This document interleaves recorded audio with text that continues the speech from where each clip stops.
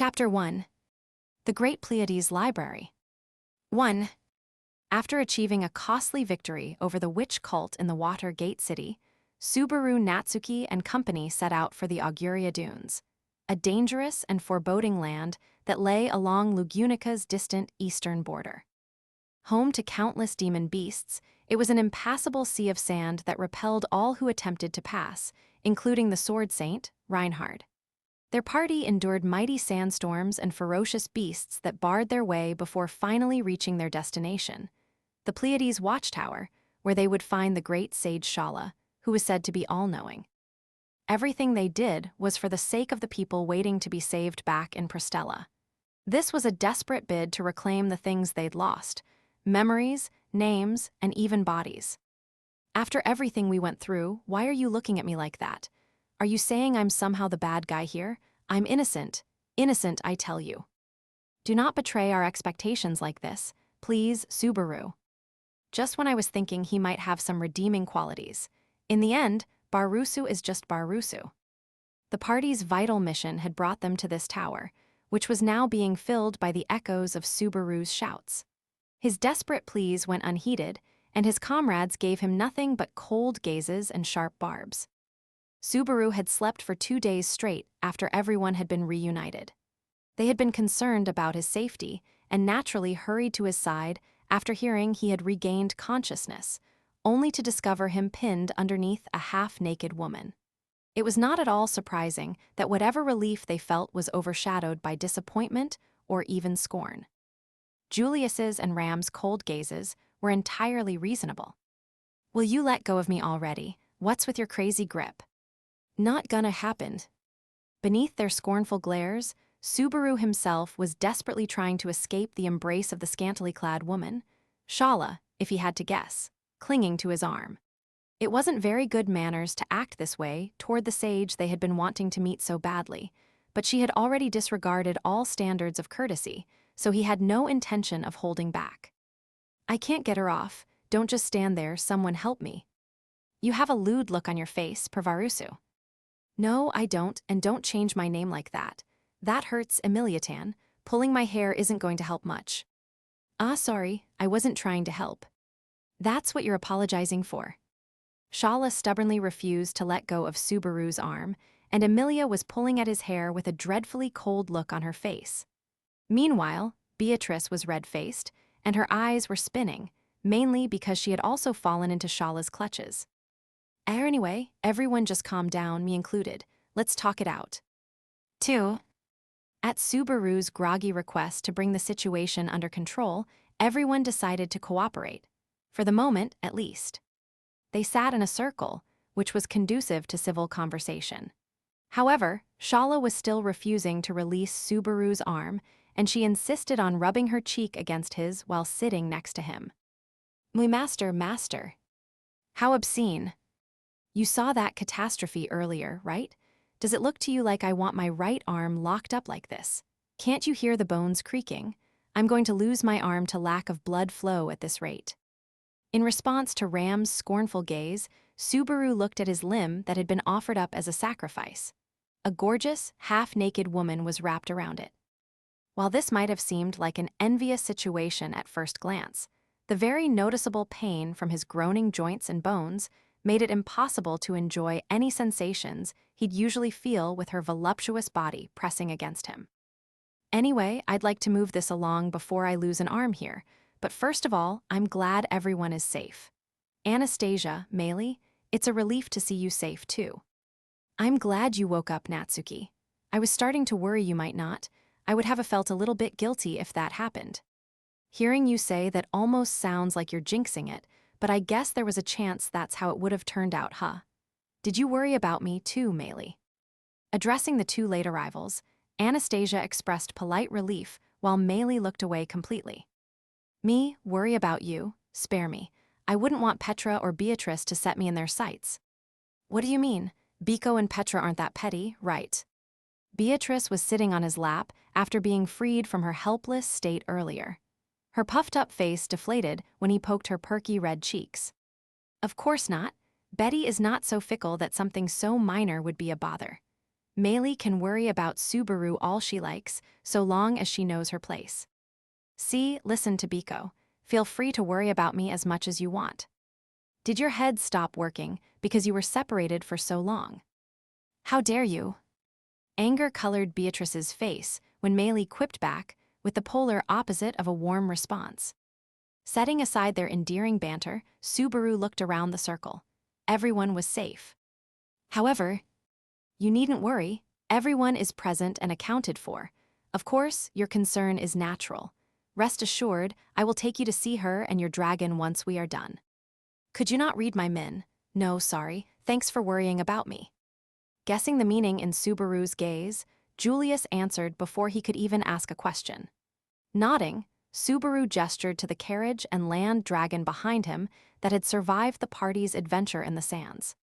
Thanks, I knew Joseph was safe, but I didn't see Patlash and Rem wasn't in the carriage either. Where are they? Upstairs. I'll explain more later, but for now, she is undergoing treatment. Hearing that unexpected response from Julius, Subaru instinctively focused on a certain detail. Treatment? You mean Rem, so she can be treated. Does that mean she'll finally wake up? Calm down, Barusu. You're jumping to conclusions. No.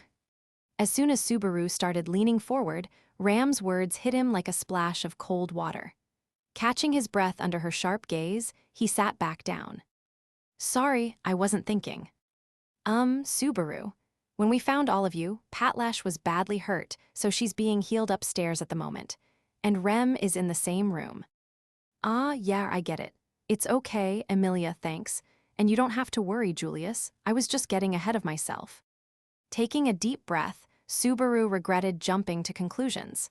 After taking a moment to banish the slightly darkened mood, he looked up. They were in a terrifically large cylindrical space that seemed to extend upward without end. There was a giant spiral staircase hugging the interior wall of the tower that was apparently the main way to move about. It was set up so that it was impossible to reach the top floor without using those several thousand yards of stairs. Just to confirm, Rem and Patlash are up there, right? And I'll take you to where they are after this. I'm sure you'll be more able to relax once you actually see them. Everyone was terrified after what happened this time. Frantically running around under sniper fire, only to have the sky shatter around us. And then that. Thinking back on what happened after they had been separated, Subaru and Julius exchanged grimaces. Sitting on Subaru's left, Emilia nodded, too. Yes, we were shocked when we were swallowed up by the crack in the sky. But it was really worrying having so many people who couldn't fight get separated from us. Big Sister was really, really panicked. Beatrice was bawling her eyes out, and I got worked up too. There you go fibbing again, Meili. It's true that I was panicking, but Beatrice wasn't bawling her eyes out. She was just on the verge of it, right? If you're going to try to be considerate, at least follow through. Beatrice pouted when it was casually revealed that she had been close to tears, but Emilia didn't understand why she was upset. Their endearing exchange brought a smile to Subaru's lips as he shrugged at Julius. So you must have also been pretty scared, huh? It's a damn shame I didn't get to see it. Of course, I was quite shaken. Unlike you, Lady Anastasia and Ms. Ram are delicate women. I was ashen, unable to find them no matter where I looked. Even at this very moment, it's a relief to see them. You were just panicking and scared, so why does it sound so elegant when you say it? Julius answered while touching his hair, as was his habit, which drew a heavy frown from Subaru. Still, it was a good thing that everyone seemed back to their usual selves. All that was left was, "What? Please stop directing your unpleasant gaze at me." Ram sat across from him with her usual flat expression and shot a sharp barb at Subaru when she noticed him looking at her. Porcelain skin and pink eyes, a well-proportioned and refreshingly beautiful face, a visage like a tantalizing fruit resting somewhere between cute and refined. From any angle, it was the usual Ram. This is a waste of time. I didn't even say anything yet. I was just thinking it was nice we're both safe and sound. You know, after everything that happened down there. I still remember you covering me at the end. And that was a wasted effort. I'm saying thank you. The image that flashed through his head was from the moments right before he passed out. Ram battered and bruised, standing in that grotesque monster's path, trying to protect Subaru. The slender figure covered in wounds bravely facing down a powerful enemy with no hope of victory. Her gallant demeanor was inspiring, but he couldn't ignore the fear of loss that it had evoked, either. See, this is why there's no point in thanking you, big sis. It's okay, Subaru. Ram is just a little embarrassed is all. I'm sure she's just feeling awkward since you were hugging her when she woke up. It was cute. Lady Amelia. Hearing Amelia's giggle, Ram reacted vehemently, but that wasn't enough to erase what Amelia had just said. Thinking a bit more deeply about it. Oh yeah, when I woke up, there was an odd space where I was lying. I had assumed it was Biko, but... Forget it. As he recalled the moment, Ram's voice grew colder than usual. But... I said, forget it. Okay, forgetting it. There, it's gone now. That will suffice. You would do well to be careful, too, Blockhead, I mean Lady Amelia. Blockhead, how did you mix that up with my name? They don't sound anything alike. Amelia cocked her head, but Ram feigned ignorance, declaring the conversation over. It appeared that Ram had no desire to discuss what happened underground. In order to continue, the natural choice was to turn to the other person who had been down there with them. Since Ram's not really answering, do you remember anything, Anastasia? Oh, I'm part of this conversation too. I thought you had forgotten about me. Sorry for prioritizing our crew. So what happened? I was still vaguely conscious when that demon beast was blown away, but... After that, I was terrified in the pitch dark. And with you and Ram both down, I was the only one who could negotiate with that sage over there. The sage, you mean her? Hearing that, Subaru pointed at the woman still clinging to his right arm, Shala, whom he had been deliberately ignoring. I can't really imagine her doing anything dignified enough to justify calling it negotiation. That's a delicate way to put it, but it's bewildering to me too. No matter how much I pushed and pulled, she barely spoke a word. Now she's gaga over you. She wouldn't talk, this thing here. Arg, you keep doing that. Master, I'm Shala, not this thing. Shala glared up at Subaru in a huff. Long eyelashes, well-proportioned face, a great body that left little to the imagination. She possessed all the hallmarks of beauty, and under other circumstances, having her leaning against him would be nothing less than a triumph. Having someone come full throttle at you when your affection gauge is at 0 just feels weird as hell, even if they are hot. You called me hot just now, didn't you? It must be convenient having ears that only hear what you like. Shala's eyes gleamed as she pressed even closer while Subaru tried in vain to peel her off. No matter how hard he tried, he couldn't escape her monstrous strength. In the end, Subaru sighed as he gave up on recovering control of his arm. It is what it is, I guess. My arm's a lost cause, so let's focus on the topic at hand. Hey you, use your words and talk. Sure, of course, if that's what Master wants. I see. It's helpful that you are being cooperative. If you don't mind, I'd like to ask if it's safe to assume that you're the sage who took up residence in the Pleiades watchtower. Blahe. Answer him properly, you literally just said you talk. Right when she seemed willing to respond with an easygoing smile, Shala blatantly ignored Julius's question. And when Subaru pressed her, she puffed out her cheeks in annoyance. What? You're the one who said, if anyone asks you anything, don't say anything unnecessary, don't talk to them, and don't tell them anything. Just stab them. I'm doing what you told me to. Your master's pretty outrageous. Yep, you're super outrageous, master. I demand a sincere apology and some serious self-reflection. Even as she said that, Shala rubbed her head against Subaru's neck in a show of puppy-like attachment. Subaru ignored it and flicked her forehead. That hurt or not, but that's abuse. Abuse, I say, you assaulted me, I'll see you in court. Where'd you even learn that phrase? Anyway, talk to them too, not just me. If you're going to treat me like your master, then listen to me, please. Really, can I? Sure, if anything, I'd prefer if you did. I want to get on with this discussion already. A blank, stunned look crossed Shala's face. Then her expression gradually went from shock to understanding to acceptance, and then to deeply moved. Woo-oh, I finally got permission. I don't have to keep trying to convince people that I'm a profound, mysterious beauty character anymore. Woohoo. You weren't doing any of that to begin with. Shala grinned as she got excited. Her ponytail was swinging wildly, slapping Subaru in the face. Blocking it with his left hand, Subaru continued by asking, "Anyway, are you the rumored sage?"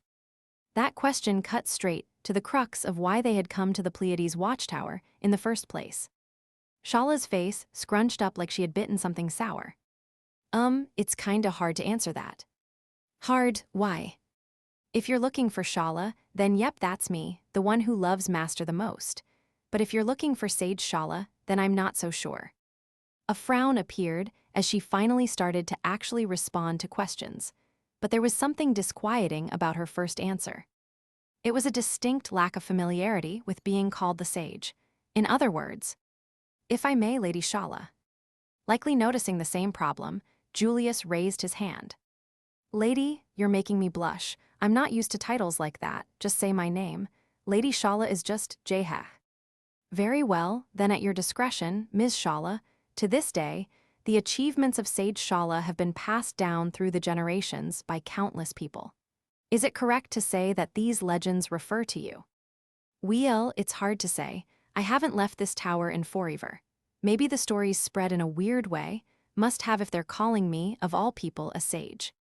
Shala cocked her head as she put a finger to her mouth. Unless Master named someone else Shala too. If that other Shala did something really awesome, then maybe it's not so weird after all. Did you do that, Master?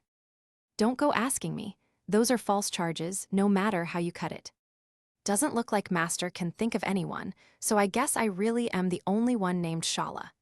It's the name Master gave me, my name and my name only. Who needs another Shala anyway? I see, so a troublemaker was spreading falsehoods. Don't look at me while saying that. These are false charges. I'm innocent until proven guilty. Setting aside the farce currently going on, Shala didn't sound like she was lying. Worst case scenario, that meant the stories that had been passed down through the years might have been wrong. While listening to their back and forth, Anastasia started fishing around in her oversized purse and pulled out a coin. "Checking your books all of a sudden, or not from the looks of it?" "Well, it is a hobby of mine, and hearing coins jangle is great for helping me brainstorm, but this is something else. See, you can tell if you look closely at a kingdom coin." Anastasia tossed the coins in her hand over to Subaru. Startled, he managed to catch them and saw 4 coins: copper, silver, gold, and sacred gold. "I'm sure you're not trying to bribe Shala, but..." "If that would work, I wouldn't be against it, but no, just look at them. There are images on the coins, right? There's no separating money and history. Every country worthy of the name has its legacy etched in its coins." Taking her words to heart, Subaru checked the image on the coins. There had never really been a reason to examine them that closely before, but now that he looked, there were different images on all 4 of them. The sacred gold one is the holy dragon, the gold is the first sword saint, the silver is the sage, and the copper is Lugunica Castle. You didn't know? Now Emiliatan's whipping out NPC exposition. But this is common sense. Did you not pay any attention when you went out shopping? Subaru whistled in an attempt to slip past Emilia's painful follow-up. It was true, the markings on the coins were exactly as she had described. There was a dragon on the sacred gold coin, a man with intense eyes on the gold, and the castle on the copper. And on the silver. A young, handsome sort of guy. I guess maybe it vaguely resembles Shala, but also not really. However, as far as the world is concerned, Shala is the person on that coin. The coin's image was a handsome guy with long hair and a masculine face. Naturally, no matter the angle, it wasn't someone who could be mistaken for a beautiful, half-naked woman.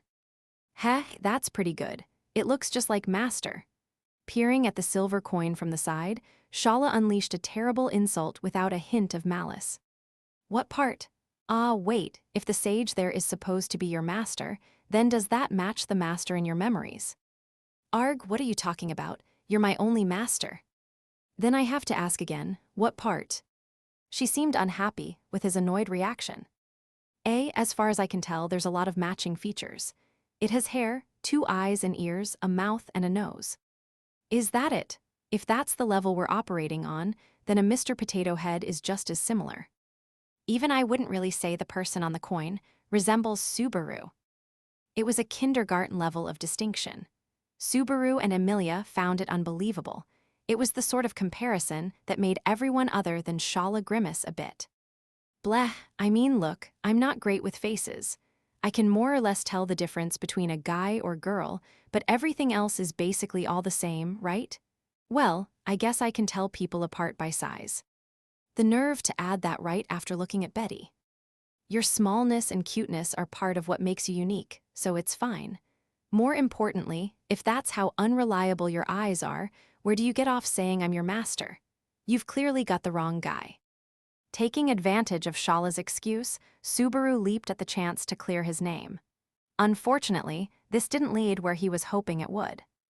No problemo there. That has nothing to do with how you look.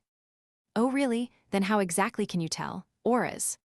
Smell. No one but Master would ever give off such a nose-scorching, pitch-black, nasty stench and be totally fine. I've never been more insulted. Do I really smell that bad? When he heard the word smell, he had braced himself, but that resolve was dust in the wind when Shala hit him with an unthinkable selection of words. Why are you mad? Is it 'cause I called it nasty? Don't worry, your smell is downright atrocious, but it isn't like vomit-inducing. More like a weird combination that makes you want to smell it again. A girl shouldn't say something like that, and if that was supposed to make me feel better, you did a terrible job. Subaru covered his face to hide his shame and collapsed in tears on the spot.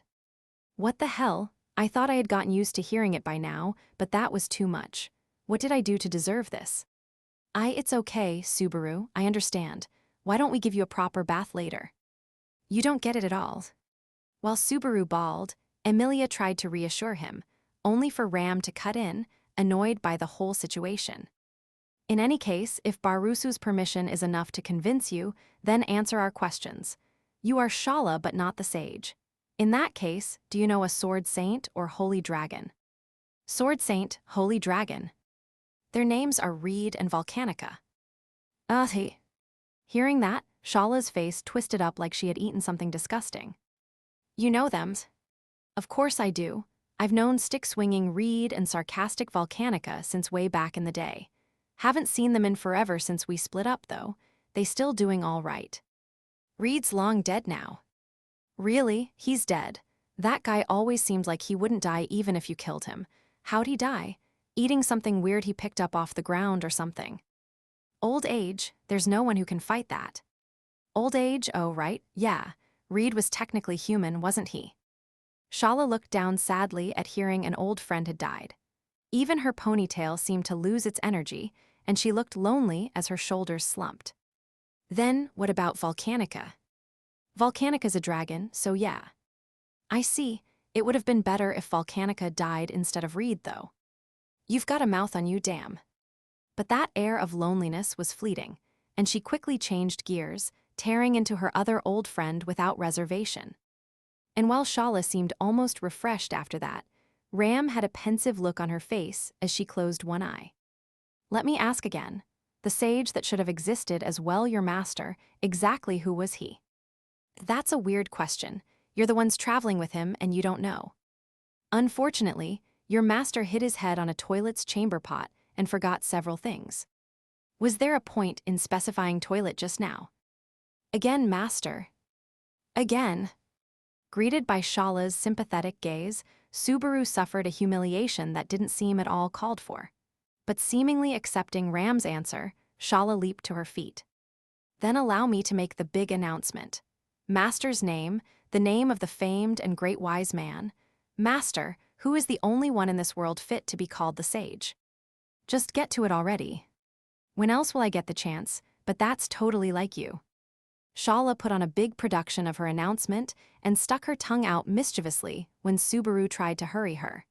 Then she put her finger to her cheek, acting a bit like a little girl as she continued. And the name was Flugel. Master's name is Flugel. The great, wise man Flugel is my master. Puffing out her ample chest in pride, Shala said the name with heartfelt affection. There was a mixture of unalloyed respect and gratitude in how she said it, making it impossible to suspect she was lying. And because they were sure she wasn't lying, their reactions varied. because that name was undeniably familiar. That's the same guy who planted that tree. It was the name of the great person with whom their fates had once crossed quite a long time ago. 3. Whoa, scary, it's so high. Not having a railing is freaky. Wah, stop it, Subaru. It's dangerous to go near the edge. Beatrice frantically pulled Subaru back as he peeked over the side of the spiral staircase. Joseph and the carriage waiting on the bottom floor looked like specks. The stairs wound clockwise along the inside of the tower, and while they had only made it about halfway up, it was already quite chilly at this height. It's a few dozen yards from the bottom to the next floor, but because of the spiral stairs, the walk is a couple miles talk about inconvenient. What was the guy who made this place thinking? Based on recent conversation, wouldn't that be Flugel? It did happen 400 years ago. Maybe they thought differently back then. There are limits to what can be explained by a generation gap. Also, while Subaru and Beatrice held hands and walked together, Emilia trailed behind them. Subaru glanced past her, toward the tail end of the procession. Don't shake so much. Huh, you're hitching a ride on my back, kiddo, so be grateful. It's way too much work, climbing these hundreds of stairs up and down. Well, it's ticklish with you kicking around on my back like thaw. Hey, don't pull my hair. Shala scowled at Meili, who was riding on her back, but there was no rancor in their back and forth. Mysteriously, the two of them seemed to be getting along. At the moment, Subaru and Party were climbing the spiral stairs, going from the lowest floor to the next floor. Julius and Anastasia were at the head of the procession, followed by Ram, Subaru, Beatrice, and Emilia, with the Meili-Shala pair bringing up the rear. The reason that pairing had happened was because Meili had complained about being tired and not wanting to climb the stairs, so Shala had volunteered to carry her. She doesn't seem like the sort to be universally loved by kids, but if you get tired, too, Subaru, just say so. If it comes to it, I can at least give you a piggyback ride. It won't ever come to that because I'm a dude. He was grateful for the thought, but as a young man with his pride, he had to politely decline. Even the thought of it was too much. He'd rather ask Julius for a favor than resort to that. Anyway. Huh, what's up, master? Looking at me with such intense eyes, have you finally realized my charms after 400 years? You're crazy patient, and sorry to bother you while Meili is playing with your ponytail. Scorpiontail, not ponytail. Hi. Scorpiontail. Ah, right, sure, whatever, anyway. Scorpiontail. Fine, I get it. What a weird thing to get hung up on. Scorpiontail then, Scorpiontail, Scorptil. Wow, that's awkward to try to shorten. She was being weirdly insistent about it, so Subaru acknowledged the point before quickly moving along. The intended topic was, of course, the name Emilia had just mentioned. So this might be going over ground we already covered, but you're sure that your master is Flugel? Yep, that's your name, master, so maybe stop being so weird about it. Oh, or are you coming on to me by making me say it over and over? Her eyes twinkled as she peered up at Subaru bashfully. You don't have to do that. My heart has always belonged to you, master. I love Yao. No, thank you. You threw it away. Without missing a beat, Subaru took the feelings Shala had just poured out and made a show of unceremoniously dumping them over the side of the stairs before clearing his throat. If he let Shala dictate the pace of the conversation, it would never end. So this Flugel is the same guy behind the great Flugel tree, right? What's that, some big tree somewhere? While Shala was feeling depressed at having her feelings cast aside so easily, Meili cocked her head and asked an innocent question. Subaru nodded. Yeah, in the Lifas Plains. There was a tree that reached all the way to the clouds, and it was called the Great Flugel Tree. Seeing it set my boyish heart aflutter. Hey, really now? If it's that amazing, I might want to see it one day too. Sorry, I cut it down. That's terrible. Subaru could only muster an awkward smile when he instantly crushed Meili's fleeting dream. The Great Flugel Tree. A little over a year ago, that towering tree became Subaru's trump card during the battle with the white whale. After pinning the great demon beast of mist beneath the fallen trunk, the sword devil cornered the beast he had spent 14 long years searching for and dealt the final blow with his blade. It's hard to believe I'd run into the Flugel who planted that tree in a place like this, though now that you mention it, I did hear someone call him a sage before. But he was a sage whose accomplishments are largely unknown. The fact that he's considered a sage despite that is rather odd, I suppose, Beatrice mused. Just going by his few supposed achievements, it is certainly true that they don't seem to justify the lofty title of sage. Perhaps he was simply quite skilled at trumpeting his achievements, like Barusu. When have I ever exaggerated the stuff I did? That rude assessment touched a nerve for Subaru, but Ram looked unperturbed by his reaction. While that was going on, Anastasia was nodding to herself up at the front of their party. With Julius leading her by the hand, she turned her head back toward them to chime in. From the sound of it, Shala and Flugel had their achievements mixed up by later generations, or more likely, they were all pinned on her, right? You mean Flugel made it seem like Shala had done the things he did? Emilia's eyes widened in shock at the mind-blowing hypothesis. Anastasia nodded and looked back at Shala again. Or at least that's what I was thinking. But do you think your master is the sort of person who would do that? To be honest, I didn't really get what master was thinking a lot of the time. But he didn't really like standing out too much. So him pinning any annoying rumors on me to avoid dealing with them definitely sounds like something he would do. It wasn't exactly the most confidence-inspiring response, but by and large, Shala seemed to be supporting Anastasia's theory. At the same time, something was bothering Subaru. If he was that determined to hide, then how did his name get passed down through the ages as some great sage? According to a book I read, the reason Flugel's name became known is because the words "Flugel was here" were found carved into the top of the great Flugel tree. Was he some kid on a field trip? Subaru couldn't believe his ears. How could that be considered staying on the down low? To be totally fair, I considered doing the same thing, but Rem stopped me. For Flugel to actually do it, he must have been one hell of an idiot. His name took on a life of its own, and because of it, Sage Flugel became known through the ages as a great but mysterious figure. And now, after all these years, to hear from the mouth of a different sage that the man lived up to the legends, it truly makes you think. How thrilling it is to be in the position to fill a gap in history. Don't go turning into a history nerd, man. Julius seemed excited to be learning a bit of hidden history from 400 years ago. He has strong opinions about magic, too, or at least a tendency to get into long, rambling explanations. Maybe he just has a hidden nerdy side. They do say that philosophers have many loves, so maybe this nerdy dude is the same. Sorry to interrupt your thoughts, but watch your feet. We're nearing the top. Oh. Looking up, Subaru saw the end of the spiral staircase just in front of him. Julius and Anastasia had reached the landing a few steps ahead, soon followed by Ram and the rest of the party. They were greeted by an open space that was noticeably different from the bottom floor. And the first thing that caught Subaru's eye was, whoa, that's a crazy huge door. The door was well over 10 yards tall and 10 yards wide. It was made of a strange material that appeared to be stone. Is it the same material as the wall? This is the official entrance to the tower. It's pointlessly large, but it actually opened and closed when we entered. I see, so you've already gone in then. Wait, what?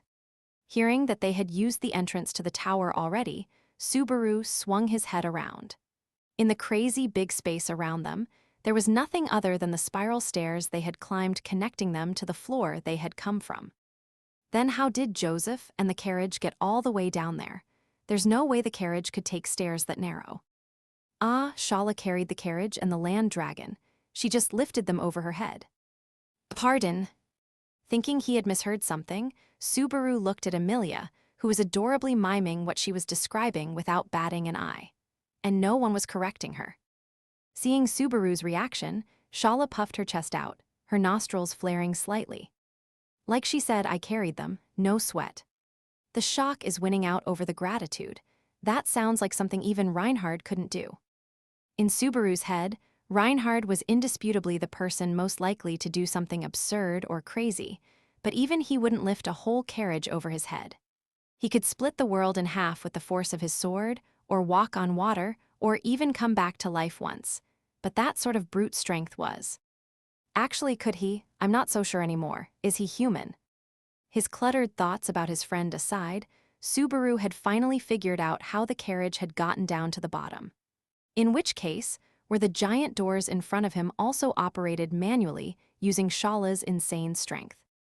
All I can say is they didn't move at all when I pushed on them. That's why we couldn't do much to look for Lady Anastasia or the rest of you once we found ourselves in here after we got separated. Gotcha, so they are as heavy as they look. I gotta admit, the ancient ruins feeling of it all does get me going, but Subaru didn't hate these sorts of buildings that felt like something straight out of a fantasy novel. Unfortunately, he wasn't really in a situation where he could afford to stop and take his sweet time admiring every little thing. Looking at the doors, he thought he could feel a faint sandy texture on his tongue, probably because this floor connected to the outside. Upon closer examination, he could see yellow sand scattered all around the floor. Anastasia said, "The sandstorm is strong, but be careful about the sand that filters inside. Breathe in too much without realizing it, and your body probably won't be very happy. The dunes here are filled with miasma. It would be unwise to underestimate it simply because the concentration is low," Julius also cautioned. "Yeah, agreed, but..." Subaru nodded at their warnings as he peered up at the ceiling. They had reached this floor after a very long climb up the spiral stairs, but the Pleiades watchtower's high walls still continued upward. At the very least, the next floor was also connected by a spiral staircase. Seeing stairs again is seriously demoralizing, but it also finally feels real. "Feels real?" Emilia asked, standing beside him. "Yeah, this is definitely the Pleiades watchtower that we were searching for." The rest of his comrades all nodded at his quiet statement. It wasn't as if they had achieved their goals yet. They still had not found a way to save all the people waiting for them to return. But all the same, they had cleared the first hurdle. They had reached the Pleiades watchtower at the edge of the Auguria Dunes, an impenetrable land. Tusk, I have to correct you there, master." While Subaru was busy basking in the moment, Shala wagged her finger in disagreement. Looking back at her, she had a wicked, smug smile on her face. "That level of understanding only gets you 99 points. Isn't that basically perfect? The core concept is lacking, though, and the score only goes that high after factoring in a whole lot of bonus points for how much I love you." Putting a hand to her forehead, Shala seemed to be reflecting on how lenient her grading apparently was. Then, still carrying Meili on her back, she ran out in front of the party and spun around with flair, spreading her arms with the giant door at her back. The Pleiades watchtower is just a temporary name for a temporary role. With Master back now, it can fulfill its original purpose. Original. That's right. This is a great library where anything you might want to know and anything you might want to discover can be found. Subaru's face shuddered when he heard that. Because that was exactly what Subaru wanted so badly. A method of omniscience to grant salvation to the ignorant, that was what they had come in search of. And the name of that deliverance he sought was, "The Great Pleiades Library very, very, very happily welcomes your return, master." 4. They had arrived at their destination.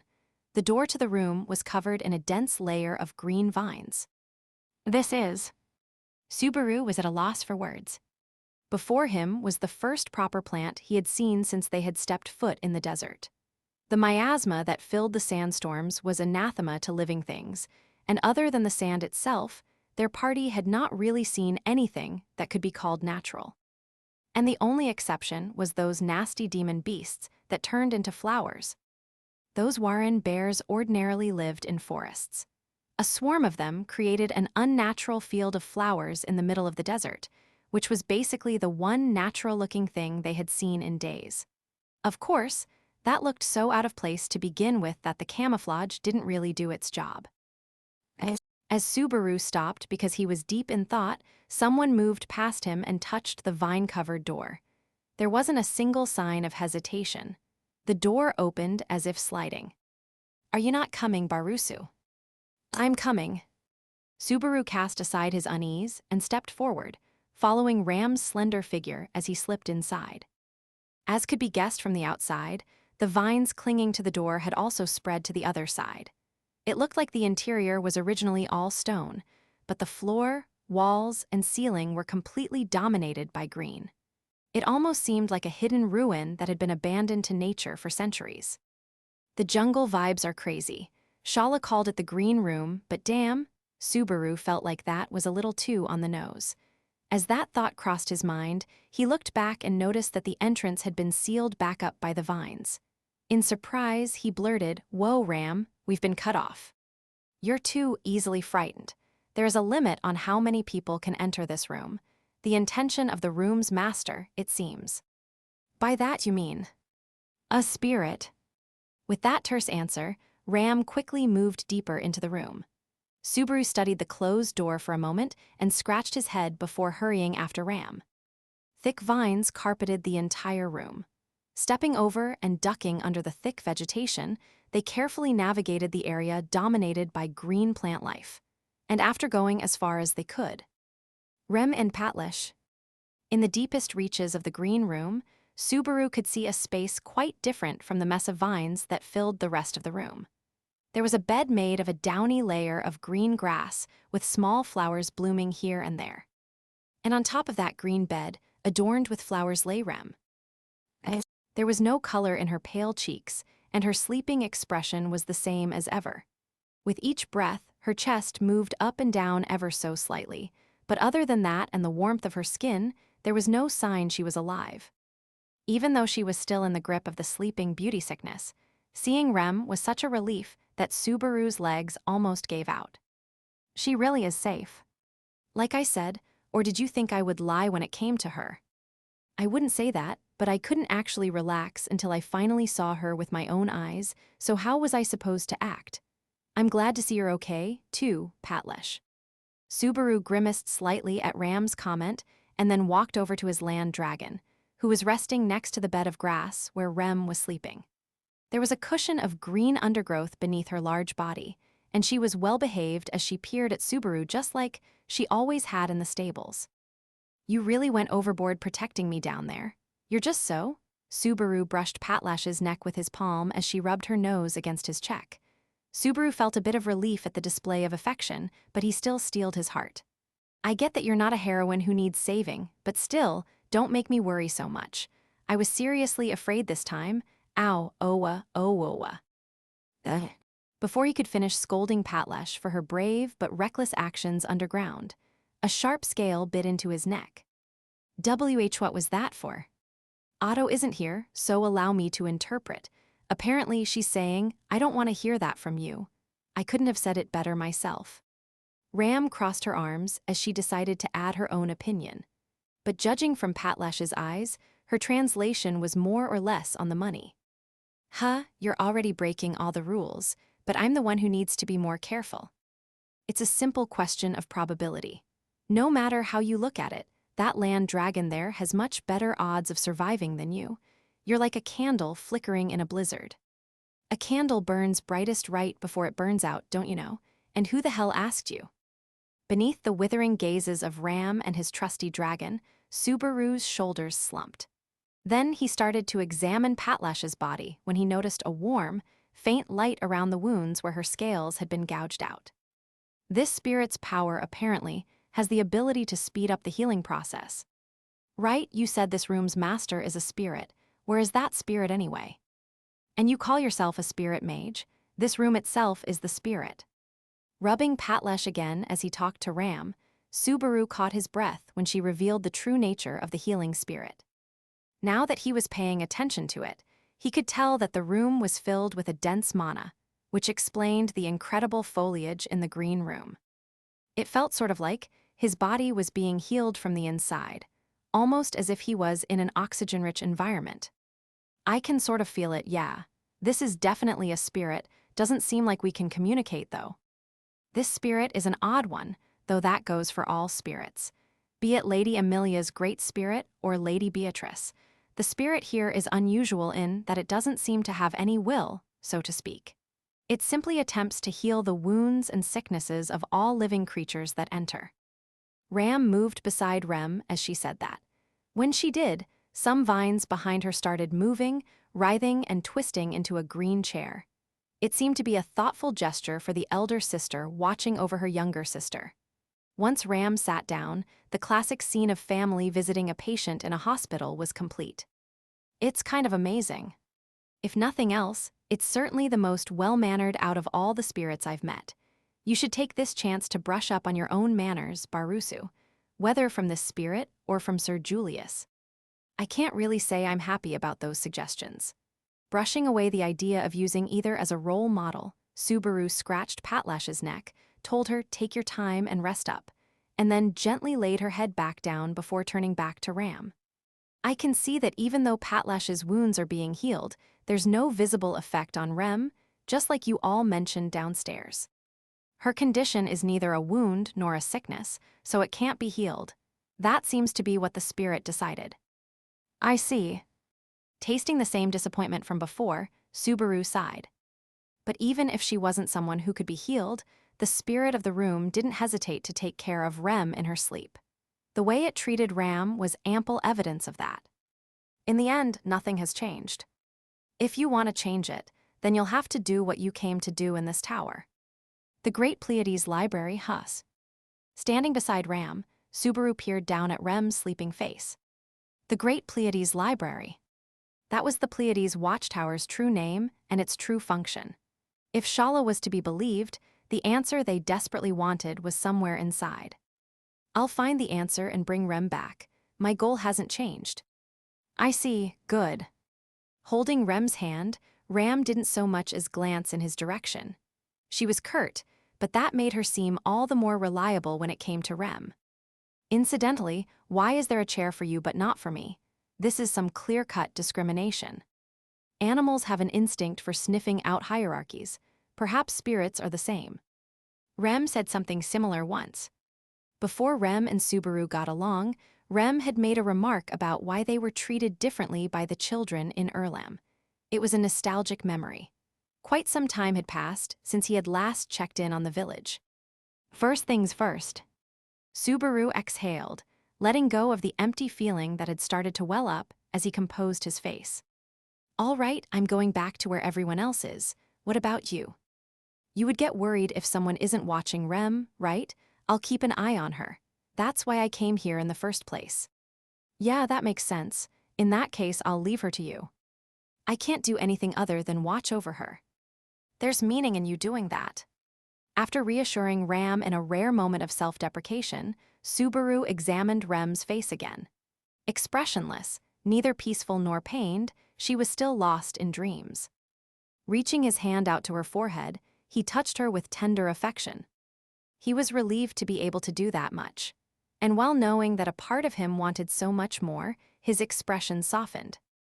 I'll be back. Naturally, there was no response. Ram knew those words were not meant for her and tactfully remained silent. Satisfied, Subaru headed toward the green room's exit. Speaking of good manners, please take care of Rem and Patlash. Before leaving, he touched the vine on the wall and made a request of the spirit protecting the room. Even if it is impossible to talk with the spirit, my sincerity might still get through. And my gratitude, of course. It might have been nothing more than self-indulgence, but having conveyed his thoughts, Subaru. Oh, that reminds me. For someone who declared that her place is at Rem's side, you sure did travel far to pay us a visit all the way downstairs. It can't be that you hurried down in a rush when you heard I woke up, right? If there was some special reason, then tell me so. Hurry up and leave, now. But it's just, if there was something that you thought of, it might be a hint for. Get a move on. Overwhelmed by the mounting pressure, Subaru didn't say anything else as he was forced to quickly retreat from the green room. 5. I never really know what Ram's thinking, but she's been more mysterious than usual lately. I don't think so. Despite how she seems, she's surprisingly honest. I think it's cute how she tries to hide that side of her. You sound like an older sister, though I guess you are technically older than me. Right, I'm an older sister. Older than everyone here, well, not everyone. HMPH, Betty is the eldest here. That is a fact that can't be changed by anyone. Feel free to idolize me. Emilia was disappointed. she couldn't claim to be the oldest on the team, while Beatrice's chest swelled with satisfaction. But Subaru honestly didn't think either of them really exuded the older sister vibe. And exactly who was oldest in the party was a bit of a delicate topic. What is it, Natsuki? Was there something you wanted to talk about? Not particularly. Just thinking there were a lot of people who don't really look their age in our group. Oh, really? People do tell me that I look a lot younger than I am. It's a little hard to know if I should be happy about it, but I guess if people are going to underestimate me, I should let them. Anastasia flashed a smile that was half joking and half business, but it was unclear how she really felt. It was true she had a sort of baby face, but that surface-level distinction was not really what Subaru meant. He had been referring to Foxidna, who was inhabiting Anastasia. If her origin was the same as Beatrice, then she was definitely in the running for oldest being present. But it was a little too big of a secret to reveal in the spur of the moment. But there's another favorite in this race. Hey, what's up, Master? Tired of the plant smell in the green room? I getcha, can't stand that place. Whoa, you're talking about the spirit that's gone out of its way to look after Rem and Patlesh. Watch your mouth or I'll shove some grass up your nose. Subaru put his finger on the tip of Shala's nose, pushing her away when she sidled up to him. More importantly, tell me about this great Pleiades library. Right, you hardly explained anything before, but you can tell us more now, right? Sure thing, if Master asks, I can't say no. Shala nodded with a harebrained grin at Subaru and Amelia's follow-up. Tapping the floor lightly with the toe of her boot, she continued. Like I said before, this place's true name is the Great Pleiades Library. The entrance is on the 5th floor, Selino, downstairs is the 6th floor, Asterope, and this is the 4th floor, Alcyone. Got it so far. It's weird for each floor to have its own name, but yeah, I'm following for now.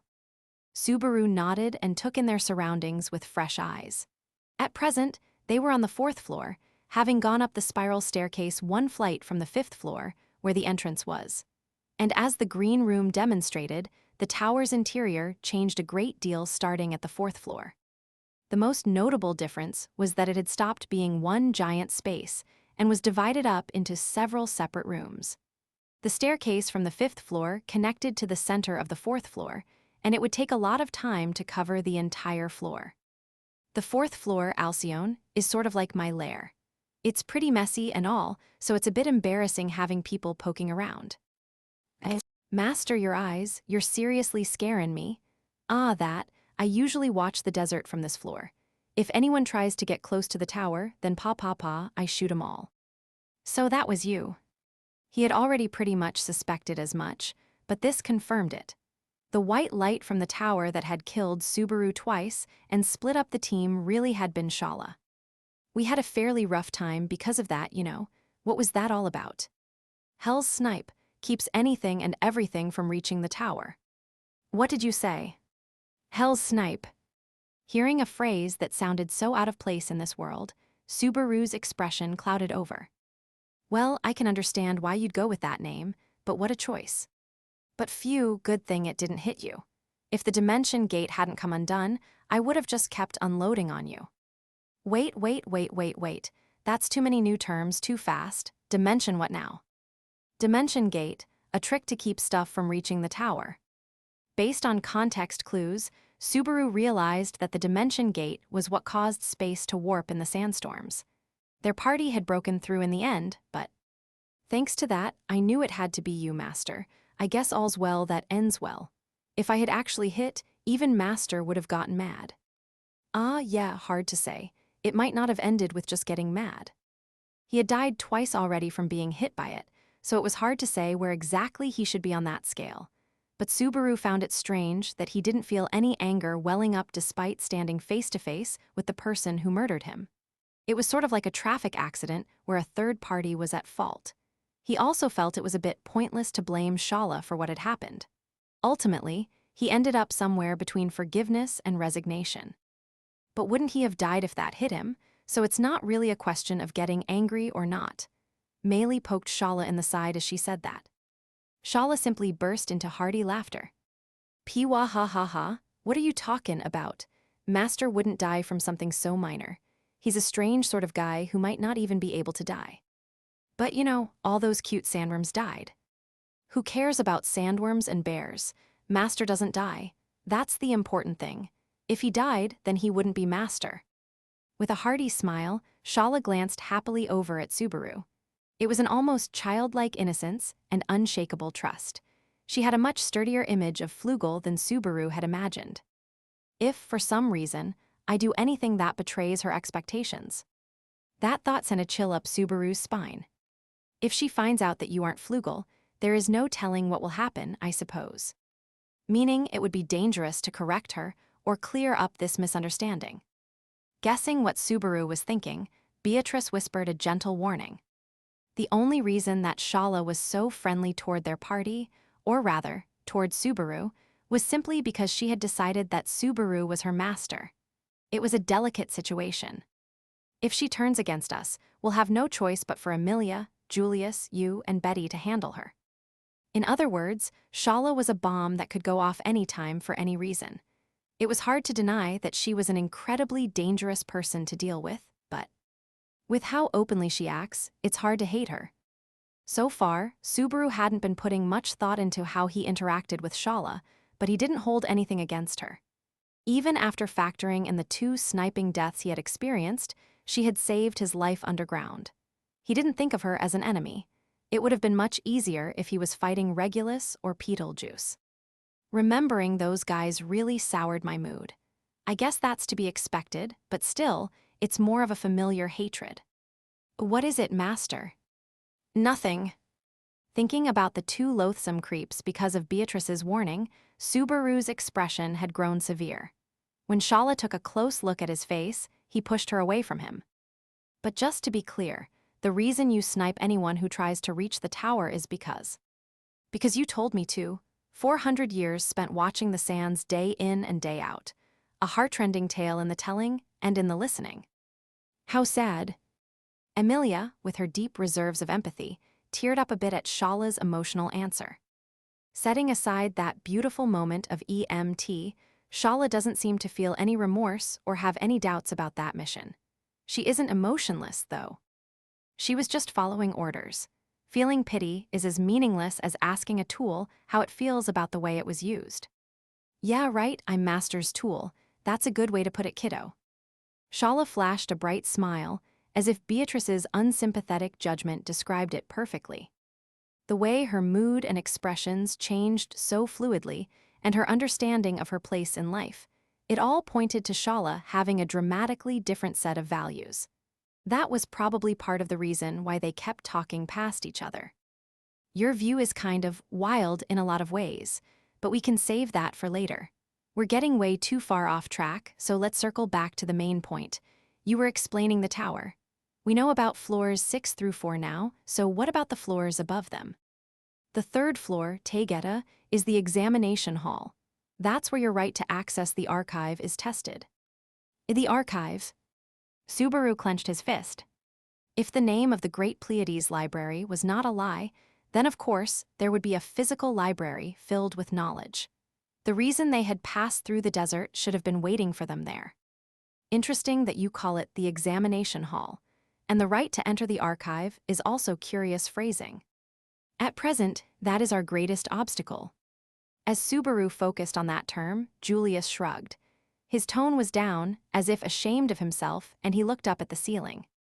The ceiling, or rather, the 3rd floor, where the examination hall Taygeta awaited. Ah, I get it. While I was asleep, you all took on the challenge then. Any progress? Sorry to disappoint, but nothing of the sort. With Ms. Shala's guidance, reaching the 3rd floor itself was no trouble, but what awaited us there was an impenetrable mystery. To be honest, we've been unable to find so much as a clue these past 2 days. Is that just modesty? Well, Julius does hate it when people underrate themselves, and judging from everyone else's faces, things are not looking good. Most likely, they didn't manage to get anywhere. That said, there is no penalty for attempting the examination and failing. We have gone in and out several times already without any issue. It's just that we've failed every time. I see, so it's a tough question then, still though an examination, huh? Do you have any thoughts? Julius raised an eyebrow as Subaru got hung up on something. But what was troubling him was not what Julius might have been hoping. No, it's just that I have a bad experience running around in circles thanks to a different trial. The parallels here made me remember it. I know the feeling, I had the same thought too. Subaru and Emilia's shared reaction was, of course, because of the trial they had undergone in a certain tomb in the sanctuary. Setting obstacles in order to test challengers was the sort of system that nasty witch would enjoy. That naturally made Subaru a bit suspicious of Anastasia/Foxidna. What did I do? I was just surprised with how knowledgeable you seem that you couldn't manage to solve it. The accumulated 400 years of knowledge passed down in Kararagi? Or something like that. Sorry, I'm not much for stuff beyond business. So if anything, we're all countin' on you, Natsuki. Who am I? Easily dodging the suspicion he couldn't detail in the open, Anastasia turned the focus back onto Subaru before nodding and glancing over at Shala. Well, she's awfully attached to you, so if you bring her along, maybe she'll let a hint or two slip out right. Counting on someone else to save you, is it really that difficult of a problem? More like there are absolutely no clues. Rather than trying to explain, it would be easier if you just see it yourself. It was not a good sign that the exam question was so hard that everyone was already looking for a loophole rather than face it head-on. Okay, I got it. For now, let's see what this exam is. If there's no penalty for failing, then there's no harm if things don't work out. Yes, that's right. Like Lady Anastasia, I have high hopes for you. Saying that, Julius led the way as the party prepared to challenge the examination again. Having people pin their hopes on him made Subaru uneasy, but it was a problem that they had banged their heads against for 2 days without any progress. He had to at least try. But for now. Hey, Shala, you got a moment. Subaru. Beatrice had a dubious look on her face when Subaru called Shala over on the way up to the 3rd floor. They were at the back of the line and talking quietly enough that the others could not hear. Shala was not on guard at all, her scorpion tail swinging as she smiled. What is it? You'll listen to what I tell you, right? Anything too racy is no good, though. Get your mind out of the gutter, you trying to kill the mood. Isn't that exactly what you're doing? Shala pouted as Subaru scratched his head, unable to settle into his own pace. Almost everyone else tended to feel thrown off their rhythm when talking with Subaru, so he often used that to find openings for directing the conversation. But that plan wasn't working so well with this woman. Well, then I'll just get straight to the point. I have a request, Shala. What is it? You look so serious. By any chance, have you fall? Do not cause any harm to me or my comrades. Your master's order was to attack anyone who approached this tower, right? Since we're inside now, we should be beyond the bounds of that order, so there's no need to attack anymore. Do not, I repeat, do not cause us any harm. Shala's eyes narrowed as Subaru reiterated his request. Looking her in the eye from that close, he noticed something different about her pupils. She had beautiful green eyes with mysterious small red points of light in the middle. It was a deep color that almost seemed to draw him in, and he started to forget to breathe. Okay, I've memorized that as a new order from Master. Is that really fine? Fine or not's got nothing to do with it. Master said it, nonviolent disobedience. You're following the order, so it's obedience though, isn't it? My body may be at your service, but you can't steal my heart. Shala was still wearing a poised expression when Subaru flicked her in the forehead. Oh, Shala pulled back with teary eyes. Subaru sighed. It was unclear how effective his request would be, but at least he had tried. All that's left is to trust she'll keep her word so long as I don't betray her expectations. In that case, there's no need to worry. You betray estimations, but you don't betray expectations. I appreciate that high rating, but I don't really know what I should work on in this sort of situation. Subaru had to live up to the flugel in Shala's mind, but there was no clue how he should behave to pass as someone he knew nothing about. As of that moment, he couldn't think of anything other than to perfectly perform his usual role as Subaru Natsuki. Oh yeah, Shala, I have one last question. What's up? She answered with an untroubled, casual response, and Subaru brushed it off as he raised both his hands and then held up 6 fingers. Maya Electra, Taygeta Alcyone Selino Asterope. Not understanding what he was saying, Beatrice's cute face looked troubled. Smiling at her, Subaru showed the fingers to Shala. From top to bottom, those are the names of the floors of the Pleiades watchtower. Or rather, the Great Pleiades Library, right. Correctamundo, the first floor is Maya and the second floor is Electra. Thought so, in which case. Looking at Shala, who was nodding, Subaru added a seventh finger. After drawing Beatrice and Shala's attention to it, he asked his true question. Where is Merope? Shala fell silent again, but this silence was different from when she was thinking. It was a sign she had been caught off guard. Her breath caught faintly, and Subaru judged he had touched on something important. Betty doesn't understand. What is Merope, Subaru? The last member of a certain group of 7 names. It's weird not to have all 7 if we're talking about the Pleiades. The 1st through 6th floors had been given names, but those names came from a group of 7, the 7 Pleiades sisters who appeared in a story about the stars that Subaru knew well. In which case, there should be another floor named after the 7th sister, hidden somewhere too. A 7th floor or else a 0th floor, one or the other should exist. 0th, it makes sense since you named them, but it was a place made after you disappeared, so you shouldn't know where it is. Beatrice was shocked when Shala confirmed Subaru's supposition. However, Subaru did not feel any sense of accomplishment at uncovering a hidden secret. It was outweighed by acceptance. A 0th floor, meaning it should be above the 1st, or no, since you didn't call the 6th floor the lowest. In which case, it isn't up, it's underground. No good. When Subaru tried to confirm its existence, Shala immediately interrupted him. Subaru caught his breath at the intensity of her tone, but there was no change in Shala's face. She was still smiling, and her eyes were filled with trust, but there was a trace of loneliness, too. The requirements haven't been fulfilled yet. You came back to meet me in the middle of your journey, and that's enough, so the 0th floor is no good. Her tone was not particularly different, but there was something strange about her voice. It almost felt like a wall was going up.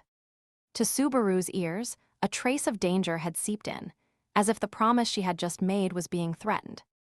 Got it, I won't ask anymore. Just keep the promise you made. Roger, I will. You can count on me. Shala broke into a smile, getting excited as if she had already forgotten the floor conversation. Subaru heaved a sigh of relief when he heard her cheery response coming from behind him. Subaru, if it ever becomes too much to bear, you can always talk to Betty. I'm all right, just a lot to think about is all. Smiling weakly, he patted her head gently. Beatrice didn't say anything else, but this little ritual of theirs helped Subaru calm down. The conversation with Shala and the oddity of the image of Flugel had started to come to light. It was nothing too unexpected, but he was like Subaru too. Subaru, Al, Hashin, and now Flugel. A being who brought knowledge with him that did not exist in this world, leaving it to later generations. There was, without a doubt, only one explanation.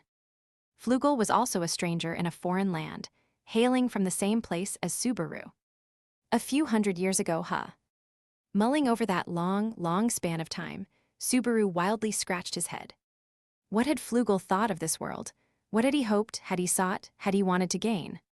After abandoning the title of sage, how had he lived in this world? And while those thoughts filled Subaru's mind, Master. Hi. Shala breezily called out to him. She stopped walking, and a half-step later, Subaru stopped as well. Looking back, he was met head-on by Shala's smile. It was a sincerely happy, loving expression. Welcome back, Master. From the bottom of my heart, I, Shala, have always longed for the sage Flugel's return.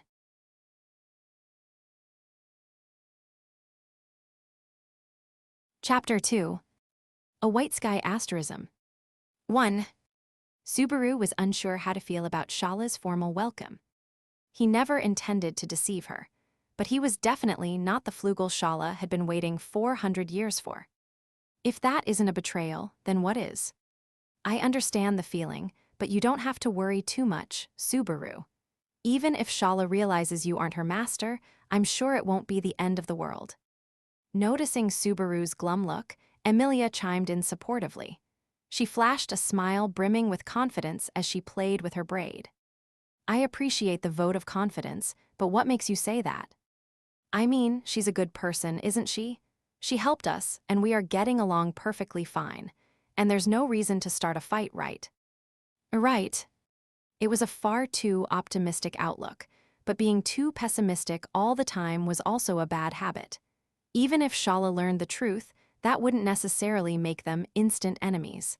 They just had to build a good rapport with her so that even if she found out, they could move past it without a confrontation. That was the ideal. Mister, we're here. Meili pulled Subaru out of his thoughts. They had reached a room on the opposite side of the circle from the green room.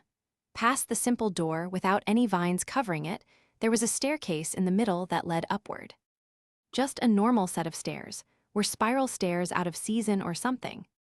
I suppose it's natural to wonder, given the long set of stairs from the bottom floor, but the set going from the third to the fourth floor is a normal length. To begin with, unlike the spiral staircase where climbing is all that is required. Right, if we can't clear the examination, we can't actually reach the floor. Subaru finished Julius's line of thought for him. The examination that they had already challenged and failed multiple times was waiting at the other end of those stairs. And according to the rest of the party, it would be faster if he saw it for himself. There's no penalty for failing either, and they know better, so if they say so. Might as well then, nothing ventured, nothing gained, shall we? Mom, that's the spirit, that's the spirit, that's the spirit. Emilia, Beatrice, and Shala all agreed in their own way, and Subaru stepped onto the stairs. He steeled his resolve with each step. And almost disappointingly easily, he set foot onto the third floor, Taygeta. This is. The moment he entered the room, he felt something was off. It felt like walking into an anomaly, or more like a space where nothing felt right. White. The space was pure white. The inside should have been a cylinder, a simple extension of all the previous floors, but when Subaru entered the room, he was greeted by a strange expanse that spread out in every direction. The area should not have been noticeably larger than the previous floors, but the overwhelming whiteness made it impossible to see the walls, making it feel endless.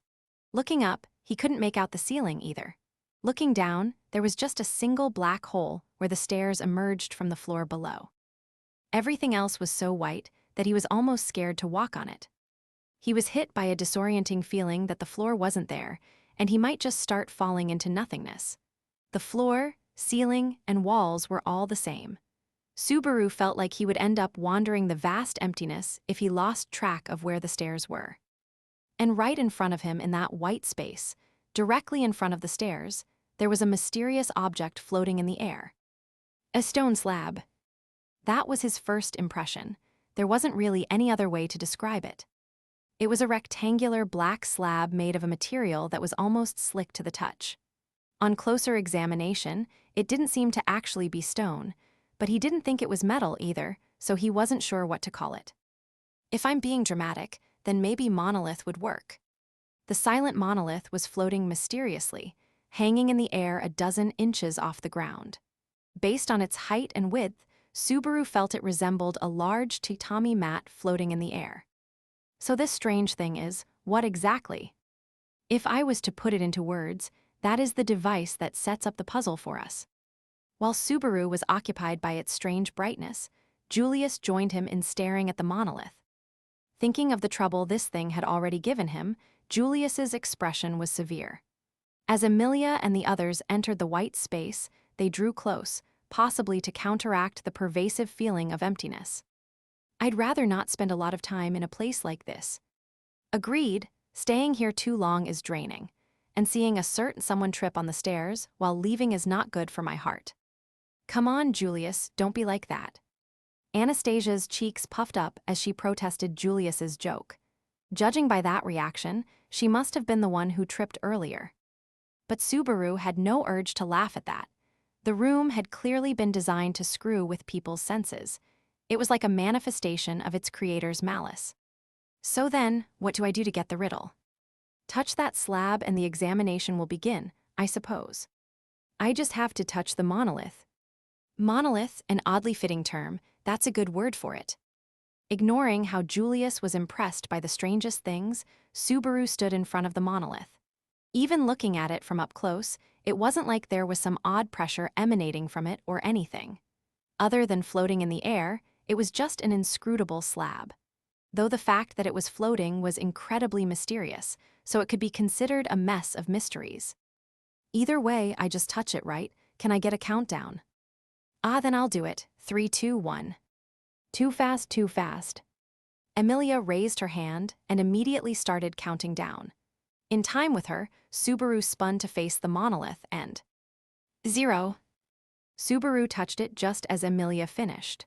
The next instant, a swell of light shot out of the monolith, and suddenly he started seeing double. No, it's not me. The monolith suddenly started multiplying as its black surface gleamed. The front face shone while more monoliths appeared from behind it, one after the other. They flew at high speed around the White Room, scattering to various points before stopping and hanging in the air. The sudden change took Subaru by total surprise.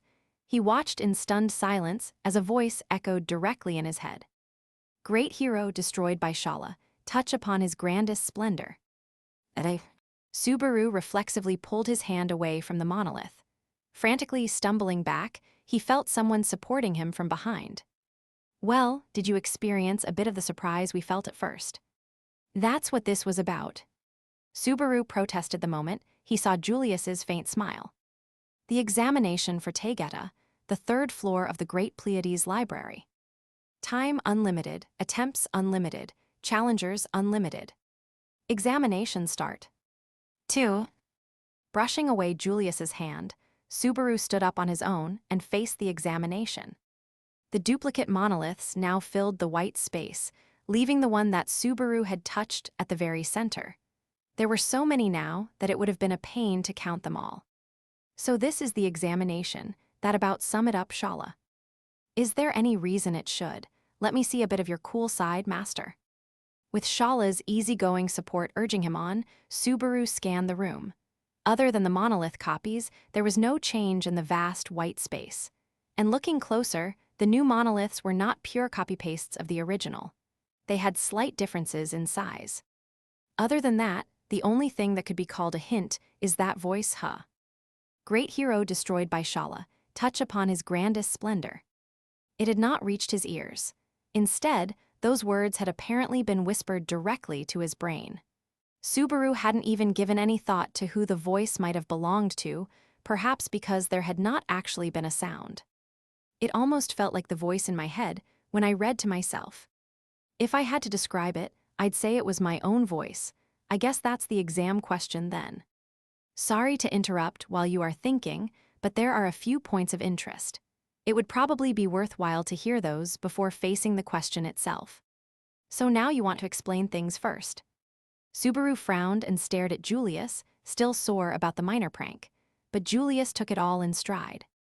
I said seeing it would be easier than explaining it, that was all. I had not expected you to be so surprised, so allow me to apologize for that. All right, sorry for being a scaredy cat, so what are these points of interest? Very well, try touching the stone slab or monolith as you called it, right over there. You really like that, huh?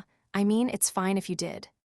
Julius was apparently enjoying his word choice more than he had realized. Subaru shrugged and walked over to one of the newly created monoliths. There's not some kind of trap that will swallow up my arm when I touch it or anything, is there? It will be fine. And if something like that was to happen, Betty will serve as your right arm for the rest of your life. Ah, then I'll be your left arm, so don't worry. That would mean I lost both arms. Spurred on by Beatrice's and Emilia's strong reassurances, Subaru worked up his courage and reached out to touch the monolith. He refused to be surprised no matter what happened. Well, but he stood no chance. When his fingertip brushed the monolith, the black surface flashed brilliantly again. Reflexively covering his eyes, he shouted again, before cautiously reopening them. Huh, where'd it go? Hey, behind you, master. The monolith that should have been in front of him, and every other one that had filled the white space before, suddenly disappeared. Shala gloated for no reason while Subaru tried to understand what happened. Turning around at her comment, he saw just a single monolith behind him. It was the original that had been there from the start when he entered the third floor. All the others disappeared, meaning what? It has returned to its original state, meaning the examination has concluded as a failure, I would imagine. Of course. Walking past Subaru, who was dumbfounded, Julius approached the first monolith and touched its surface, and then the voice echoed in Subaru's head again. Great hero destroyed by Shala, touch upon his grandest splendor. At the same time as the question echoed in their heads again, new monoliths poured out of the original and scattered to their previous positions around the room. The examination had been reset. I see, so this is a retry. We can take the test as many times as we want. At least, that is our observation thus far. Also, to be clear, going around touching all of them in succession using a process of elimination is not considered an acceptable answer. So you guys tried a scattershot approach. Subaru read between the lines of Julius's delicate explanation, and Emilia blushed.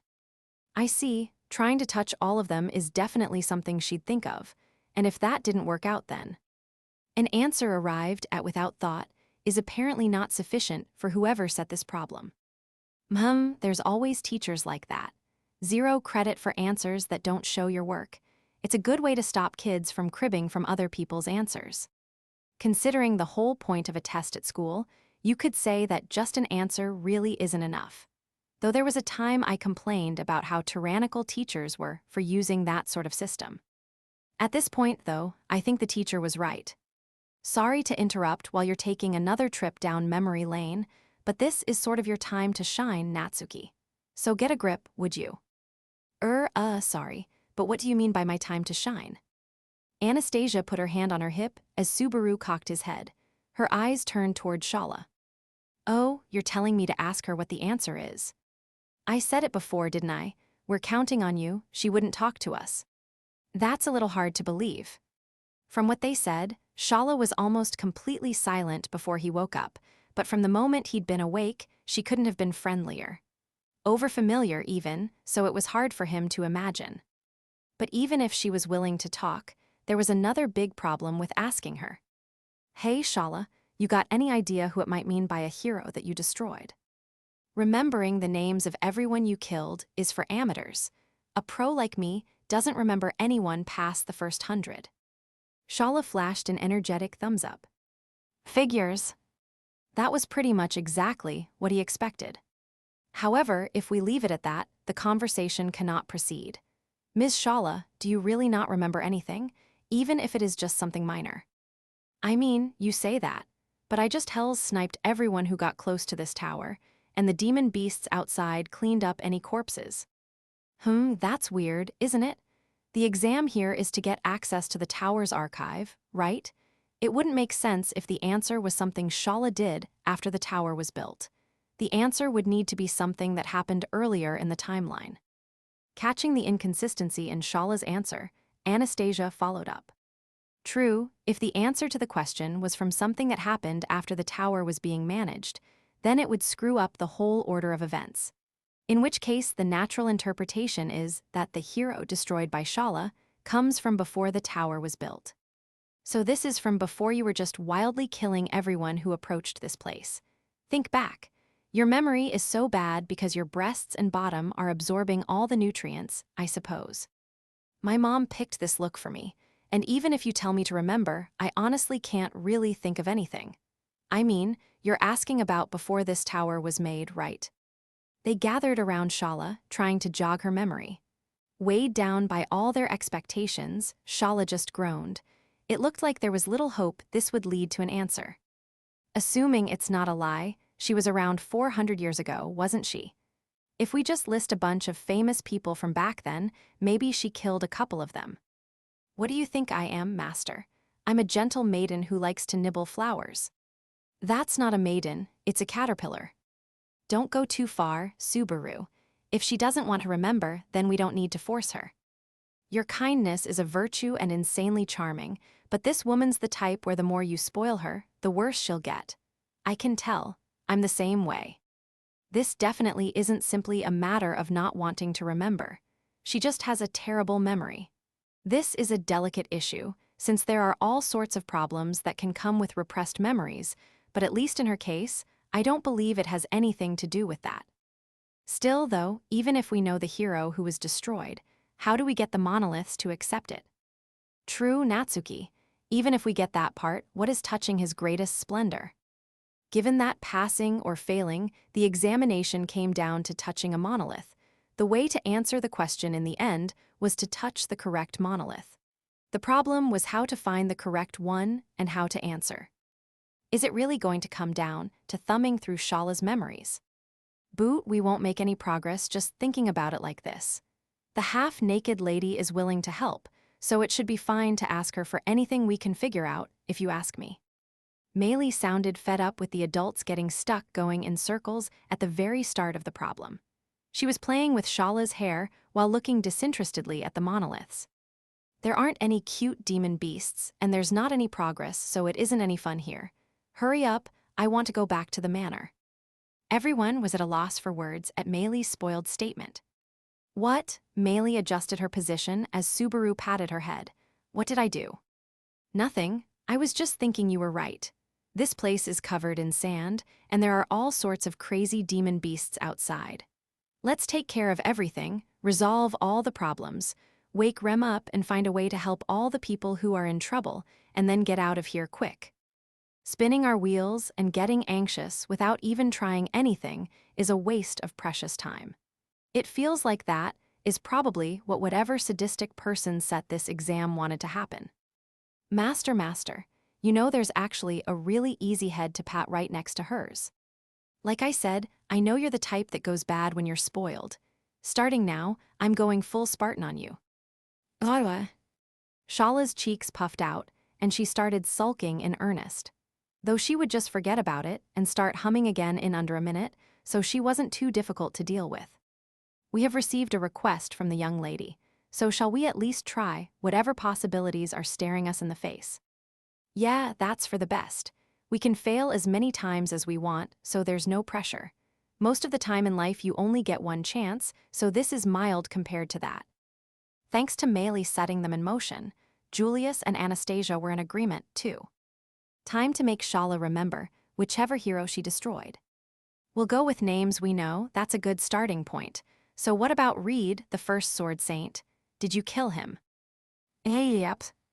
Shala leaped back with a scream when Subaru tested out the first name that came to mind. Because of the sudden motion, Meili couldn't hold on and started to fall. Watch out. Luckily, Subaru dove and caught her. Thanks, mister. No problem. It seems like it was a little my fault too, though. Carefully setting down Meili, Shala had gotten smaller as she fled far in the distance. Was the first sword saint really that scary? Not possible. He was the honored forefather of Reinhard and Sir Wilhelm's Astrea lineage. There is no doubt when it comes to the quality of either his swordsmanship or his good character. In the stories that have been passed down about him, he certainly seemed to have an unfettered, broad-minded personality and certain quirks that diverged slightly from Reinhard and the others.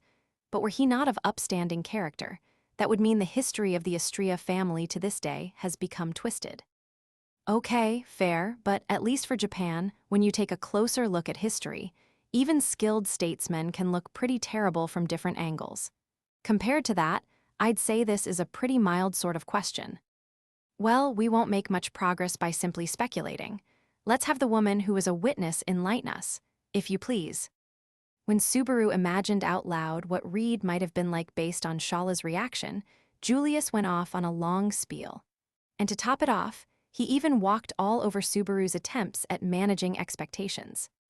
Let us hear your impression of the first sword saint, Reed Astrea, Ms. Shala. Allow me to ask your unreserved and honest opinion. He was an absolute trash human being. Allow me to ask your unreserved and honest opinion. Don't act like you didn't hear her. Subaru pointed at Shala, as Julius tried to ignore the inconvenient answer she had just given. There you go, listen. The true history you wanted to know is right there. People of superior skill, be it greater or lesser, all have self-confidence. That is not something they should be blamed for. If anything, it is something to be proud of. For a man who left his name to history as the greatest swordsman of his time, that sort of behavior would be, Well, considering the historical background, it is even suitable. This is the first time I've seen you this desperate. Julius was faltering, seemingly unconvinced himself. Ignoring the man who seemed to be feeling a little bit let down at the truth of the history he had admired, Shala continued sharing what kind of man Reed Astrea was.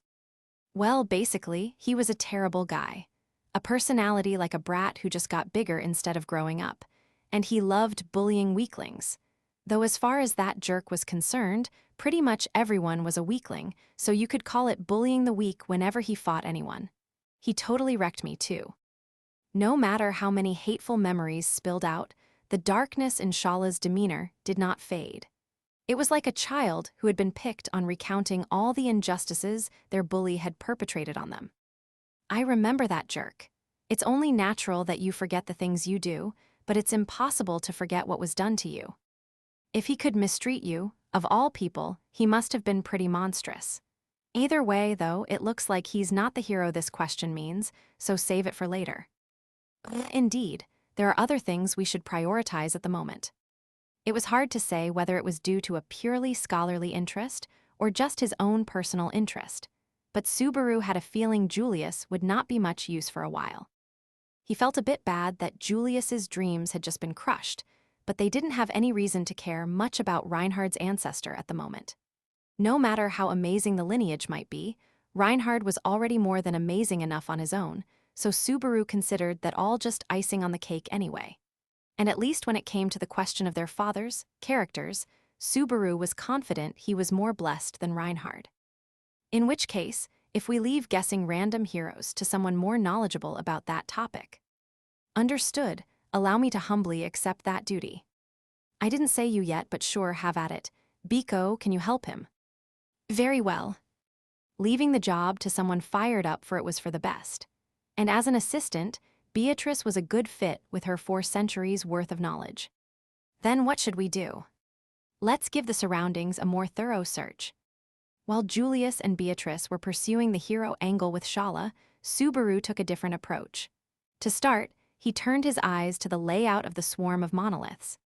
They're scattered, but is there some method to the madness? The first one is right in front of the stairs. The one that gave the question. Though they weren't particularly tightly spaced, Subaru took great care not to touch any monoliths as he, Emilia, and Anastasia began examining them. They all are slightly different sizes, which might have something to do with it. We can't touch them to measure the size precisely, but at a glance, it looks like maybe 7 or 8 are around the same size as the first one. Maybe, yeah, I think so too. The ones really far away are all small, I think. Touching them will still restart the test. Spoken like someone with experience, sorry, never mind. Emilia looked at him with sad eyes, so Subaru bit back his needless jab. Moving back in front of the first monolith, the 3 of them put their heads together. Great hero destroyed by Shala, touch upon his grandest splendor. It feels like someone trying to sound epic. It's certainly an abstract sort of phrasing, but if this requires Shala's memories to solve it, then it's a failure of a test, isn't it? I can't really say I disagree. For something that calls itself an examination, if the solution requires relying on someone other than the exam taker, and not just someone else, but the person who is supposed to be managing the tower, then that's totally unfair. They were currently on friendly terms with Shala, through no fault or effort of their own, and had managed to get into the tower without fighting her. But were it not for that, they could have easily been in for a brutal fight to the death. Even if they had succeeded, it was very possible they would have had to kill her just to gain access to this place. That would make it basically impossible to ever pass this examination. If whoever set this up didn't want to let anyone pass, then that would be one way. Putting a powerful guardian as a first line of defense, and then making it so that the exam was impossible to clear if that guardian was defeated. But you don't think that's what this is, right? Well, yeah. Subaru smiled wryly with a nod, as Emilia stared at him, with eyes filled with expectation. It was Subaru's weak point. He had no defense against people like Emilia or Beatrice giving him that look. It was the same with Rem and Garfield and Otto, too, and Petra, and there was no end to it if he really thought about it. Patlesh and Ram were the only ones who didn't do it. With a few notable exceptions, questions like this are generally designed to be solvable. If you really wanted to hide something, then it makes no sense to purposely give anyone a chance to find it. Right, so you're saying this is something different. Shala said this is a great library where we could find anything we wanted to know or discover, right? That doesn't sound like the sort of thing she would say off the top of her head. More like something she was told herself once. In which case it was her master who made this place and left it in Shala's care. In other words, her master intended for it to serve as a library from the beginning. And the more Subaru tugged the thread of that possibility, the more their current situation felt unnatural. The creator of the Great Pleiades library must have intended for it to be used. That explained the examination and Shala's watch. So from the start, it's something only people who can get along with Shala can use. But Shala was told to take out everyone who approaches the tower. Right, Shala was under strict orders to erase everyone who approached the tower without exception. Us being on good terms with her is a complete coincidence.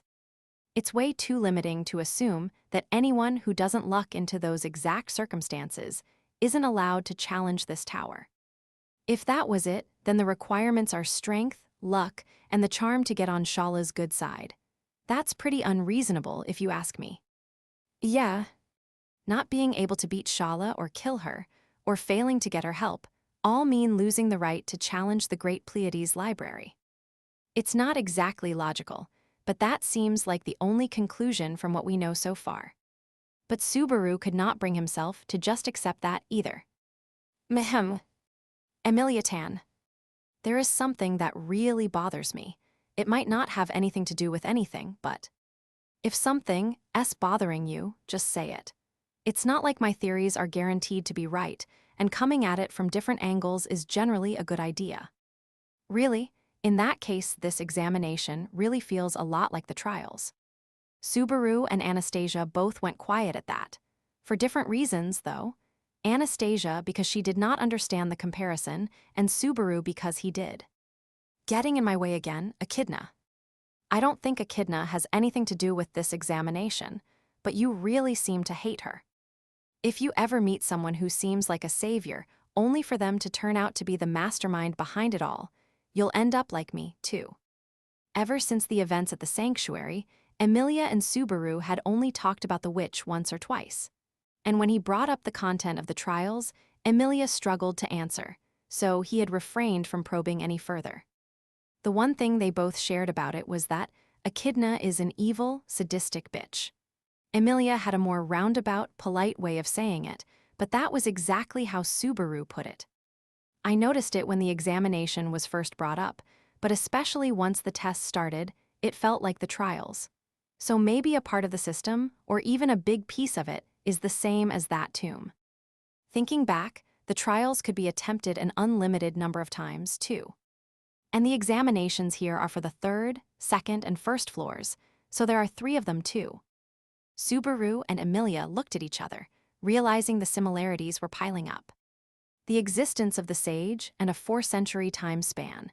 Naturally, thinking about that brought the witches to mind, too. What were the odds that they had no connection at all? Yeah, but even knowing that much isn't going to give us an answer here. Emilia quickly stopped that line of thought.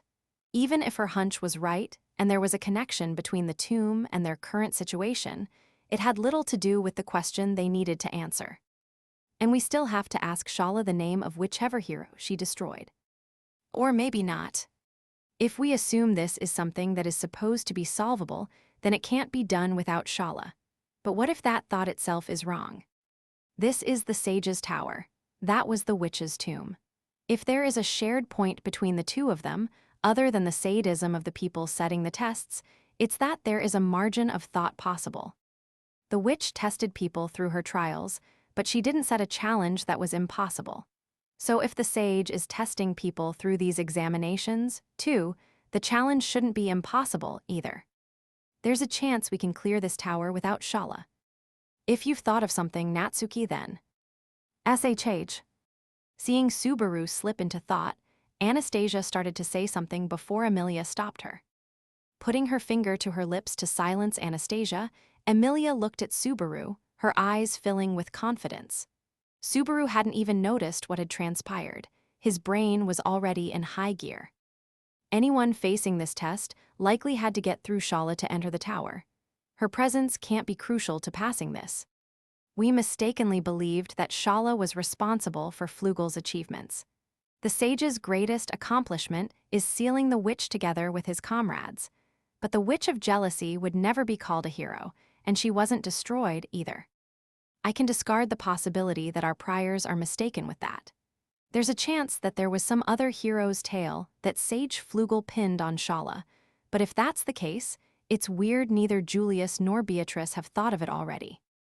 And inevitably, another potential explanation rose to the surface. What if there's a Shala that Shala doesn't know about? They had brought up that possibility earlier in a different situation. Subaru's thoughts weren't becoming circular, though. It was the opposite. Discarding one hypothesis became evidence pointing toward another, which was that. Biko, can you come here a sec? Julius was talking with Shala, desperately struggling to pry open the door of her memories together with Beatrice. When she heard Subaru's shout, her ears perked up. Betty likes the look on your face. Don't you always like it? This time is especially good. Subaru held out his hand to her as she said that without any shame. Beatrice took his hand and looked at him with her cute, round blue eyes. They made it clear she was asking him what she should do. Subaru nodded and said, "It's simple. I want to jump high up for a bit using Murak. Don't tell Betty you've given up and are trying to break through the ceiling. Don't sound so exasperated. Of course not. I want to be able to look down at the monoliths from above." Look down at the monoliths. Behind Subaru, Emilia murmured as she looked back at the monolith. Beatrice did not understand the reason, but she did not ask anything else. Exhaling slightly, she pulled Subaru's hand closer, tighter. Murak. A faint light purple surged in reply to Beatrice's incantation and shrouded Subaru's body. It was a spell that dampened the effects of gravity and sharply enhanced agility. A light hop was enough to go up a yard in the air, and a full-strength jump. Here WEGO. Still holding Beatrice's hand, Subaru's body leaped high. He was around 6 or 7 yards up, but his body did not crash into the ceiling that should have been there. It was as if the ceiling simply didn't exist in the infinite white space, like the whole floor of the tower had been expanded. Because of that, Subaru could look down at the entire room from above.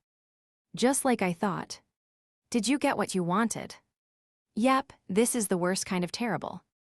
Subaru's cheeks twisted as he nodded at Beatrice's question. Falling gently, Subaru carried Beatrice like a princess all the way down. I know the hero's name. Really? Subaru shared his confidence to Emilia, who had watched his leap from start to finish. Emilia was stunned, and Anastasia's eyes widened. I'm not going to doubt you now, but how did you get the answer, Natsuki? It's nothing that special. You guys not managing to solve it isn't because you were bad or missed something. There are hardly any people who have a chance of answering it. That was why he had said it was the worst kind of terrible. Making it past the obstacle of Shala, understanding the actual contents of the question, and just the fundamental ability to know the answer, between all of that, the people who could do it were already badly limited. The hero destroyed by Shala, his name is Orion. Orion. Everyone looked at Shala with a dubious look when Subaru said that name, but Shala herself shook her head vigorously. Never heard of the guy. Seriously, I don't know who you're talking about. Even if I did kill him, anyone who didn't make it here can't be a hero, right? So it's not my fault. How do you like that defense? I'm smart. Which is exactly why we suspected this obviously not-so-smart person might have simply forgotten. But it's not that either. The Shala in question isn't talking about her in the first place. I'm the only Shala. It's the name I got from Master. I'm saying there was a story behind the name your master gave you. Putting his finger on Shala's nose, Subaru pushed her back as she tried to argue. And then Subaru walked over in front of the first monolith. The origin of the name Shala. Is that another thing that only you know? It's not just me, but back where I'm from there is a star called Shala. It means needle, but it's not just any needle. It's a scorpion's tail. She insisted that her hairstyle was a scorpion tail. Whether that was a hint or just her natural airheadedness is up for debate, but either way, there were a couple of things to link Shala, scorpion, and needle together. According to legend, the great hero Orion was getting full of himself, so the gods chose a scorpion to deal with him. Once it jabbed him, he died and transformed into stars in the sky. And for its achievement, the scorpion was also turned into a constellation.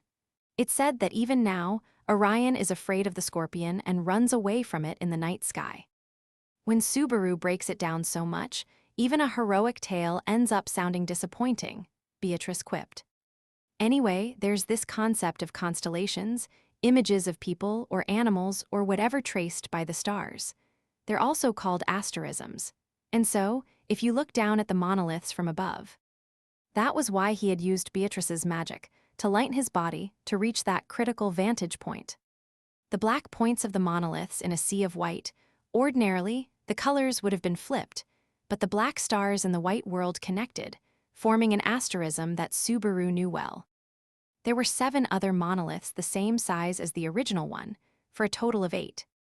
The number and distribution of them matched the main stars of the constellation of Orion, and if that connected with the touch upon his greatest splendor.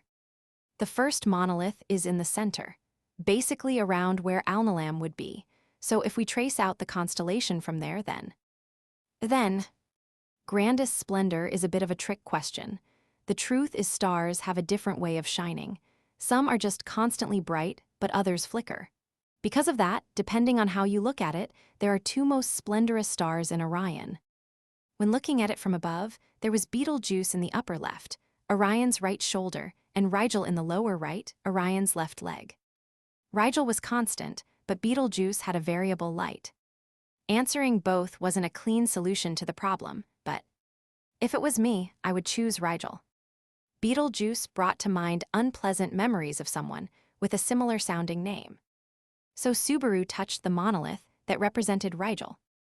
The next instant, the room was enveloped in a brilliant white light. Sound and color and everything else were blown away, and finally, when the light cleared, they were standing in a space hewn from stone, in the middle of the tower, surrounded by massive walls of books.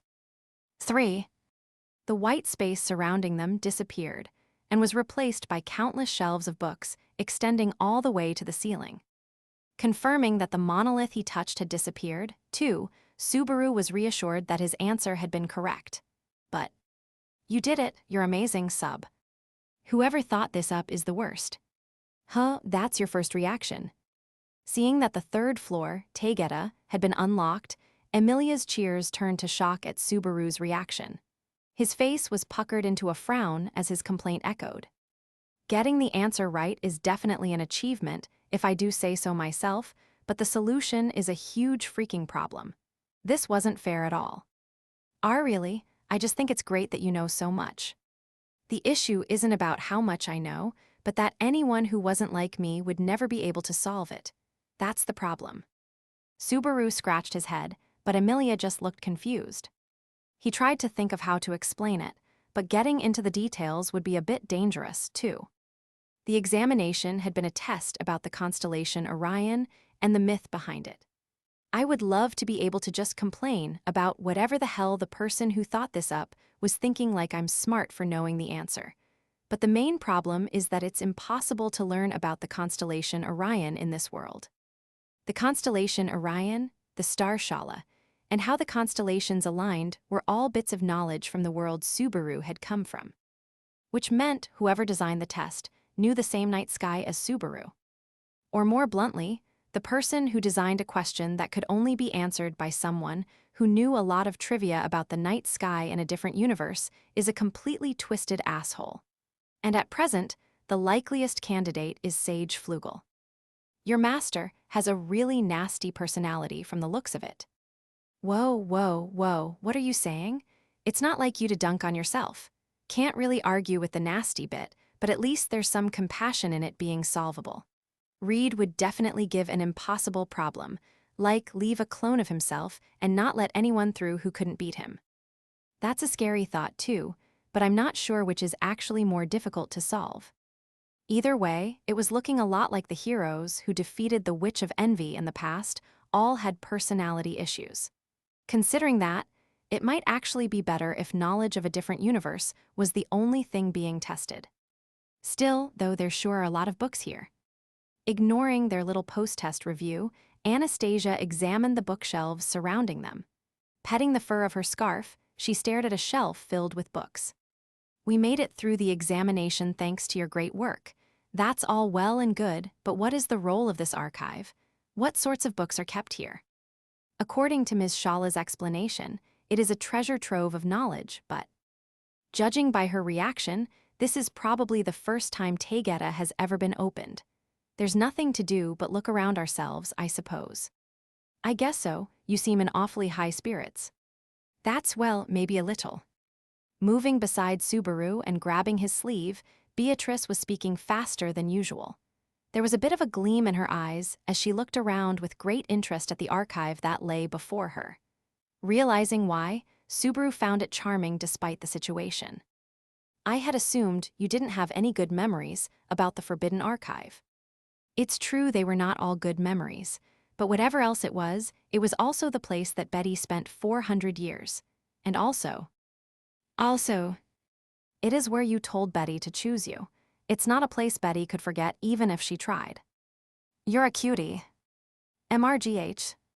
As affection welled inside him, Subaru stroked the top of her head.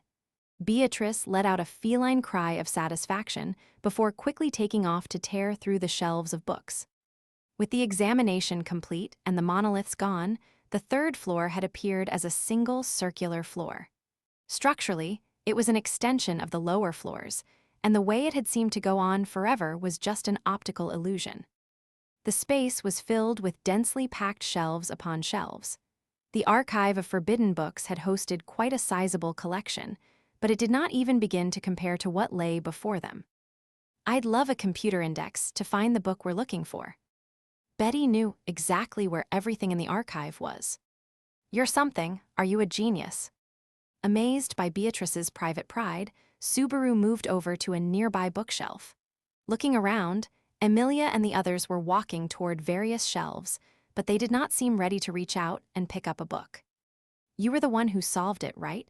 So is it okay for anyone else to touch them?" "Ah, right, I don't really know. But if only the person who answered it can read them, then it would be weird for people who just watched it being solved to be in here at all, wouldn't it?" "Ah, true. I guess us being allowed in would mean we probably have permission." "I would think so, but Emilia Tan." Fully convinced by that explanation, Emilia pulled a book off the shelf in front of her. And before Subaru could say anything else, she started flipping through it. "It's a normal book, I think. What is it, Subaru?" "Nothing. I literally fell in love with her all over again after that crazy courage. I know I said it, but that was just me saying it." "As long as you say it's true, then it's fine, right? What? Did I say something strange?" Emilia looked genuinely confused, leaving Subaru speechless. He covered his face with his hand, gripped by a difficult-to-express emotion as he groaned. "This is what you have built up. And it's true that you solved the riddle of Taygeta that none of us could answer. There should be no denying that achievement. That was just a random shot in the dark. It just happened to be me is all." Julius shrugged at his bewilderment, but Subaru looked away from the night. Emilia's trust, Beatrice's affection, Julius's sincerity.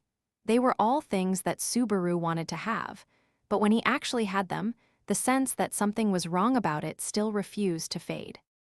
Subaru was always doubting whether he really deserved to have any of it. "Emilia's right, it's just a normal book. There don't seem to be any scary traps either." "The book is made of, hard to say, I can't tell how old it is either. As for what's written in it."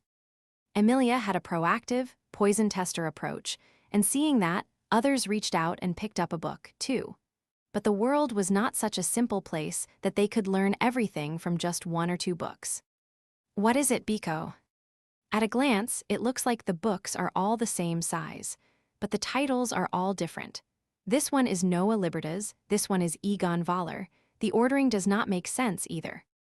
Perhaps it was the itch of her librarian blood, but Beatrice wasn't happy with how the books had been seemingly randomly organized. As far as Subaru could remember, The forbidden archive had not been that neat, but maybe it had been organized in some way. Setting aside her indignation, Subaru noticed something while looking at the spines of the books. The book titles, are they all people's names? It appears so. This is Palmayura and here is Coyote. They are all unfamiliar names. I cannot claim the greatest discernment, but as far as I am aware, these are not names I've encountered before. Of course, if I properly look around at everything, it might be different, but if you don't know them, then I doubt anyone does.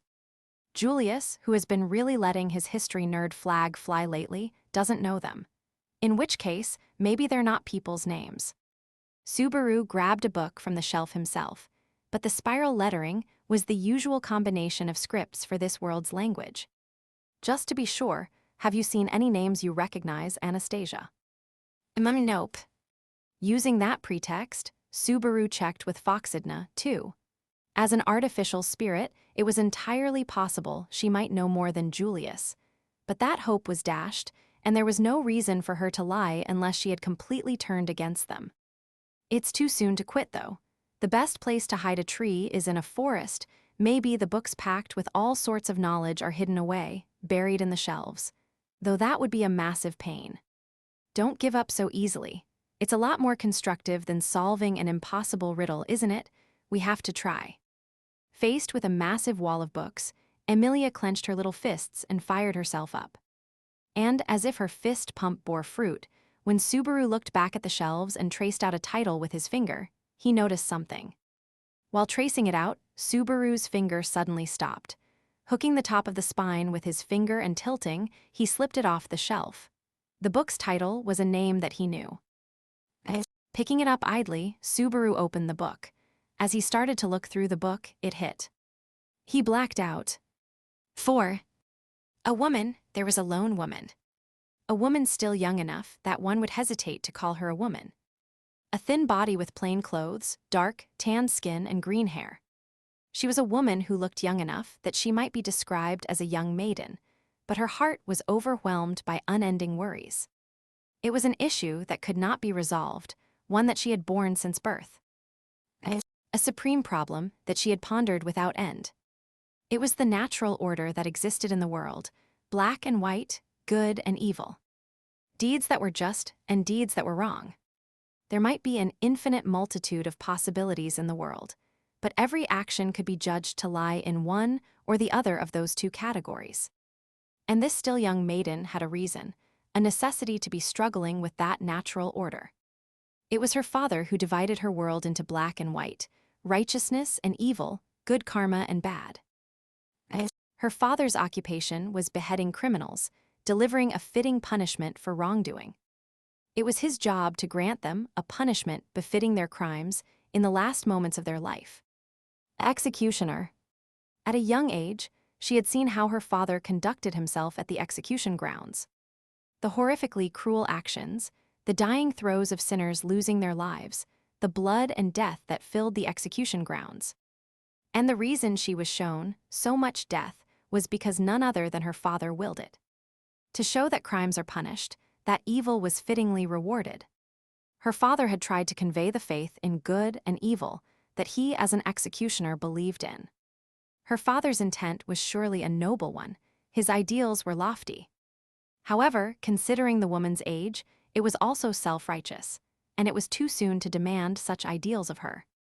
Having watched many people go to their deaths, she'd had the stench of blood and the sight of criminals being punished etched into her mind. As a result, she learned the appropriate punishment for sin before she ever learned the sanctity of life or the natural order of life and death. Good deeds begot good karma, while evil deeds begot evil karma, corrupting the souls of sinners until they were fit to be punished. With a firm understanding of her father's teachings, she sought punishments to fit crimes. And so she desired a compass to guide herself, a scale of righteousness by which she could judge evil deeds as evil. However, the scale she sought did not exist anywhere that she looked. There was no simple way to judge things good or evil. Right and wrong, crime and punishment were influenced by many different factors. She was still young and knew neither compromise nor resignation. She needed to reach an answer. She needed to imbue within her heart a worthy scale with which to judge good and evil. She needed to reach an answer to the question in her breast that refused to fade. Her days of anguish continued until suddenly, as if blessed from above, she received the answer.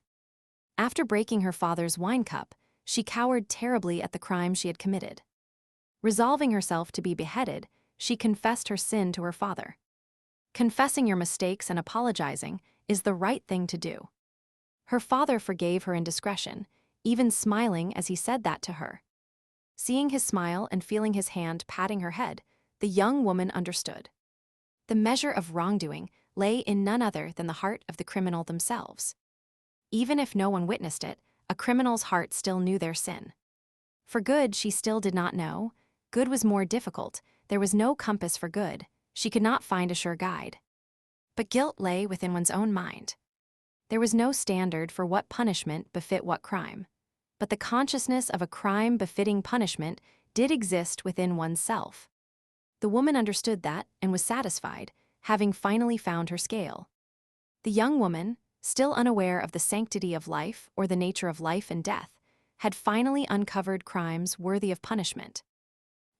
Following the model of her executioner father, she set out into the world so that she might deliver fitting punishments to crimes.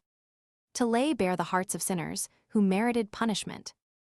The division of good and evil, right and wrong, sincerity and insincerity would be the culmination of her life's work. Faced with her question, some laughed, some looked concerned, and some were confused. But the result of all their answers was the same. There was sin worthy of punishment in all their hearts. Look around. There is no one here other than criminals who have been punished. Stepping over the broken fragments of people, including her father, who was the last, the woman set off to fulfill the task she had set for herself. She left in search of crimes worthy of punishment. The witch of pride queried sins, delivered punishments, and continued to judge criminals. 5. Agony racked Subaru as he regained consciousness after learning the origin of a witch he had met once before. Gah! It was like his consciousness was being audibly pulled back out of the book. Consumed by the feeling of sticky, dried blood clinging to him, it was a ripping feeling that paid no heed to outer layers being peeled away in the process. The pain wasn't in his head or his body, it was in his soul. His soul had been pulled into the book, and the pain came from tearing it back out. Subaru! Emilia's voice rang out from beside him as the book slipped from his hand. It landed upside down and splayed across the ground as she steadied his shoulder. Why, yeah. Are you okay? You sounded really hurt just now. Why, yeah, I managed not to get torn away, I think. I am here, right? Clenching his chest as his heart pounded furiously, Subaru took several deep breaths. His eyes were looking all around before finally stopping at Emilia. Seeing your face is a relief. Just let me rest on your shoulder a bit more. That's fine, but what happened? Accepting his request, she continued to support him. Listening to that, Beatrice moved to pick up the book that had fallen to the floor. He had a strange look on his face when he touched this. Wait, Beatrice, don't touch it. Subaru tried to stop her from picking up the book, but before he could say anything, she had already lifted it up. She had not looked inside it yet, but she furrowed her brow at Subaru's warning as she read the title. Typhon, is that a name you know, Subaru? Yeah, don't you? Subaru stopped himself before finishing the rest of the question, but she did not answer in the affirmative or the negative. She looked at a loss, her expression clouding in confusion at what Subaru had said. Meanwhile, she opened the book and looked at the pages. Do. What a rude thing to say.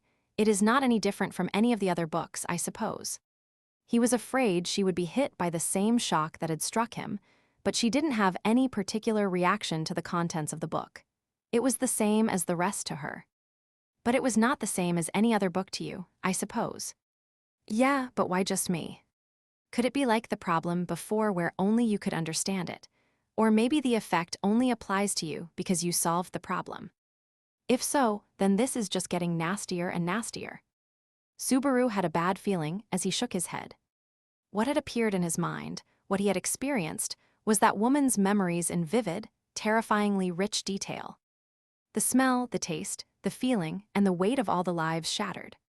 Subaru felt like it was a miracle he had made it back after experiencing someone else's memories so intensely. It seemed all too possible he could have gotten swallowed up in someone else's life. He had felt that fear and revulsion in the experience just then. Subaru, who is this Typhon? It's a bit hard to explain. No, I guess maybe it wouldn't be so hard to explain to you. If you don't know the name, then I guess you didn't meet her, but she was in the tomb. Emilia and Beatrice both froze in shock at that. Typhon was one of the witches who existed in the past, the Witch of Pride. She's a tyke, sort of like Biko, but with tanned skin. She was like the embodiment of the innocent cruelty of kids. Emilia and Beatrice both shook their heads, not having any idea who he was describing. I guess that Witch's Tea Party was a special show just for me. Even if it was all for her own purposes, she really pulled out all the stops. Innocent cruelty, huh? When he described that, he reflexively remembered the Typhon he had spent that little bit of time with. Even if it was in a weird spirit realm, it was hard to forget how she had broken his arms and legs. Even though they had immediately been healed, the shock of losing all 4 limbs wasn't something that faded away. But it felt like he had touched on a little fragment of her aberrant nature after that reading session. Of course, that didn't mean he could suddenly understand her way of thinking. Either way, when I read the book just now, I saw this Typhon memories, life, roots, living it vicariously or something like that. It wasn't a pleasant feeling, though. Vicariously experiencing people's memories. That feels more and more like the trials in the tomb. That time, it was a head-on showdown with your memories, though. I mean, it was obviously no trouble at all there. All right, no trouble. Conveniently ignoring the episodes of bawling and mental breakdowns, after facing the challenges over and over again, Subaru and Emilia simply nodded. Setting aside for the moment the two of you acting tough, this is a book that allows the reader to vicariously experience others' memories. In other words, it is a way to retrace the past. That must mean the library allows visitors to learn what they wish to know. Beatrice was deep in thought about what had happened to Subaru, but before she could finish, there was another shout. Ugh! The groan came from the shelf where Julius and Anastasia were investigating. Looking over, they saw Julius kneeling on the ground with a book in his hand. Close behind him, Anastasia looked stunned as she shook his shoulder before pulling the book away. Julius, get a hold of yourself. Can you hear me? Lady Anastasia. There we go, take deep breaths. Are you all right? Looking similar to Subaru just moments earlier, Julius's consciousness returned to reality. Anastasia had a look of relief on her face. Even exhausted, he looked like a figure from a painting. Whoa there, overheating after reading too many difficult books. I get it, but oh. Don't tease people on instinct. Julius, are you really okay? Emilia gently, but firmly pulled Subaru's ear as he started to taunt Julius. His face was slightly pale as he shook his head at Emilia's caring words. My humblest apologies for worrying you. I'm ashamed of myself for such a dramatic reaction, however, it truly was an experience that was bad for the heart. Julius elegantly answered Emilia while hiding his worry. However, he could not hide the cold sweat that had appeared on his brow. Anastasia gently wiped his forehead with a handkerchief. It's a boy's natural instinct to act tough, so there's no helping it, I suppose, but there's nothing wrong with saying you're hurting. Forcing yourself until you can't take it anymore just causes problems for everyone else, too. Yes, Lady Anastasia, thank you for your concern. Anastasia is exactly right, Subaru. I don't know why you are reminding me, but yes, she is. With both camp leaders and their knights having finished that little interlude, the focus turned to the book in Anastasia's arms. The one that Julius had looked at and probably experienced the same sort of thing as Subaru had. Looking at the spine, Subaru saw that the title was Balleroy Temiglyph. Do you know the name? I've never heard it, pretty sure. Emilia glanced at Subaru after reading it, but Subaru shook his head. And despite everything else, he had confidence in his memory. He remembered everyone he had met, from Erlam village to the fruit merchant in the capital. I've heard the name before. If I remember correctly, right, one of the Valachian Empire's generals was named that, I think. More precisely, a former general. Julius supplemented Anastasia's vague memory. That was enough to tell that it was someone Julius had some connection with. But Wallachia is to the south, right? You know a general from there. Former general. It is not so shocking a thing, is it? I am a member of the Royal Guard. The Kingdom of Lugunica and the Empire of Wallachia are neighboring countries, so there were plenty of chances for me to know the name of a general in their army. I see, so a one-sided acquaintance then. Subaru's eyes narrowed, and he nodded at that explanation.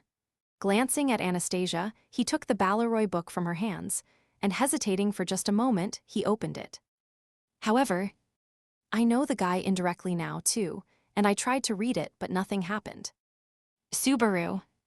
What matters between all of us right now is trust, right? If you asked whether we trusted each other, I wouldn't have said NOOR was that just me. That is an unfair thing to say. Julius averted his eyes as Subaru leveled a pointed look at him. Other than the people here, there is no one I can place my trust in. You and Lady Anastasia support me mentally in a way that even Reinhard does not. I feel a little sick hearing it put that way. It did not feel pleasant rolling off my lips either. Subaru rubbed his nose and Julius touched his hair while closing his eyes. He sighed, then bowed to Anastasia and Amelia. Allow me to offer an apology, Lady Anastasia, Lady Amelia. I allowed a trivial personal feeling to seep into my answer. It was an unforgivable, self-interested action when I should have shared the contents of the book. Whether we can forgive it or not is up to me and Amelia, so what do you think? Subaru and Anastasia mostly covered what I was going to mention. So what is all I have to say now, I think. Amelia and Anastasia easily accepted his apology, and Julius bowed deeply one last time. People who do something wrong and go all out in their apology react strongly when they're forgiven. It was a feeling Subaru had experienced plenty of times, so it was something he was intimately familiar with. But while Subaru was watching that unfold, Julius slowly started to speak. It almost seemed like peeling off a scab that had almost finished healing. Balleroy Temiglyph. In the Wallachian Empire, which is known for its ruthless meritocracy, there are 9 generals who are considered the country's strongest warriors, the 9 divine generals. And he was one of that 9. 9 divine generals, that's a pretty intense title. I don't hate that naming sense, though. All of them are peerless warriors. In terms of pure strength on a national level, the Wallachian Empire is an equal match to the Kingdom of Lugunica, or possibly even stronger. In military terms, accepting the covenant with the divine dragon and the existence of Reinhard, our kingdom would be hard-pressed in a battle against them. It seems a little strange to immediately assume there'd be a fight. Subaru scratched his cheek while quietly filing Julius's fighting strength estimate away in his head. Thinking again about it, Subaru did not really know much about the situation in any country other than Lugunica. So if you're talking about this Balleroy guy in the past tense, then. Yes, he has passed. He was both a man possessed of rare strength, a noble warrior, and a master worthy of respect. And the one who took his life was none other than I. Julius had a clouded expression as he spoke of the final moment of a foreign country's general. You took the life of a general, of another country even. That's a pretty surprising story. Lady Anastasia, you know, indeed, you would not remember now. Julius looked down as Anastasia reacted, as if hearing it for the first time. From his reaction, it was probably something he had shared with Anastasia before he had been erased from her memories, and before Foxidna had taken over.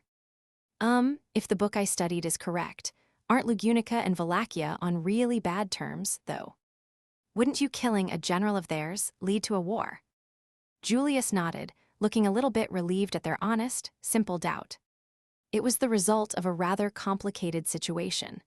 It was something that Reinhard and Ferris were involved with, too, but, put simply, the former general was plotting a coup d'etat of the empire. The reason I ended up having an audience with him was because I happened to be staying in the Wallachian Empire at the time it was happening. Those two too, huh? Wait, was Reinhard not allowed to be exported? A special dispensation was granted.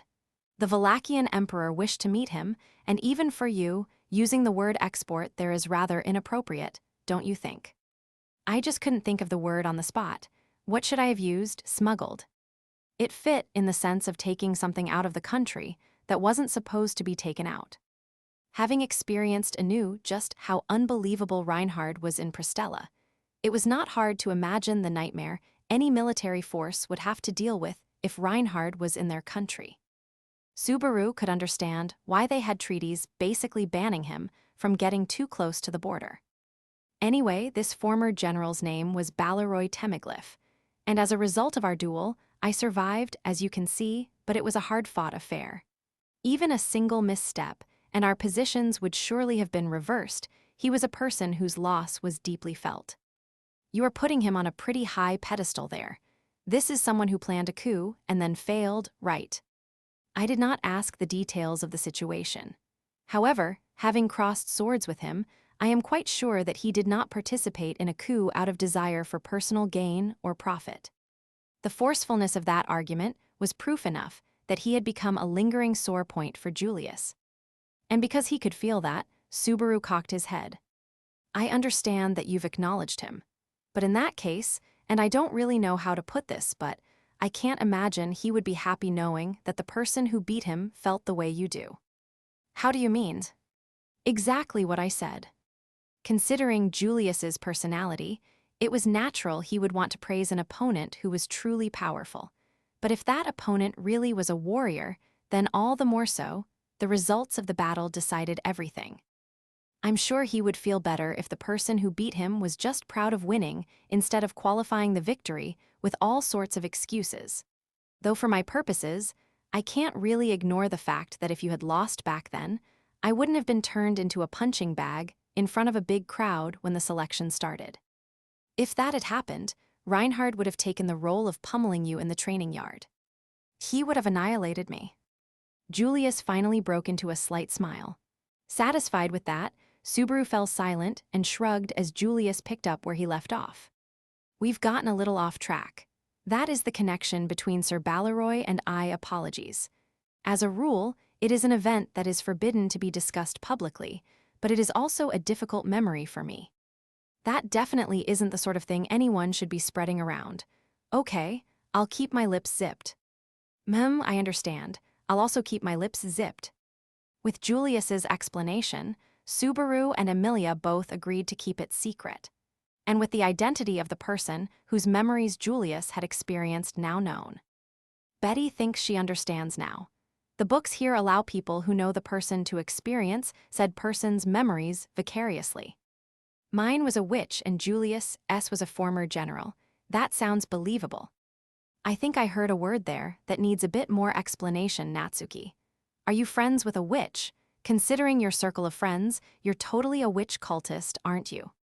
I'm pretty scared myself, but my character isn't that over the top. I'm more worried about my painful lack of distinguishing traits. Subaru shrugged in resignation. Reacting to his response, Emilia, Beatrice, and even Julius all looked like they had bitten into something sour. Anyway, we at least understand the general design of the books in this archive. Now that we have that figured out, can I bring up something scary? I don't really want to hear it, but what? The books in this archive, they all have people's names written on them, right? Anastasia pointed at the two books titled Balaroy and Typhon. Subaru looked at them, afraid to hear what was coming next as he nodded. Right. That Imperial General and Natsuki's witchy friend's books. She isn't my friend. His witchy friend's book is here. That means there are books for people who have passed. I'm not sure whether Typhon should really be classed as deceased, but since the tomb where the tea party was held is gone now, I guess she should be completely dead. I can't be so sure about Echidna, considering how many question marks there still are surrounding Foxidna. Despite that one little hangnail in the back of his mind, though, Anastasia raised her hands and gestured all around the room. Doesn't that probably mean there's books for people from all around the world and from the distant past up to now? If that's true, finding the book of whoever we're looking for, how long is that going to take? Subaru looked at the endless shelves of books Anastasia was gesturing toward, and he had a thought. I take it back, the guy who created this tower isn't the worst. He's the absolute worst.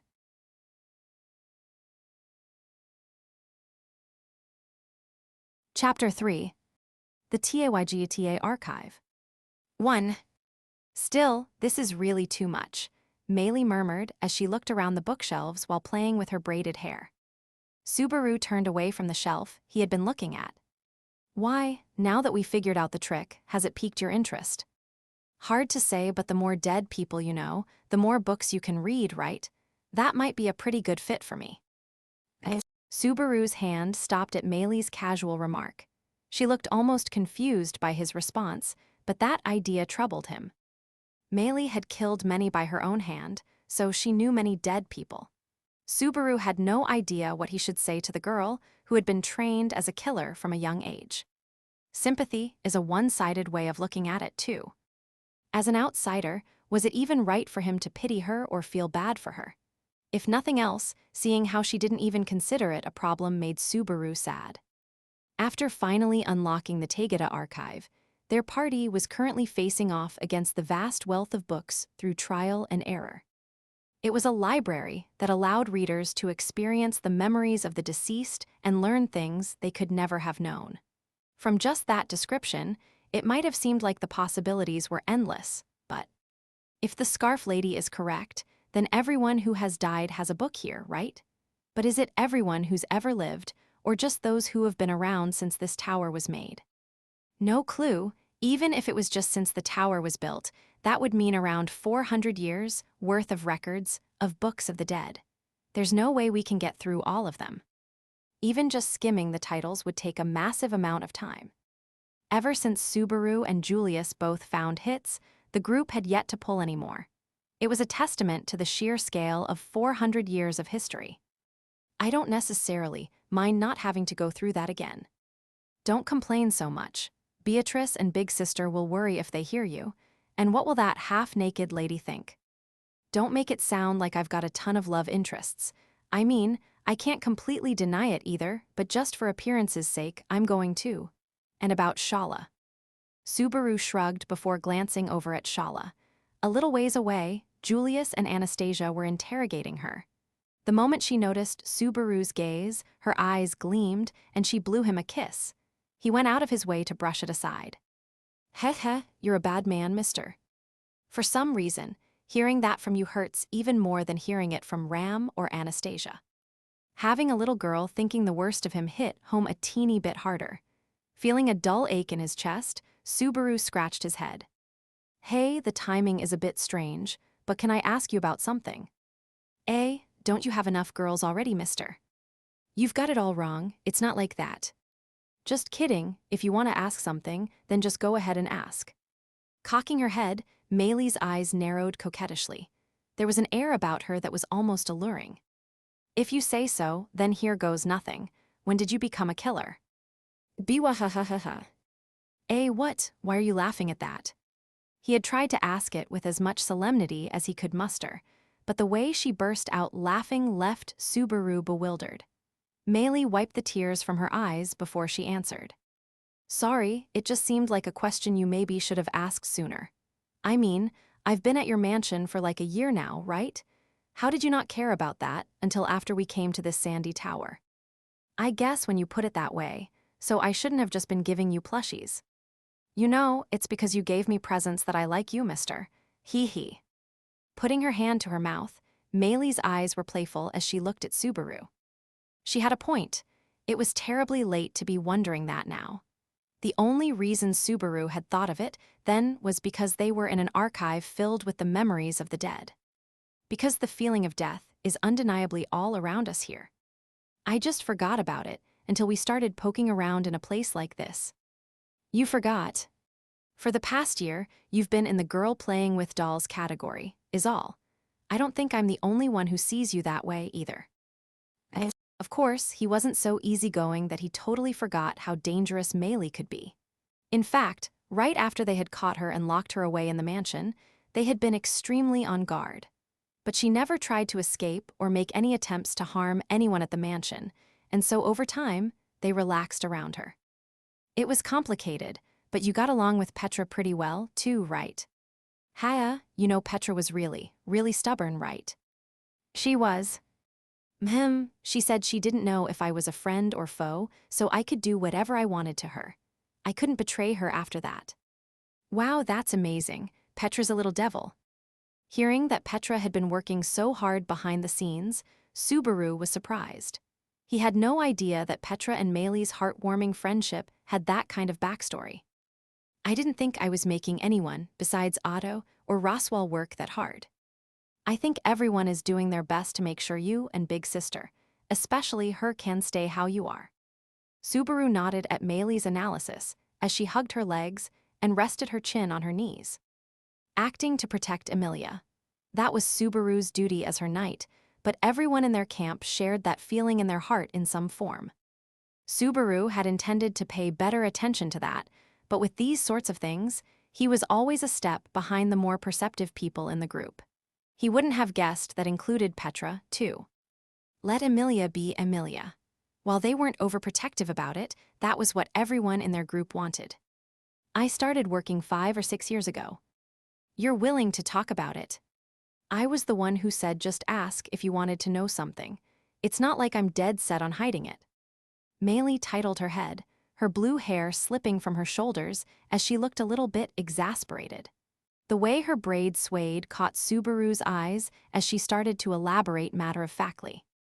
Like I said before, in my case it was more like obeying Mama than doing a job.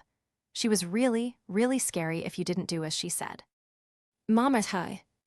Subaru understood that Meili didn't mean her actual mother. In one sense, she was a bit like a foster mother maybe, but as far as Subaru was concerned, she was the mother of the distortions in Meili's character and didn't deserve any amount of respect. Using terror to force a young girl like her to carry out orders and mold her into a killer. She knew from the start that I could make demon beasts listen to me, so that part wasn't an issue. That was why she picked me up in the first place. Wait a sec, picked you up, so then. Yeah, I was abandoned. I was thrown away in a forest before I could remember anything and raised by demon beasts. She was talking like it wasn't worth noting, but it was quite the shocking story. Being raised by demon beasts as a baby. It's not really the time to be commenting about actually getting raised by wolves. Also, can demon beasts even raise a baby? It would be impossible for a normal kid. But I had the ability to get along with demon beasts from birth. That was why I was apparently saved. Meili stopped there for a moment as Subaru looked speechless. Well, anyway, this blessing is probably why I was abandoned, too, so it's hard to say if it was good or bad. Heh. Meili. Was that not funny? I thought that would get a laugh. Meili feigned looking hurt as Subaru struggled with what to even say to her. Should he stick to the sorrowful look, or was it the moment for a little black humor? In any event, Subaru's heart wasn't armored enough to choose the latter. Don't look like that, mister. It doesn't bother me at all. It does. Lots of people born with blessings suffer. Mr. Advisor and the Fanged Mister, too, I'm sure they would understand. She brought up Otto and Garfield as 2 examples of the hardships that were unavoidable for people born with blessings. Otto had said something similar before, too. Even blessings that might seem convenient at a glance caused untold difficulties that could only be understood by those who actually had to deal with them. I was abandoned because of my blessing, then picked up because of it. I did the work I did, and that's how I ended up here with all of you. It's funny how things work. That's certainly an eventful life. If you ask me, ending up not killing would have seemed a lot more unnatural. That debate is already over, though. Don't do it again. It doesn't matter how many times you've done it before. Nothing's changed, anyway, just as a hypothetical. What? Meili cocked her head and looked up at Subaru as he pointed to the shelves. There were countless books, if they really were the traces of everyone who had lived in this world. If your parents' books are somewhere in the stacks here, would you want to read them? My parents, not Mama, but my actual parents. Subaru nodded as Meili looked surprised. It wasn't impossible. Meili said that her parents had abandoned her as a baby, but she had no way of knowing that. It was entirely possible there was some sort of extenuating circumstance that forced their hand, and the answer to that question might be in their books. I don't care at all, though. She responded with a puzzled look. It wasn't acting tough or putting on a brave face. Those were her honest feelings on the matter. She didn't even feel any hatred or hostility. It was just plain and simple apathy. I see. Don't misunderstand, mister. I don't resent being abandoned by my parents. They don't matter enough for that. In Meili's life, the parents who abandoned her were not objects of interest. From her point of view, other than the initial act of bringing her into the world, they had never interacted. I guess that's how it is. Subaru exhaled. A journey to find oneself was a cliched way of describing it, but Subaru felt like there was meaning in discovering one's roots. At the same time, that was just the opinion of an outsider.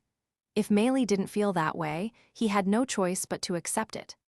In which case, the value of these bookshelves existing is feeling more and more dubious. Incidentally, what were you going to do if I said I did want to read them? Look for them, obviously. I mean, doing that right away would be impossible, but we could do some research into your past, and if we could figure out a name, make some time to ch. You really are a dummy, mister. What'd I do to deserve that? It was such a simple insult that all Subaru could do was raise his voice. Meili just shook her head and stood up. Dusting off her bottom, she glanced over toward the bookshelves. I mean, there's no way you could find the book you're looking for in all of these. If you ask me, as long as there's a chance, it's worth trying. Well, that's too bad, since there isn't anyone's book I want to read. It was faint, but her voice trailed off ever so slightly. Subaru furrowed his brow. Ahem. Just a thought, Meili turned around. More books show up here when people die, right? Yeah, at least I think so. How does that work, I wonder? If you died right here and now, would your book suddenly pop into existence? I am curious about that. I see. Unfortunately, I'm not going to test out that hypothesis for you. Subaru found it almost insulting that she might have thought he would just accept anything she suggested. As far as he was concerned, he wasn't going to stake his life on it. Meili's lips curled in a pout. You two look like you are having fun. Did you find something?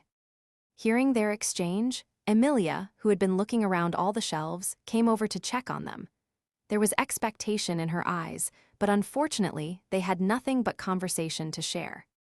Subaru felt bad that they didn't have more to offer when.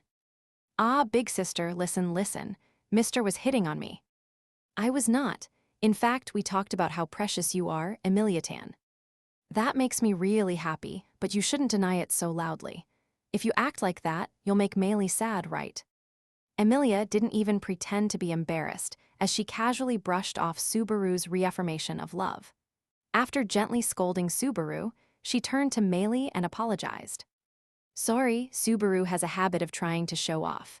I'll have a proper talk with him, so just tell him he's cool and forgive him for now. What do you think of Mr.? Subaru is my important and special knight. Emilia's eyes widened, not getting the point of the question. Seeing that, Meili smiled weakly, and she looked over at Subaru, whose shoulders had slumped. Looks like a rough road ahead for you, mister.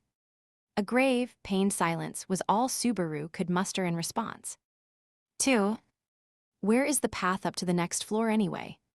We don't have any clues for that yet. Emilia cocked her head, while Subaru twisted his in the opposite direction.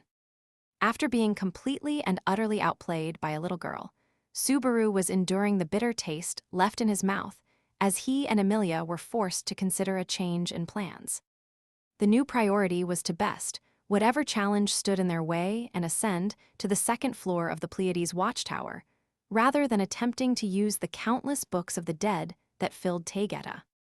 It feels like this archive is too much for us to handle right now. Even if we manage to find a name we know, the chances they know what we want to learn, it seems really low. Emilia's eyes sagged regretfully, but she was right.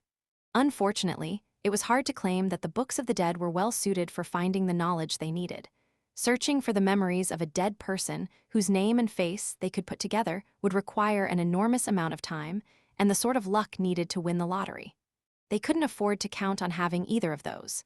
Time went without saying, but counting on luck was basically suicidal as far as Subaru was concerned.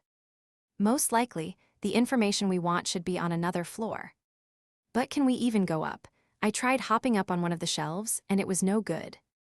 That was bold of you. When they decided to look for the stairs to go up, Emilia had immediately jumped on top of a bookshelf to check if there was a hidden staircase somewhere. Unfortunately, she failed to find a hidden passage, so her decisive leap into action had not borne fruit.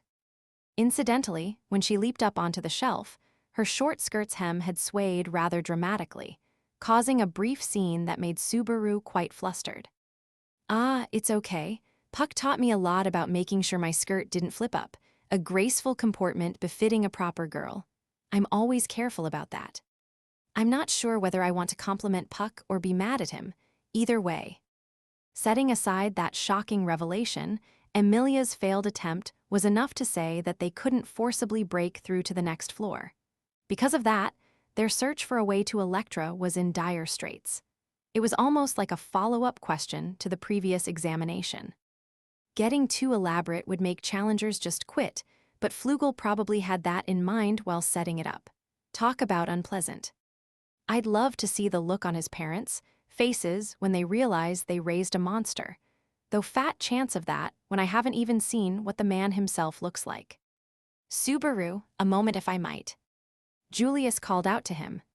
He and Anastasia had challenged the room full of books from a different angle, so Subaru hoped that maybe they had discovered something, but how is it, find anything? Unfortunately, I cannot claim any results worthy of the name. Despite my best efforts, I could not discern any sort of organization system that governs how the books are arranged. They do not appear to be sorted by name or chronologically. It was already fairly clear they're not organized by name, but no luck with time either, huh? Figuring out how the books of the dead were arranged was their one hope for deciphering how to use the Taygeta archive. If there was an easier way to search for specific books, it might have been quite useful. The topic of how books were added had come up in that conversation with Meili. But if they weren't arranged in any discernible chronological order, then it wasn't very relevant. All we know so far is that we don't know anything. We were wondering what you two found. Sorry, we didn't find anything on top of the shelves either. Ah, so that's why you climbed up before. I was wondering what that was about. Anastasia flashed a slight, wry smile. May I? Julius raised a finger as he looked at Emilia. I suspect it is the same conclusion you reached, but this Taygeta archive is too much for us. We do not have nearly enough time to study everything in such an enormous archive. We were thinking the same thing. That's why we were looking for the stairs to the next examination. That is a worthwhile search. However, at the same time, I would like to find some sort of way to make use of this. Did you have something in mind then? Yes, of course. As a proposal, we could raise an army. Touching on their extreme lack of people for the task, Julius answered with the straightest of faces. An army? Emilia's eyes widened in open confusion, but Subaru snapped his fingers. I hadn't thought about it that way, but that's totally an option now that the barrier keeping people from coming to the tower has disappeared. And assuming they can clear the demon beast, infested desert. Then they can reach the tower. Even so, it is quite the adventure. However, with the option of throwing people at the problem now available, there is more than enough value in reporting what we have discovered to the kingdom. The research value is definitely huge. They might be able to fill in a lot of the moth-eaten gaps in the histories you love so much.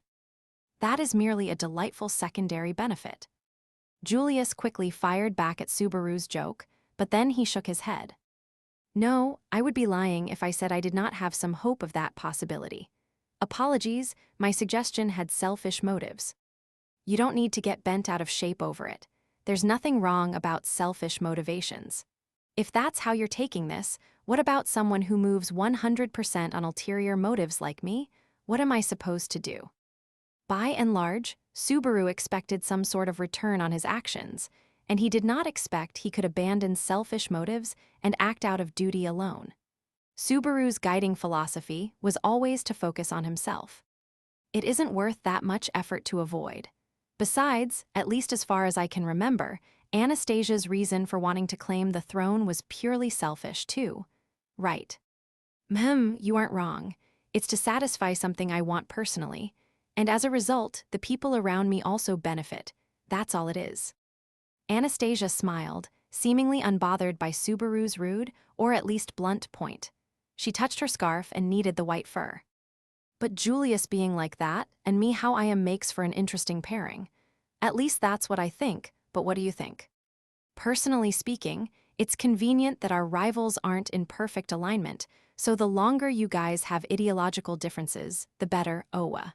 That hurt, Emiliatan. Don't say things like that.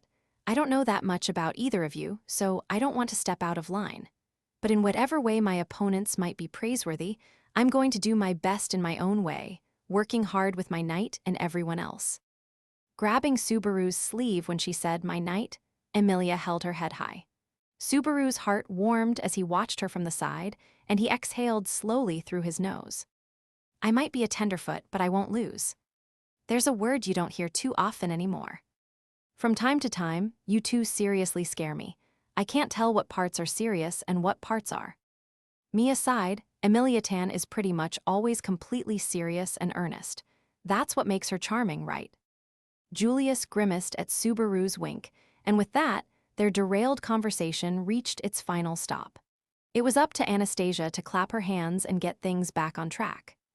All right, all right. So then, getting back to the previous topic, given that we don't have enough people, we were talking about whether we should bring in help from outside, right? Yes, my lady, that is correct. At this point, it should be possible to dispatch a dedicated team of investigators to this tower. They might be able to find not only the path to the next floor, but also something helpful in this archive. That makes sense. It does, but I'm pretty scared of it. Scared, my lady. Anastasia slowly shook her head, interrupting Julius's heated explanation. Seeing her knight furrow his brow, she raised her finger.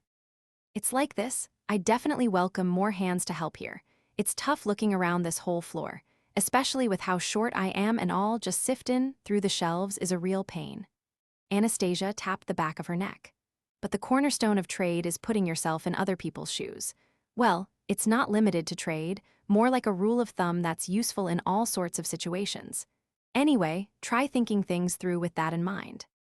Think about it from the other side's perspective, but who is the other side? The person who made this tower, set up the examination and placed Shala here, that person. Think from his perspective. You can see it once you do, right? What a horrifically twisted personality. Like we can't even imagine, probably. Anastasia nodded in agreement with Subaru's answer. Emilia and Julius had troubled expressions as they heard that answer because they were earnest and good-natured. Subaru and Anastasia were both on the more twisted side of the spectrum, which was why they were naturally in sync on this. Anastasia's right. If a twisted jerk wanted to make it even harder to clear the tower, then. Shala, there's something I want to ask you. Come here a sec. Master, hold on, I'll be right there. Without anything else to do, Shala had been playing with Meili near the stairs leading down, but she leaped up when Subaru called her. She literally flew through the air and slid across the floor, landing in a formal sitting position right in front of Subaru. What is it? What is it? Is there something you want me to do, Master? I feel guilty when you look at me so excitedly. Anyway, you know where the stairs to the second floor. No clue, I've never been higher than the fourth floor before. In 400 years, that's really surprising. If what Shala says is to be believed, she has spent 400 years in the tower. If she really did just stay focused on watching the dunes outside that whole time, her level of devotion is way too admirable. Enough that it would be hard to deal with being treated as a master by her. Shala, mind if I ask something too? Anastasia, who was in the process of laying out her own theory, interjected. You're what? The Great Pleiades Library's guardian, right? Like I said. I see, in that case my guess is 4, no, maybe 5. Ahem. The secret rules you were told in order to protect this tower. There are 5, right? Zahi. Anastasia wore an elegant, restrained smile when she saw how Shala was shaken. The way her wide eyes and shoulders twitched said everything, proving that Anastasia's suspicion was correct. But Subaru and the rest didn't understand what Anastasia was driving at. Rules and secret, what are you talking about? Why, you've got it wrong, Master. Also, it's not like I'm hiding things, I just didn't say anything because you didn't ask. I want to make sure the record shows that. Just spill it already. Shala frantically tried to cover her ass after her secret was revealed, but Subaru didn't give her anywhere to run. Realizing that she wouldn't be able to wiggle her way out of this, Shala remorsefully touched the fingers of both hands together. Hypothetically speaking, if you all tried to secretly leave the tower behind my back, I would have to mercilessly kill all of you. Where'd that come from? It's got nothing to do with wanting to do it or not, it's just a hypothetical. If anything, it's something that I can't disobey. Subaru's eyes widened at the sudden declaration of hostility, and Shala shrank down on herself and shook her head. Sitting on the ground and grabbing her legs, she trapped her voluptuous breasts behind her knees. There's no way I can kill Master. I'm the one who would end up getting killed, and that's the end for me. It's a massive pain in the ass. If you don't want to do it that badly, then just refuse. Don't tell me it's because of a contract. Subaru was getting a bad feeling as he asked that. For anyone thinking more seriously about Shala's identity, it was a natural thought. A guardian watching the shrine where the witch was sealed in the sage's stead, a being who had filled that role for several hundred years. Both in lifespan and mindset, that wasn't a human sort of feat. Are you a spirit like Biko? Beatrice had been bound to the archive of forbidden books by a non-existent promise for 400 years. She might even be exactly the same as Beatrice. Of course not, don't lump me in with those fluffy lightweights. Absolutely not. Also, why'd everyone's eyes get a lot scarier all of a sudden? Because about 80% of the people here have a connection with spirits. Including the one novice, 3 of their party were spirit mages. Another was a little girl who was a spirit, and another was a person whose body had been taken over by what was provisionally believed to be a spirit. The only people unrelated to spirits were the Oni girls waiting downstairs and Meili, who was watching in amusement as Shala wilted under their collective gazes. Fine then, what exactly are you? If you aren't a spirit, you don't have to be that desperate to keep to your contract. What are you saying, Subaru? Whether or not someone is a spirit or a spirit mage, promises must be kept. That's super important. Repeat after me. No, I admit I didn't exactly put that the best way, but it was a figure of speech. Promises are important, 3 times. Promises are important, promises are important, promises are important. Catching a rebuke from Emilia from an unexpected angle, Subaru earned his forgiveness by reciting the line 3 times. Setting aside their silly back and forth, Subaru struggled to accept Shala's stubborn stance.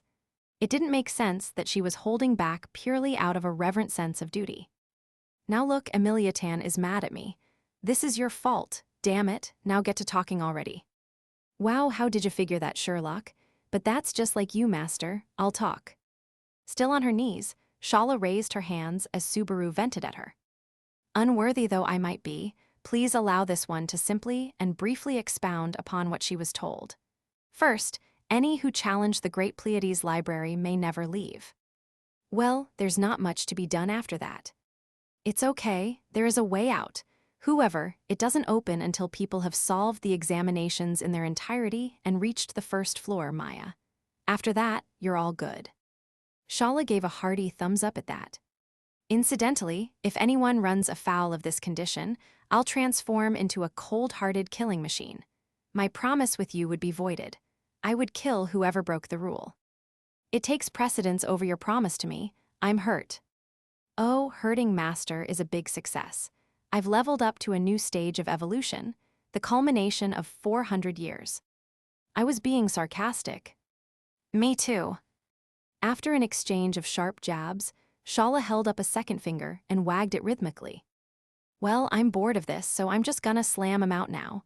1, it's forbidden to leave before the examinations have been completed. 2, it is forbidden to break the rules of the examinations. 3, it is forbidden to show disrespect to the library. 4, it is forbidden to attempt to destroy the tower itself. 5, 5, there isn't a 5. So there are 4 rules, but... Emilia accepted Shala's explanations and turned to Subaru, who was furrowing his brow. He shared her unease and concern. The rules that Shala had listed, assuming that it was even possible to make it to the end without breaking them. The one about it being forbidden to break the rules of the examinations bothers me. That would mean there are hidden rules that we do not know about.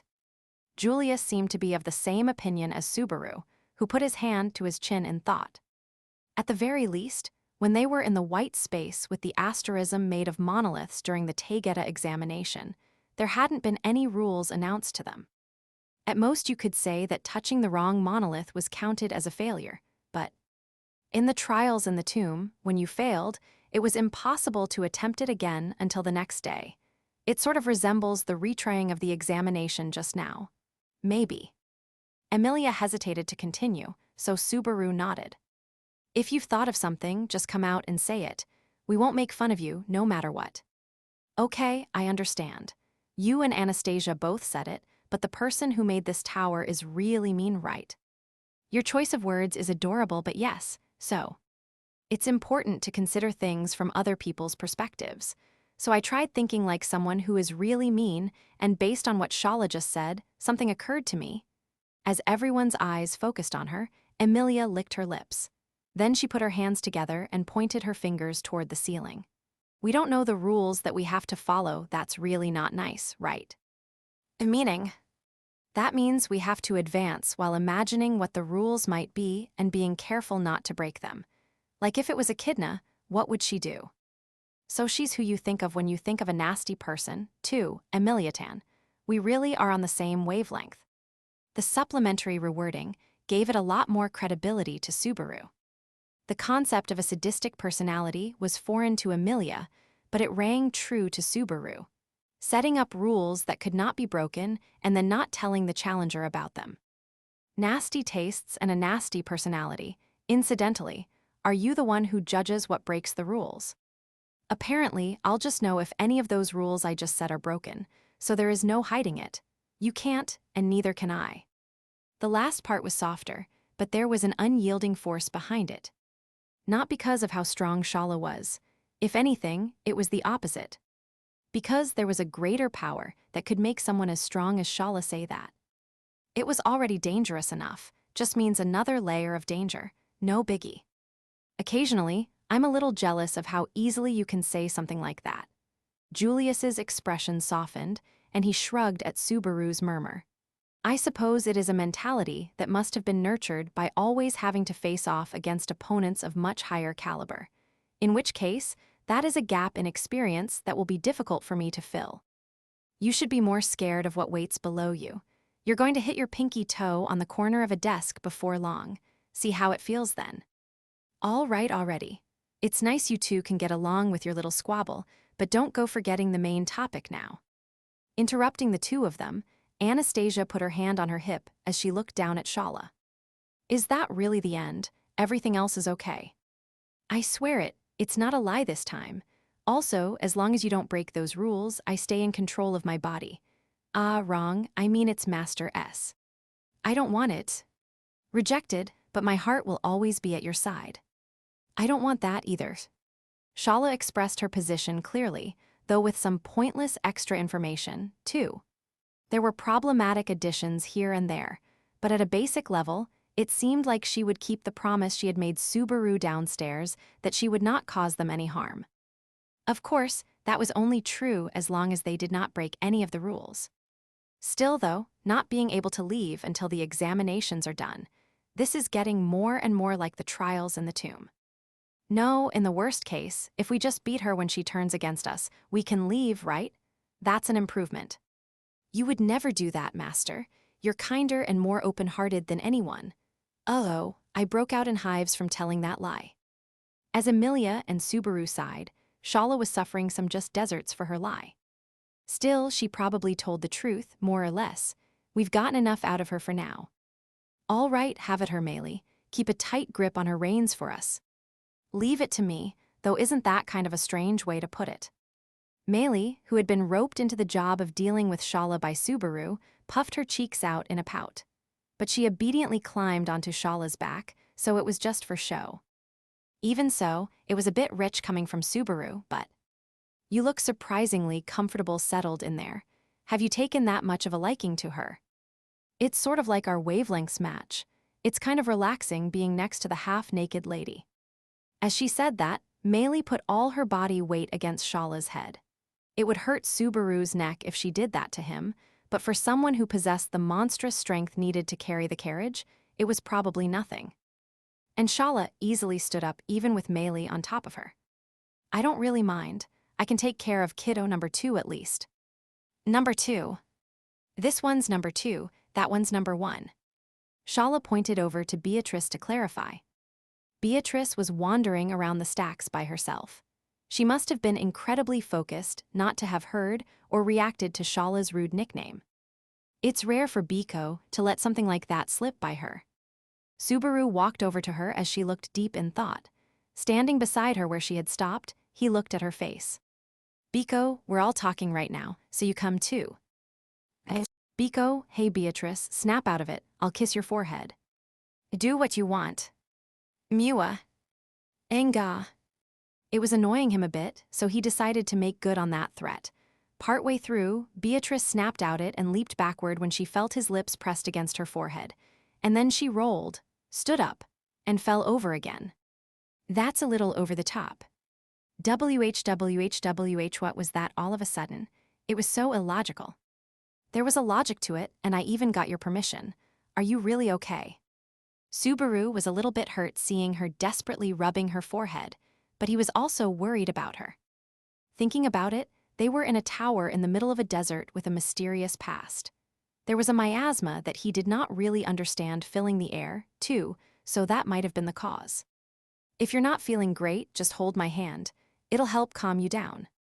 That's impossible given what just happened. Give Betty some time to calm down. Beatrice's face was red as she shouted. It was a shock to have her reject even holding his hand, but at least she was back to normal. It bothered him a bit, but he decided to save it for later. Now then, the next problem is whether we have no choice but to search randomly for the stairs to the second floor. As Subaru faced the shelves, Julius finished his thought. His expression was a little bit pained. He had been the one who had thought to report their findings back to the kingdom and gather more people to help tackle the tower, but the rules Shala mentioned completely closed off that route. They had to complete the examinations in order to be allowed to leave.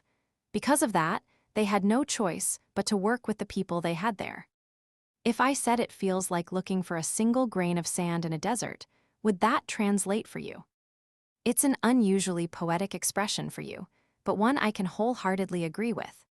Subaru and Julius were for once on the same page, as they faced the difficult task ahead of them. For the moment, they settled on looking for the stairs up to the second floor again. But just as Subaru decided to forget about the Taygeta archive. Hey, I was just thinking. As the two steeled themselves to challenge a new stage, Emilia raised her hand a bit. When they turned around, she cocked her head and put her finger to her lips. If someone who wasn't honest made a tower. Your word choice is adorable again, but please explain. Almost like a rerun from last time, but this time, Emilia elaborated. The location of the staircase, what if? 3. Whoever made this tower is a real piece of work. Standing before a long, tall staircase that led to the second floor, Electra, Subaru's anger exploded as he shouted. The location of the passage to the second floor that Emilia had figured out by imagining the personality of the person who had created the tower. The hiding place was. I thought if it wasn't inside the area on the third floor, then it must be somewhere else, like somewhere on the fourth or fifth floors that we hadn't checked closely yet. Emilia's expression and words were half happy at guessing correctly and half disappointed. She had been right on the money, and the stairs to the second floor were on the fourth floor, in the room right next to the green room where Ram and Rem were waiting, meaning the way up had appeared in a room that was definitely empty before.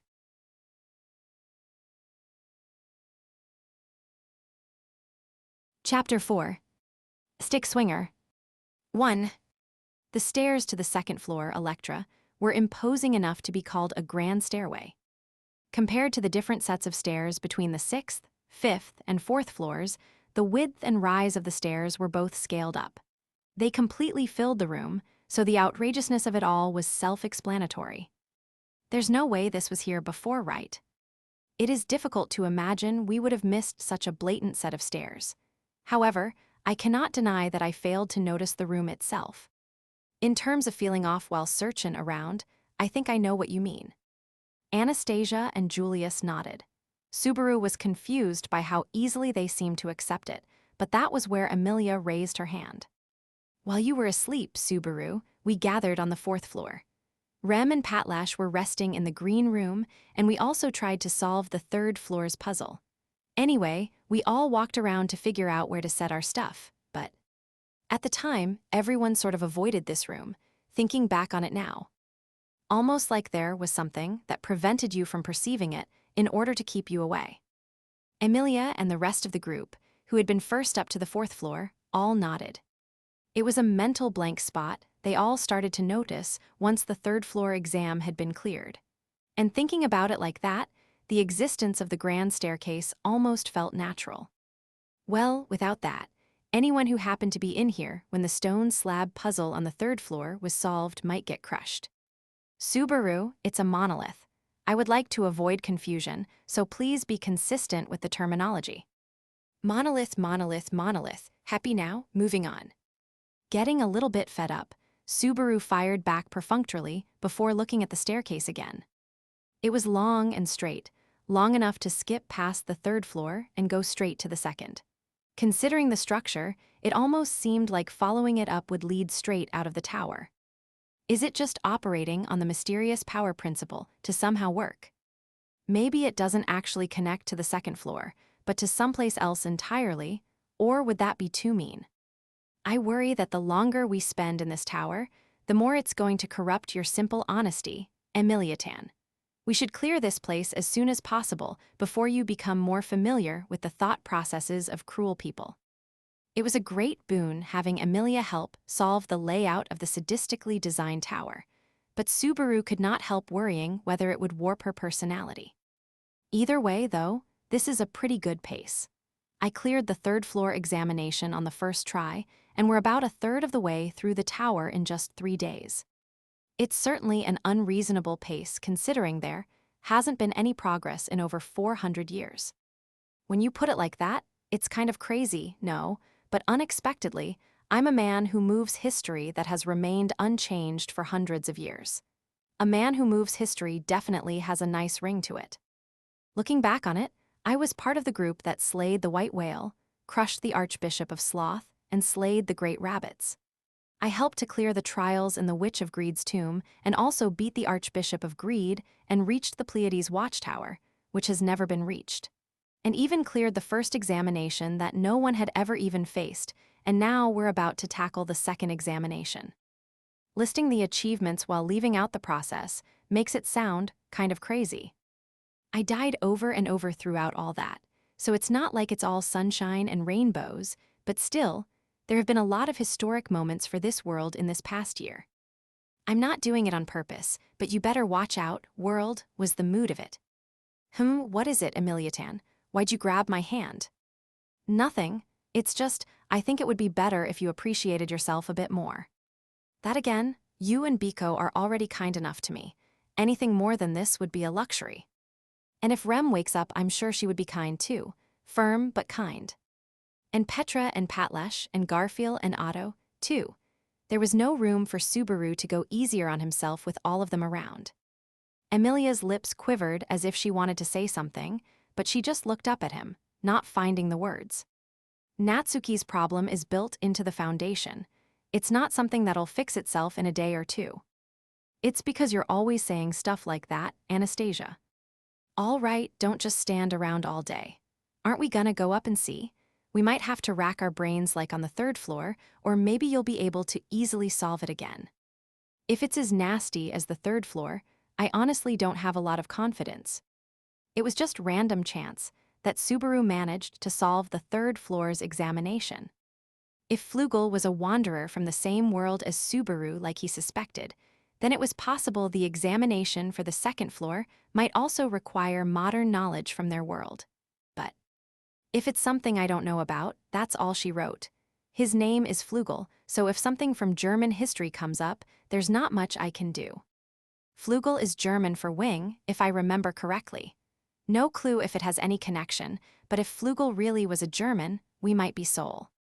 Not much point getting worried about it now, not with the next stage literally right in front of us. Can you call yourself a man if you don't go? Let's make it nice and smooth. Unfortunately, aside from you and me, everyone here is a woman. I'm just trying to get fired up, don't rain on the parade. All right, let's go Biko. Enga. Before his mood could get dampened, Subaru lifted Beatrice and started running up the stairs, ready to take the whole long staircase in one go. Da-da-da-da-da-da. Ah, wait, Subaru. Following in the wake of Subaru's furious dash, Emilia and the rest of the party took to the stairs. Subaru and Beatrice ran at the head of the line, leading the others. Beatrice dexterously adjusted herself inside Subaru's arms, her blue eyes narrowing. The space here must be warped. Even going up in a straight line this long, there is no indication of leaving the tower. It might just be that we couldn't tell from the outside that the tower had this sort of shape. An area where this staircase juts out, it would look strange from the outside, which would make hiding this whole stairway pointless. Yeah, I just wanted to put it out there. Agreeing with Beatrice's theory, Subaru looked up as he panted a little bit. It's strange. Even after running up this far, there's no sign of the next floor. Even running this much, it feels like I'm going up the down escalator. Emilia Tan's idea is starting to feel a lot more like a real possibility. She had mentioned the potential existence of a staircase appearing that did not actually connect to the floor above. Just as that thought made Subaru shudder, the space over his head opened without warning. Whoa, hiya. The seemingly endless grand staircase suddenly ended in a white light that swallowed up Subaru and Beatrice. The stairs had suddenly ended, and Subaru stumbled as he came to a stop in what had at some point become a new room. It was another white rooms. So it would seem. Stopping in their tracks, Subaru gently set Beatrice down on the floor. A white space, just like where the third floor's examination had been held unfolded before their eyes. The floor and ceilings looked infinite, creating an incomprehensible space that disrupted all sense of depth perception. Wah, this room again. The only thing that stood out as different in the white world was the staircase they had just climbed. And Emilia and the rest who had followed Subaru began to appear from it one after the other. Anastasia, who was the last to arrive, looked around restlessly. Another white room? Don't tell me we somehow ended up back at the third floor. I don't think so. It was 54 steps to go up from the fourth floor to the third floor, but this was 444 steps. That's almost 10 times more steps. Why you counted, Emilia Tan? Heh, actually counting steps in a staircase has been a bit of a hobby lately. Why are you patting my head? Anyway, that's a great observation, Emilia Tan. If this really is the second floor like we hope then. The examination should start. Most likely, that is the signal. Dodging Emilia's question, Subaru looked at where Beatrice was pointing, the place right in front of where the stairway led out. There was an object there that made its presence felt. On the third floor, Taygeta, there was a thing like that in the center of the room, too. Touching it was the signal of the examination's start. If the setup was the same, then most likely. It's not a monolith this time, it's a sword. Julius's yellow eyes narrowed as he looked at the object sticking out of the ground in the middle of the room. As he said, it was different from the slab on the third floor. A sword was standing with its point sticking into the white floor. The naked blade sticking straight up out of the ground looked terribly beautiful to Subaru. It didn't have any ostentatious decorations, and he couldn't comment on the quality of the make or material. But the way it was, bare of excessive ornaments, just the minimum amount of steel needed, felt beautiful to him. So is this supposed to be a sort of selection or something? Julius raised his eyebrows at Subaru's comment, but managed to control himself. Leaving his shock aside, Subaru looked over to Shala first. The words, "Whatever you ask, I don't know," were written all over her face, so he did not bother asking. Subaru. It's okay, I think. There's no way some instant death trap is going to spring on it or something. Nodding at Emilia, who looked worried, Subaru slowly walked over to the sword.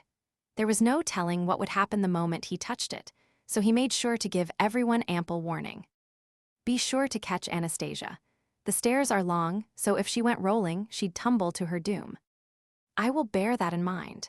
You should stay vigilant for Lady Amelia and Lady Beatrice as well. It'll be fine, I will be sure to protect Subaru. Yeah, I'm being protected. Amelia flashed Subaru a thumbs up, and Julius sighed a bit at how fired up she was. Seeing that, Subaru stood in front of the sword. It was close enough to touch. At that point, it started to feel real. Unlike the monolith, it didn't seem to be some sort of mysterious object.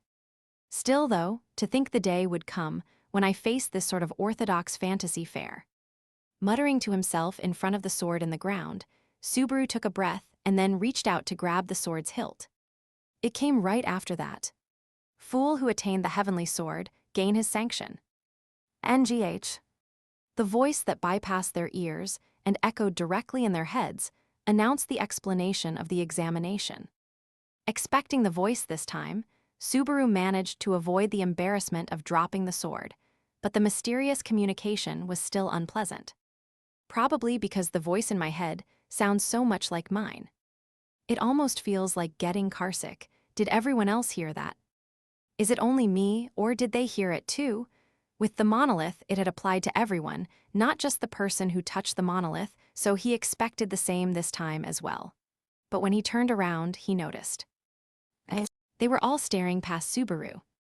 Drawn by their gazes, he turned back around. From the ground in front of where the sword had been standing, a single shadow appeared. Fool who attained the heavenly sword, gain his sanction. It was spoken at a quiet murmur, but it resounded loudly in Subaru's ears.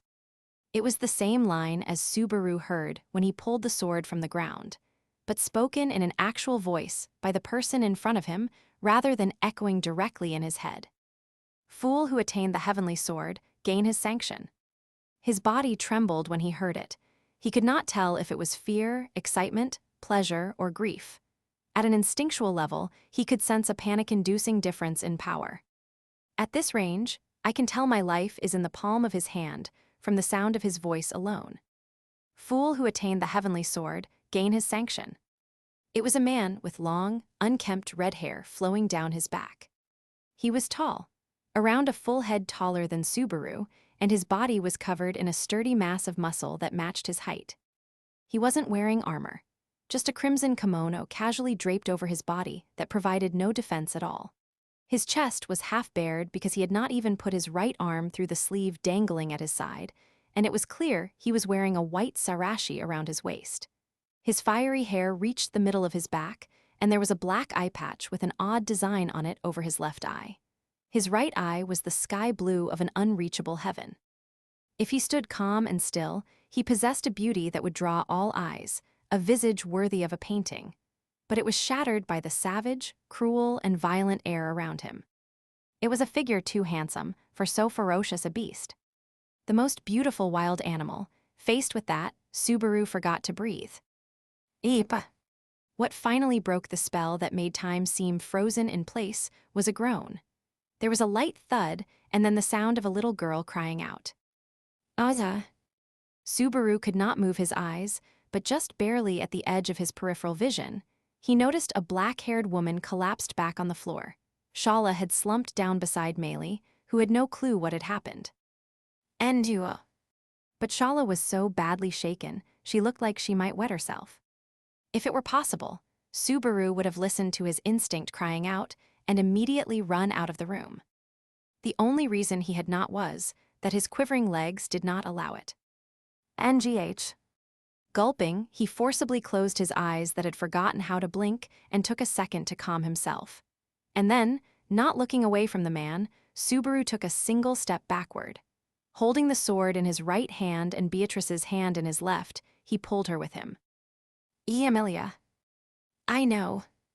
Making sure not to leave her behind either, Subaru called out to Amelia, who had frozen too. Amelia's voice was trembling as she nodded. Unable to keep his knees from wobbling, Subaru slowly moved back in time with her. Fool who attained the heavenly sword, gain his sanction. They put some distance between them, but the man still did not move. He just repeated those words. Fool who attained the heavenly sword, gain his sanction. Backing away while keeping every last nerve focused on the man, Subaru made it next to where Shala had collapsed to the ground. Her face was still twisted in fear, and Meili was holding her arm, unable to move. Fool who attained the heavenly sword, gain his sanction. The couplet he was repeating was the prompt for Electra's examination. There has to be a reason why he's repeating it. The words I heard when I pulled the sword out and him repeating them, fool, sanction. Fool who attained the heavenly sword, gain his. Subaru's thoughts accelerated as a terrifying conclusion started to take shape. And just then, there was a change in the man's voice. A change forceful enough to shock Subaru and the rest. Full heavenly sword gain, what's happening? EDK, wah. The man's speech started to break down, and then it came out in a rush. Whimpering at that sudden outburst and unable to bear it, Shala leaped onto Subaru. She clung to him for dear life, and he went tumbling, unable to properly catch her. That hurts, Shala, what are you? Oh, master, save me, master, I don't wanna, save me. Shut up, squealing hurts my head when I'm hungover, quit bitching already. Before Subaru could calm her down, Shala reached her mental limit. She passed out and went totally still, which was a 180 from how much she had been struggling before. Her arms were still wrapped tight around Subaru's waist, but she was out like a light. Wait, seriously. Burbled. Conveniently conveying the fact that she was unconscious, Shala made a complete retreat from the front lines. Her reaction was completely and entirely outside Subaru's expectations. Her fighting strength, at least, was the real deal, so for her to be that scared. It seems fair to believe that you are not an average person. Wah! A single step rang out as the annoyed man growled. It was the sole of a white shoe hitting the ground as an elegant knight stepped forward. In his hand was the sword that Subaru had dropped when he got bowled over by Shala. It was Julius, his expression stiff. Who are you? Actually, where even is this? Is this supposed to be some kinda joke? No, not in the least. We are also quite confused. You suddenly appeared here. I hope you understand that we cannot help but be on our guard. The hell, don't gimme that complicated shit, and don't talk like my follower. What are you, my apprentice? You aren't. And if you aren't, then don't pull any confusing shit. The man responded with annoyance to Julius's polite, but guarded gaze. It felt a lot more human than before when he was just repeating the examination's couplet, but it was undeniable that they were not really managing to communicate with each other, either. A babe, a sexy babe, rugrat apprentice, and a small fry. Unfortunately, I am not your apprentice. Kay, the way you say that makes you sound more and more like him. Quit copying him. Hearing Julius's rebuttal, the man smiled for the first time as if in a good mood. It was like a shark smile. Finally, that smile at least makes him seem ever so slightly human. Or maybe it's confirmation that he's a sentient life form we can actually communicate with. Hey you, explain, what is this place? What you do to me? Don't give me any lip neither, spill it. Suddenly appearing out of nowhere, acting all high and mighty. Subaru clutched his chest while forcing an answer to the haughty man standing before them. The man rumbled in annoyance. Ah, the hell do you think you are? What are you sleeping there for? Look at you. Sleeping on a bed of tits with that sexy babe there? Trade places with me. Unfortunately, out of respect for her feelings, I'll have to decline. Working his trembling knees to the limit, Subaru somehow managed to stand back up. In the process, he did not take enough care of Shala, and her head slipped down to the floor, but he couldn't afford to split his attention. But, the hell are you? You messin' with me. What, you staring at my face, Well. There was a sharp sound, like teeth being grit as the man grinned ferociously. And then, ignoring Subaru and his confusion, he turned his one eye to look all around the white space. And then, oh, right. He nodded to himself, as if understanding what was going on. Got it. Well then, shall we start? Start? Wait. You've been moving things along at your own pace for too long already. Who asked you? My sleep talk should have explained it more than enough already. You should try listening when people tell you things. Already. Fool who attained the heavenly sword, gain his sanction. Subaru's eyes spun as he struggled to follow what was going on. In his stead, Emilia murmured the couplet that had been repeated so many times already word for word. The girls were just starting to recover from the shock. Emilia and Beatrice and Anastasia and Maylie were all coming to their senses, everyone other than Shala. Ka, that babe is different from you, small fry. If I had my real body, you'd be my partner tonight, looking closer, your pretty crazy hotness. What's with that face? Talk about looks that could kill. Hotness? You're the examiner here, is that about right? The man had an almost lustful glint in his eyes as he looked at Emilia. Cutting in between the two of them, Subaru pointed at him. The man's shark-like grin widened when he heard the question. How should I know? Not like I give a flying fuck about titles anyone else gives me. If you want to actually talk with me, then try to make me move even one step from this spot. He was calmly standing there, while entirely defenseless. But they couldn't just laugh it off, because they realized that the requirement he'd set was hard enough to be worthy of being called an examination. Fool who attained the heavenly sword, gain his sanction. If he is the fool who attained the heavenly sword, then that being the way to get his sanction is a relief. Now it's just a simple question of whether moving him is even possible. I am Julius Juukulius, Knight of the Royal Guard of the Kingdom of Lugunica. Before the battle, or rather, the examination, began, Julius introduced himself as etiquette demanded. It was both fair and the barest level of respect that should be paid an opponent preceding battle. The man's blue eye lit up. He seemed to be enjoying himself and was exuding an abnormal aura. I don't have a name worth saying, I'm just the stick swinger. The examination for Electra, the second floor of the Great Pleiades Library. Time conditionally unlimited. Attempts conditionally unlimited. Challengers conditionally unlimited. Examination start. 2. And so the test began. The location was a white space on the second floor of the tower. The examiner was the red-haired man with a shark-like smile standing calmly in the back of the room. An unbelievable amount of pressure was coming from the man who identified himself as only stick swinger. There was also the way he had appeared. He had made Shala, who was at least technically keeper of the tower, faint the moment she saw him. He was quite clearly not just an average person. And so, allow me to go all out from the start. Leaning forward, Julius advanced with those words. From his hand flew the sword that had been sticking out of the floor in front of the stairs. Spinning vertically, it traced an arc toward the man and landed sticking out of the ground right at his feet, just where Julius had aimed. The man could easily reach his hand out to take it, as that was what Julius intended. Throw in me a sword, you got a death wish. Unfortunately, attacking an unarmed opponent would be shameful for a knight.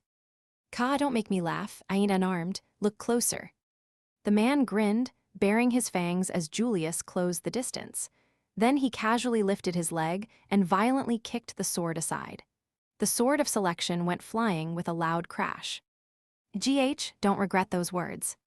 After his opponent completely ignored his desire for a fair fight, Julius's face tensed as he drew his knight's sword. The slender sword flashed in a straight line, becoming an iron hammer to judge the man so unchivalrous as to dishonor a serious duel. The lightning charge. Spare me the cute howls, dumbass. You've got a pretty face. Careful you don't get me excited about making you cry. WHGH. There was a thunderclap as the thrust aimed straight at his torso stopped. Of course, Julius had not stayed his hand. He always exerted himself. So it wasn't him who stopped the thrust, but the shark smirking at him. That can't be. Better learn to believe your eyes. Start there, that's step 1. Stick Swinger was grinning ferociously as he scratched his chest disinterestedly with his right hand. But his left hand had stopped Julius's sword with terrifying precision. And wooden sticks. No chopsticks, they're chopsticks, just right for a little appetizer. That's why I always carry a set on me. He was holding 2 slender wooden sticks covered in black lacquer. Those are definitely chopsticks. I only found out they exist in this world, too, when we were in Prestella, but he's the first one I've seen able to really use them perfectly.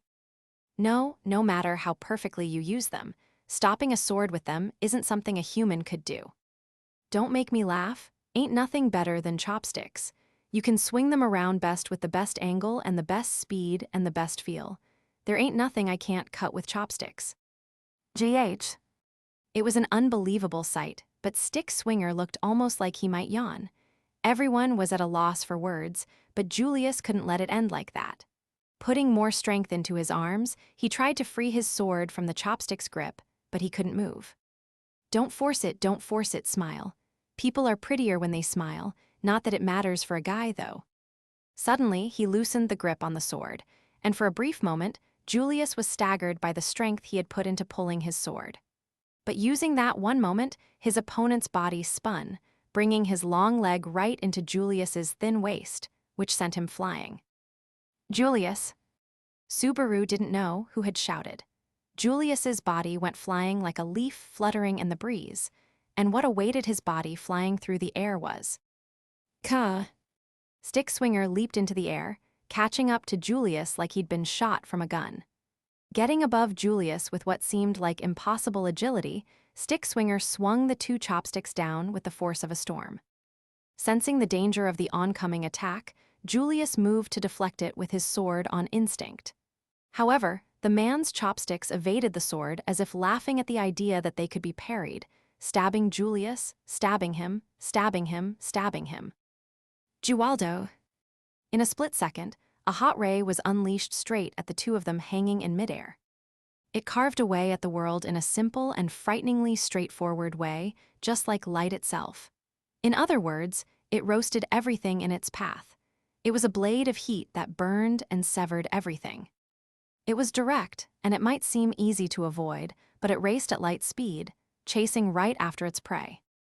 Even Stick Swinger wouldn't be able to anticipate a beam attack from someone outside the ring. My sword can even cut light. Before they even could hear what sounded like mere bravado, the chopstick attack he unleashed tore straight through the heat ray. Everyone's eyes widened at the unimaginable, unbelievable scene.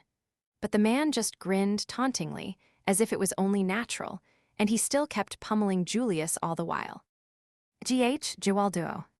Her bloodshot eyes were totally focused as she cast again. Spreading her hands wide, casting the heat ray spell again was Anastasia, a deadly determination coloring her beautiful face. Her fingers were spread, and from their tips, 10 separate rays fired, all right at Stick Swinger. And Stick Swinger picked an astonishing way to avoid getting hit.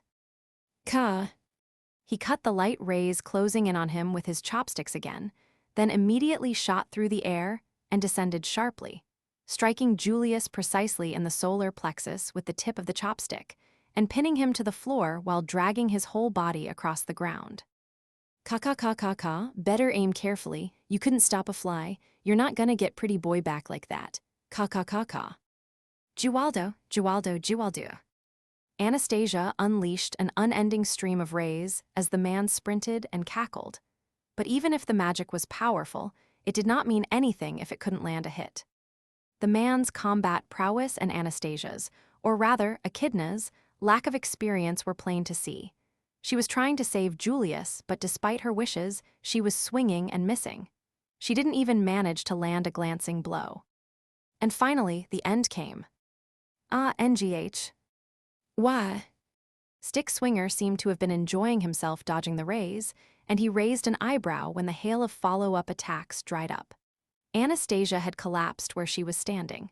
Seeing blood running from her nostrils, Subaru remembered. Echidna had said that using her trump card meant heavily straining Anastasia's body. Lady Anastasia. Seeing his liege collapse, the knight who had been stuck on the defensive leaped into action. Having been dragged across the ground and hammered with a storm of chopstick strikes all over his body, Julius twisted around, undoing his royal guard mantle to deliberately cause a change in the friction. In the momentary opening that created, he escaped his opponent's merciless attacks. From there, in a position that was almost lying on the ground, Julius spun his long legs, kicking at the back of his opponent's head. The man dodged it with nothing more than craning his neck slightly to the side, but he leaped far away from Julius's breakdance-style movement. That was more my style. Gimme more of that good stuff. I do not have time for your blather. Out of the way. It was an overwhelming difference in strength. Even fully knowing that, Julius still roared, charging toward the man. Despite such an intense barrage of attacks, he had not let go of his knight's sword, and it lashed out like a snake. Even driven by righteous fury and a sense of duty, it was a beautiful and elegant attack. It was possibly the most advanced attack he had learned as a knight. Subaru could not begin to guess how many weeks and months of hard work, sweat, and blood it had taken to learn. And yet, what's this? Don't make me laugh. Get serious. Are you really trying? If this was you really trying, talk about a serious letdown. The thrust was stopped, the slash was deflected, the series of attacks were all swatted aside, and the finisher was finished. All the swordsmanship that Julius had built up, all that he had trained as a knight, they were all beautifully, terrifyingly, cruelly twisted about by the man who called himself Stick Swinger and his 2 chopsticks. With just those 2 sticks, he trampled all over half of the life Julius had lived. That ain't it, kid. What are you doin' fightin' by yourself? That ain't your style. That's why you're boring. If you want to go to your woman, then have at it. Go cry in her lap, goddamned useless, ugly swordsman. For just a second, an emotion appeared on Julius's face. Rage, hurt, despair, regret. Whatever it was, though, it wasn't something someone looking in from the outside could know. Julius's sword flashed, tracing a silver path it had repeated tens of thousands of times before. And yet, in a way that was clear for anyone watching to see, it was an attack filled with doubt. The next instant, the flowing chopstick easily cut his steel sword in half. With a light snapping sound, Julius's knight's sword broke in 2. Julius's yellow eyes watched in shock as the end of his sword went flying. What broke just now wasn't only his sword. Go to sleep. With that venomous blast, a horrifying iron fist hit Julius directly in the side of the head. It was the most simple, fundamental sort of violence in the world that was nothing but the body, a weapon that had existed since the time before humans knew how to use tools. The merciless attack hit Julius's face hard enough to dash his handsome visage. The overwhelming force severed his consciousness in an instant, and he went flying like a rag doll, rolling and sliding terribly across the ground, landing right next to Anastasia. The pair were both unconscious, which almost seemed like a strange bit of consideration from the ferocious wild beast of a man. Now then, next is. Cracking his neck like he had finished his warm-up, the man looked at Subaru. It might have literally been nothing more than a warm-up for him. In the time it took Julius to rush in, get pummeled in a one-sided fight, then have Anastasia intervene before both of them ended up unconscious only, maybe a minute or 2 had passed. It had been so fast that Subaru didn't see a single chance to help. He had only been able to stand there like a post. And not just him, either, Emilia and the others beside him, too. Icebrand Art's icicle line. Or not. A pale light danced in the white space, practically driving that point home. 3. It was a gleaming dance of pale blue light, small fragments of ice only barely visible to the eye, icicle line, a barrier of ice born of Emilia's overwhelming magic power. I just want to check one thing. Deploying a limited field of mana through which she channeled her magic power, Emilia created a type of barrier before calling out to the man in the center who was scratching at the eye patch covering his left eye. Oh yeah, go ahead and ask hotness. My name is Emilia, just Emilia. Didn't we just have to make you move one step? You were really running around just now. After introducing herself, Emilia voiced the obvious question.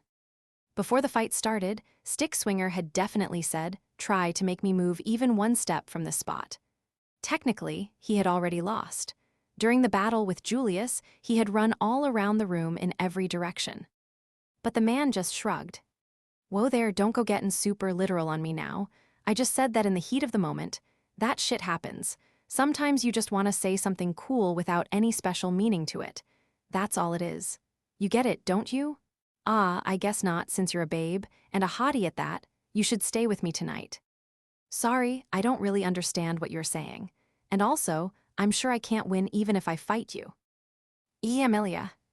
Despite calling upon her vast magic power and fully ready to fight, Emilia still made that declaration without any hesitation. Hearing that, Stick Swinger's eyes widened, and Subaru struggled to just say her name as he froze on the spot. She apologized to Subaru before continuing. You seem really strong. I could tell just by watching, but we still have to get through this examination somehow. So could you please give us some way we can win? If I can make you move one step, then that's a win for us. Let's have that be the challenge. Is that okay? The man fell silent as Emilia made her proposition. Subaru was blown away by the terms. It was too absurd and utterly shameless. Stick Swinger was silent, thinking for a moment about that request. Kuh. He laughed, his teeth grinding together. His blue eyes opened wide as he looked at Emilia. Nice, I don't hate that. You got guts saying something like that to me. You're the biggest idiot I've seen since Trisha. I like you. Does that mean we pass the examination? Don't get carried away, but fine. I can't help but put on a show for a babe like you. I'll let you have it your way. So, if you can make me move even one step, then it's your win. Hearing that, Emilia nodded and then turned her gaze to Subaru. Take care of Anastasia and Julius. Heal them. W8, you saw what just happened, right? If you go in without a plan. It's okay. He doesn't seem to be trying to kill us, and I'm going to try going all out too. Emilia was fired up, brushing off Subaru's attempt to stop her. She took a step forward with a determined look on her face as she pointed both of her arms at Stick Swinger. With this much distance between them, she could unleash her magic on him without fear of retaliation. Hey, hotness, that ain't very ladylike. I learned from my knight to do everything I can. Stick Swinger crossed his thick arms and grinned broadly as he stood there in an overwhelmingly disadvantageous position. Aiming right at his smile, Emilia raised her voice on the last syllable, unleashing a stream of ice weapons in the glimmering field of crystals, accompanied by the crackling sound of the atmosphere freezing. Swords, spears, axes, halberds, arrows, all sorts of weapons. Icebrand arts, icicle line. Using her extreme levels of magic power, she could cause untold destruction in a confined space. It was a powerful move that Subaru had thought up, and she was activating it now. Yeah.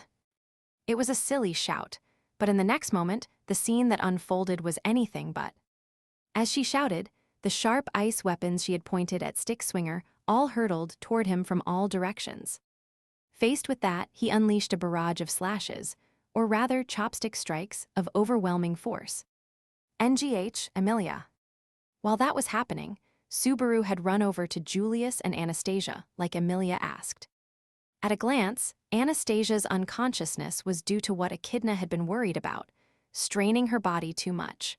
Her nosebleed had already stopped, and there were no obvious external wounds. And even for how one-sidedly Julius had been battered, there were no wounds that were life-threatening. But the fact that he had been hit so many times was proof that if his opponent had been wielding a sword, he would have been killed more than 100 times over. The two of them will be fine, I suppose, but... I know. He cut off Beatrice, who had also come over to check on them. They had confirmed their safety, but the beast who had done that to them was the same man Emilia was currently butting heads with. He seemed to be enjoying himself as he swung his chopsticks, catching a fragment of ice in his mouth and biting down on it. In that one swing, he tore an ice sword and ice axe that were flying at him in half. The broken ice weapons glowed faintly for a moment before dissipating, creating a light show that only served to illuminate the beautiful savage's rampage, making the scene look like a fever dream. But even while doing all that, he isn't moving. Once I get going, you can be sure I'm gonna make a show of it all the way to the end. Have some manners. If a man can't show off while he straddles the line between life and death, then when else is he gonna do it? Laughing scornfully at Subaru's words, Stick Swinger was practically humming to himself as he intercepted all the magic. And while his upper body was moving wildly, his lower body was not. Both legs were planted, immovable as mountains.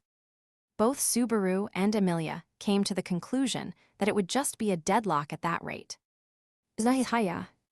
And so, to break the stalemate, Emilia charged in bravely. Her slender frame danced as she swung her arms up, creating an enormous battle axe made of ice. Emilia spun as she slammed it home at him from above. Ka-ka! He thrust his chopsticks straight forward in the battle axe's swing. The slash fell, and he ever so slightly deflected its path with the chopsticks, making it just barely slip past him and crash into the floor.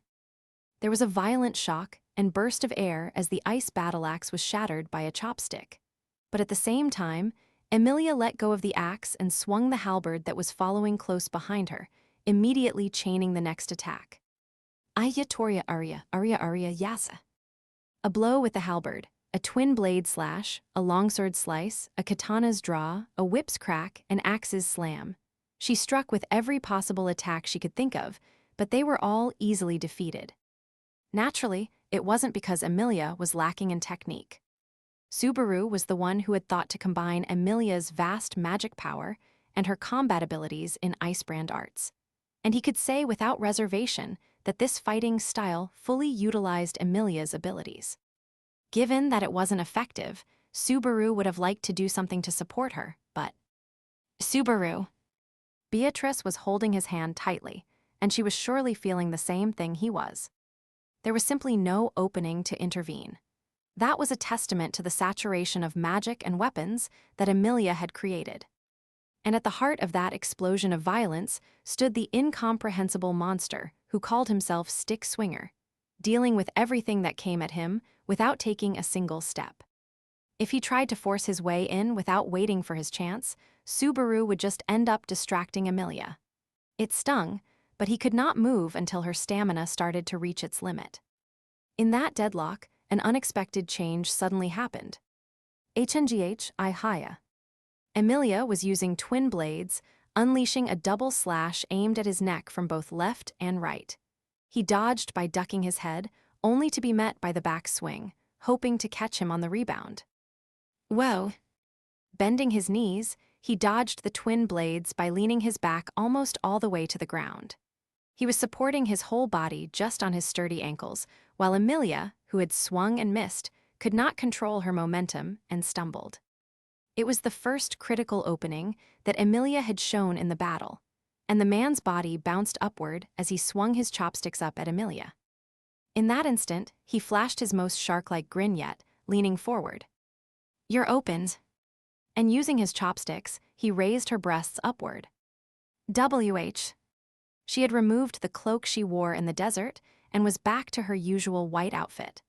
The man grinned vulgarly as he used the chopsticks to fondle her breasts obscenely. Perks of fight in a babe, don't go getting mad at. Hiya. BWAs. Emilia clasped her hands over her head. An ice glove formed around them, which she swung down, hitting Stick Swinger on the crown of his head. It was hard enough that the ice shattered in a single blow with a loud, hard thud. The force of the impact made him shout and cradle his head as he rolled around. That hurts, the hell's wrong with you? Usually a woman's moves will get duller if someone does something like that. You didn't hesitate at all. What, you just touched my body? You were full of openings. The hell, who raised you? What were your parents thinking? Rubbing his head, Stick Swinger was sitting cross-legged on the ground as he howled. Emilia blinked in surprise and touched where the chopsticks had caressed her. Did I say something weird? Hey, do something about her. Take her outside once in a while. Lame ass, you're her chaperone, right? Get your act together already. That hurt, damn it. Quit screwing around yourself. The hell do you think you're doing to Emilia Tan? Pervert, shitstain, archbishop. Subaru roared back at Stick Swinger for copping a feel. In that moment at least, he was outraged, forgetting all his fear and awe of the wild and outrageously powerful man. Subaru, calm down. Betty understands how you feel, but look closer. Ah, look at what? His feet. Beatrice pulled his sleeve, snapping Subaru back to his senses. And doing like Beatrice said and looking at the man's feet, his eyes widened. He moved, and not just one step either. Ah, he did. Hooray, I win. The man fell silent as Emilia put her hands together and leaped in the air. In response to her celebration, her ice magic transformed into flowers, blooming in celebration of her victory. She had cleared the condition he had set of making him move a step. It was clear for anyone to see, so long as the man in question didn't contest it. No matter how it happens, a win is a win, so what are you going to do? Unlike Emilia, Subaru didn't have high expectations for the man's willingness to honor what he said. It was hard to expect much of him given all that had already happened. But despite Subaru's concerns, no help in it, I said what I said. Getting tripped up by wantin' to perv a bit ain't funny, but it is what it is. Why you'll accept it? The hell do you think I am? If I disputed that, then what would be the point of showin' off in the first place? Just make me look bad.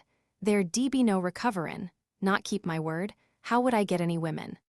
At the moment, I'm not sure how you could look any worse given the way you lost. Piss off, small fry, you heard me. Quit howlin', small fry. Anyway, hotness there one, I'll let her through. That's what I said, so them's the rules. He violently rubbed his head, but Stick Swinger acknowledged his loss without any arguing over it. Is he gracious or terrible? Either way, though, Subaru did not intend to push the question. Julius and Anastasia both had been knocked out fighting him, but most likely, it wasn't anything a trip to the green room wouldn't fix. There really wasn't much to the examination for this floor, though. So you next, small fry, or one of the two rugrats. Just as Subaru was thinking about being able to go up to the next floor, his eyes widened when he heard what the man said. The next instant, it almost smelled like the air itself was burning. This man's presence couldn't even be compared to before. Subaru was slow to understand what was going on as his instincts cried out at the dramatic shift, as if everything up until now had only been child's play. There are 7 people in the tower. Your girl is the first one to pass. So who's gonna try to get past me next? The examination for Electra, the 2nd floor of the Great Pleiades Library. Time conditionally unlimited. Attempts conditionally unlimited. Challengers conditionally unlimited. Passed, Emilia. Not yet passed, Subaru, Beatrice, Julius, Anastasia, Melee, Ram. The examination continues. 4. Stick Swinger grinned as he announced the continuation of the examination. Wait. Wasn't the rule as long as one person passes, that's enough? Who said that shit, small fry? One person got through. Why should that mean everyone else does too? It's just common sense. Common sense. Small fry to the core, I just got a lecture about common sense from the absolute last person in the world I wanted to hear it from. Subaru groaned as the man rubbed his 2 chopsticks together while shredding Subaru's argument. In truth, Subaru was the one who had jumped to conclusions, assuming the clear condition of the 2nd floor's examination. On the 3rd floor, the examination had ended when the riddle was solved, so Subaru had just assumed that if one person cleared the 2nd floor, they would get access to another archive. If they all had to individually clear on their own strength, then getting past this challenge was practically hopeless. Especially after seeing how difficult it had been even once Emilia had negotiated an easier passing grade. Put bluntly, Emilia had the highest combat strength of everyone present. With Julius's contracts with his spirits broken, she was undeniably the strongest of them all. So how are any of us going to KO this guy on our own? Wait just a moment, there is a decisive mistake in what you said. Mistake? Subaru was shivering as he searched for some path to victory in such a one-sided situation. Then Beatrice spoke up as she gripped his hand tightly, like she was willing him to calm down. What? You're 10 years too early, girly, or at least 5. Come back when you grow up a bit more, get a little taller, and your tits and ass are more like Bam.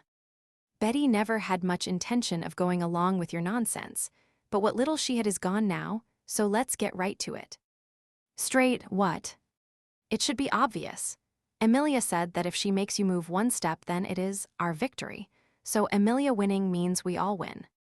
Subaru caught his breath at that and looked over at Emilia. He was shocked at the secret trick that she had intended that in her bold proposition from the start, but Emilia herself put her hand to her mouth and gasped. No, never mind. Right, I did say that, I said our, so. In that case, wouldn't that mean we all pass the examination? That is just a phrasing issue. I ain't letting you slide on that. I see, I understand. Sorry, Subaru, Beatrice, it didn't work. You're giving up too easily. Beatrice roared as Emilia withdrew with a delicate look on her face, but thinking about it calmly, it was a pointless bit of quick wit, though that just showed how hopeless the wall before them looked. Well, not like I don't get what the Rugrat's saying. Apparently, at the start, it was supposed to be more like, come at me however you want to see if you can beat me. That was the original idea. But just doing what someone else says is seriously boring, so I forcibly woke myself up. Like a forced reboot, or did a system failure happen? How the hell should I know? Use words I understand, kid. Quit saying shit like some old gray hair. The man's mood constantly shifted between good and bad. But from what he said, Subaru gradually started to understand what he was and what had happened in the examination system. So the examination was just all of us working together to meet the requirement, but because you woke up, we have to pass individually. But who knows which would have been easier. All of you teaming up to kill me, or gettin' a lucky shot by letting me rub some tit. Whoa. Watch your mouth, you damn molester. I'm still pissed about that. Subaru immediately let loose with a crack of his whip at that comment. Of course, even a surprise attack didn't catch him off guard, and he easily intercepted it with his chopsticks. I knew you weren't the type to swing a stick, but a whip, huh? You got some good taste, kid. Save the whip crackin' for your enemies and your girl. You sure look like an enemy to me. And just so you know, I'm planning on having a nice, wholesome relationship with Emilia. And I'm not planning on using a whip once we're together, either. Subaru, calm down, don't get baited. That's right, Subaru, there's no need to get so mad. He only touched my chest. He didn't do anything inappropriate. That is inappropriate, Emilia-tan. That's the sort of thing you're supposed to get mad at, hotness. Emilia tried to calm Subaru down, but Subaru and the man both interjected. Emilia's eyes widened at their unanimous warning, and Beatrice sighed heavily. Then, can I say something? A voice that had stayed silent thus far interrupted their strange conversation. I don't really want to say this, but we should probably turn back. Meili held up her small hand. She had Shala's head resting on her lap as she slowly shook her head. Her yellow eyes were clearly scared. I don't know how you can just talk normally with him. Mr. Knight and the scarf lady are both down, and the half-naked lady too. Shala's reason is different, but you're right, it is strange. Meili's timid opinion was a natural conclusion, considering the situation. If anything, Subaru, who was thinking about continuing to fight, was clearly anything but calm. He had been heavily influenced by Stick Swinger's overwhelming presence. Add to that, Emilia's groping plus Julius and Anastasia getting knocked out, and it became clear why he couldn't be objective, but... Hypothetically speaking, are we allowed to turn back and come in again? Stick Swinger's strength was on a completely different level of destructive power. With just 2 chopsticks, he had annihilated Julius, gone toe-to-toe with Emilia, and still clearly had plenty of energy to spare. It was no exaggeration to say he was on Reinhard's level in terms of power. They had absolutely no chance of winning. Having finally reached that conclusion, Subaru decided to retreat, and then... I'm out. I'm out, done, I don't care anymore. Seeing them focus completely on pulling back, the man responded like a child having a tantrum. Store S closed, beat it all of you, I'm bored, I can't do this. Sitting down on the spot with one knee up, he sent them back. Wait just a second, what the hell is that? Do you just decide whatever you want about this examination on a whim? Who asked you? I'm the only one left to judge things here. If I say I'm not gonna do it, then I'm not gonna do it. It was an outrageous thing to say, and Subaru had no idea how he should respond. The man continued. Also, when I don't feel like going at it, I don't play around. So you sure you want to do this? A deathly chill hit Subaru's body.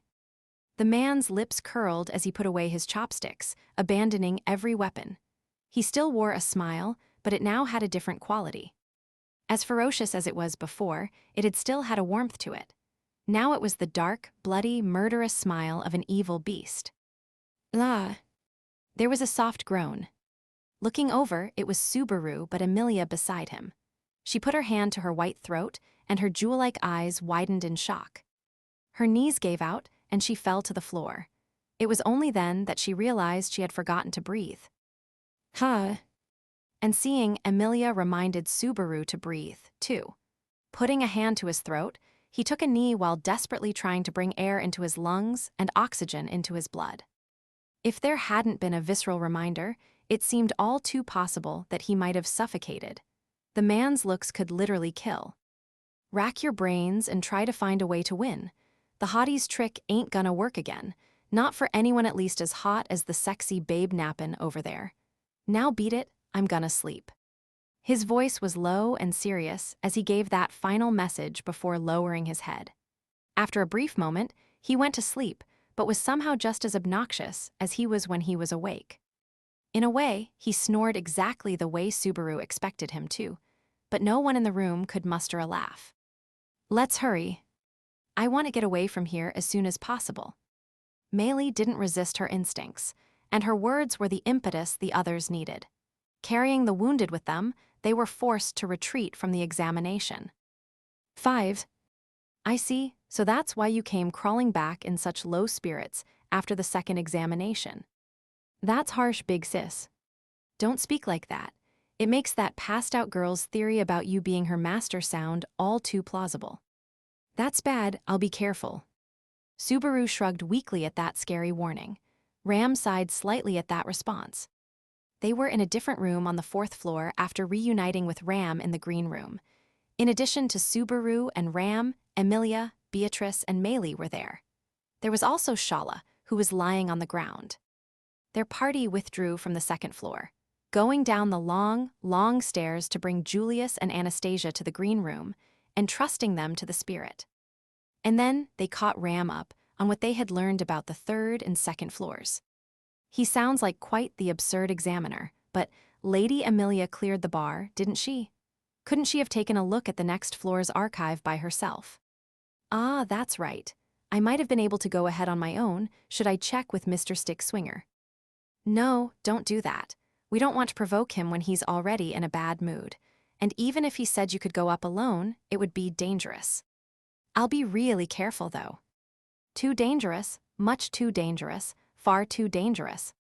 Subaru, Ram, and Beatrice immediately splashed cold water on Emilia's resolve. That said, they weren't holding her back out of an overprotective concern. With the 2nd floor's examination being what it is, the odds of something dangerous waiting on the next level went way up. Letting you go alone when there's no guarantee you can come back down is. Then we'll just have to work hard until we can all beat Mr. Stick Swinger together. It would certainly be nice to do that, but there was an argument to be had whether it was even possible. Their strongest fighter had only just barely cleared the hurdle after lowering the bar almost all the way to the ground, and Julius was currently unconscious. It'll be fine if he doesn't beat himself up too much about it. Are you worried about Julius? Who knows? Well, I guess I am a bit worried, but it's not that simple. After he lost completely to Stick Swinger in a head-on match, Julius's expression when his sword was broken stood out to Subaru. On second thought, he decided he was worried. Julius's swordsmanship had failed him. He had been toyed with like a child by his opponent and even had his sword broken. There's a spare sword in the carriage, but it's not that sort of a problem either. A sword can be reforged. Betty doesn't understand what there is to be so hung up on. You take good care of the stuff I made for you, like that handkerchief or mittens or apron, don't you, Biko? It's sort of like if those were destroyed, but on an even bigger scale. Sorry for saying something so foolish. Subaru exhaled and patted Beatrice on the head as she retracted her strong statement. He could not imagine how Julius would react when he finally woke up. Would he be depressed, or would he be able to at least act tough, like his usual self? Either way, Subaru did not know what to say, and it was weighing on him. And in terms of concerns, Julius wasn't the only one. What was with Anastasia, with Echidna's desperation? A big suspicion that stuck in Subaru's head was Anastasia/Foxidna's decision to interfere and directly support Julius in his duel. In the moment, Subaru and everyone else were all looking for the timing to do something to support him. But for Echidna to be the first to act was something he hadn't imagined. All through the trip, and even after reaching the tower, Echidna had never forgotten about acting like Anastasia, and she had kept her promise of taking care of Anastasia's body, too, as far as Subaru could tell. So why did she do that? When she first revealed herself in Pristella, Echidna had explained her connection with Anastasia and the issue that Anastasia's body had. Her gate was incomplete, so she couldn't absorb mana from outside and could only use magic by burning her own Odo, shaving away at her life. Why was she so desperate to help Julius? It did not look like some calculated move with an ulterior motive in mind. There was a genuine concern for Julius underneath that desperation. Lady Anastasia was just concerned about Sir Julius. There are more important problems to address first. The examiner, stick swinger. Yes, it may seem cold, but to me, the question of what will come of the examination is more important. If it cannot be passed, then we have no way to find out how to bring back Rem. Interrupting Subaru's thoughts was Ram, with what could be considered a cruel opinion. As she herself acknowledged, it was more than a little inconsiderate, but Subaru couldn't bring himself to criticize her. Ram's expression looked the same as usual, but there was a trace of impatience lying behind it. It was the irritation and unease of being right on the verge of finding a way to get her little sister back, but being just one step short of the answer. A kimono and an eye patch, red hair and a blue eye that sounds like an unpleasantly flamboyant appearance. Any thoughts on it? It can be hard to imagine without seeing the person yourself, but bluntly speaking, he was monstrously strong. Maybe Reinhard class. Sounds like a nightmare. Ram did not sound entirely convinced, but Amelia chimed in with her own confirmation. Subaru isn't lying. I haven't ever seen Reinhard fight seriously, but, I think he was probably about that strong. Then, trusting your and Barusu's description, if he is an enemy of a similar quality to Sir Reinhard, if we are talking about someone who can stand on the level of the strongest person in the world, then at present, each country has one. Reinhard is the strongest in the kingdom, and each of the other 3 countries have their own strongest, too. The Valachian Empire's leading general is Cecil's Segmund, the Blue Lightning, the Holy Kingdom Gusticos is the Mad Prince, and the Kararagi Federation's is Admirer Halibal. But none of them fit the physical description. No one with long red hair. The Mad Prince's description isn't known, so I cannot say there. Prince, a prince, huh? He didn't really feel like a prince, did he? The mad part of the title made it hard to say for sure, but while he had certainly been handsome, he did not seem like a royal. His was more a savage sort of beauty, the kind that was allowed because it existed in the wild. In which case, could he be some sort of martial artist unknown to the world? He wore Kararagi clothes, and he was proficient with chopsticks, I suppose. That's too different from how they are intended to be used, so I'm not sure you could really call it proficiency. And Subaru couldn't really imagine him being some great martial artist who was unknown to the rest of the world. With how strong he was and how grandiose he behaved, it was hard to imagine him staying anonymous. And he's part of this weird tower, so there is the question of whether he is some random strong person or if there's some deeper connection. Hey, mister, got a second? Ahem. The half-naked lady seems to be waking up. Meili, who was devotedly lending Shala her lap to rest on in the corner of the room, raised her hand. Like she said, Shala was still resting her head, but her body was stirring almost seductively as she started groaning. And as everyone turned their gaze to her, her eyelids slowly opened. Master, don't leave me alone. I don't want to be by myself anymore. Don't say something that pulls on the heartstrings right when you're still half asleep. Are you actually awake? I was hoping you'd be moved if I said something touching, but I guess it was no good. But I love that part of you too. Making me worry for nothing. Swinging her long legs up and then back down, Shala nimbly stood up. Her long hair swayed as she looked around the room, then cocked her head. Huh, why are we here? Didn't we get past the examination, thanks to Master's dramatic insight, and head up to the next floor? Yeah, that wasn't a dream. That happened. Then Master held me and said, I'll never let you go. That part was a dream. You fainted right at the start of the second examination. Shouting at Shala, Subaru tried to get her to remember what happened right before she collapsed. But Shala snorted as if laughing at the idea. Passed out, There's no way I would do something pathetic like that.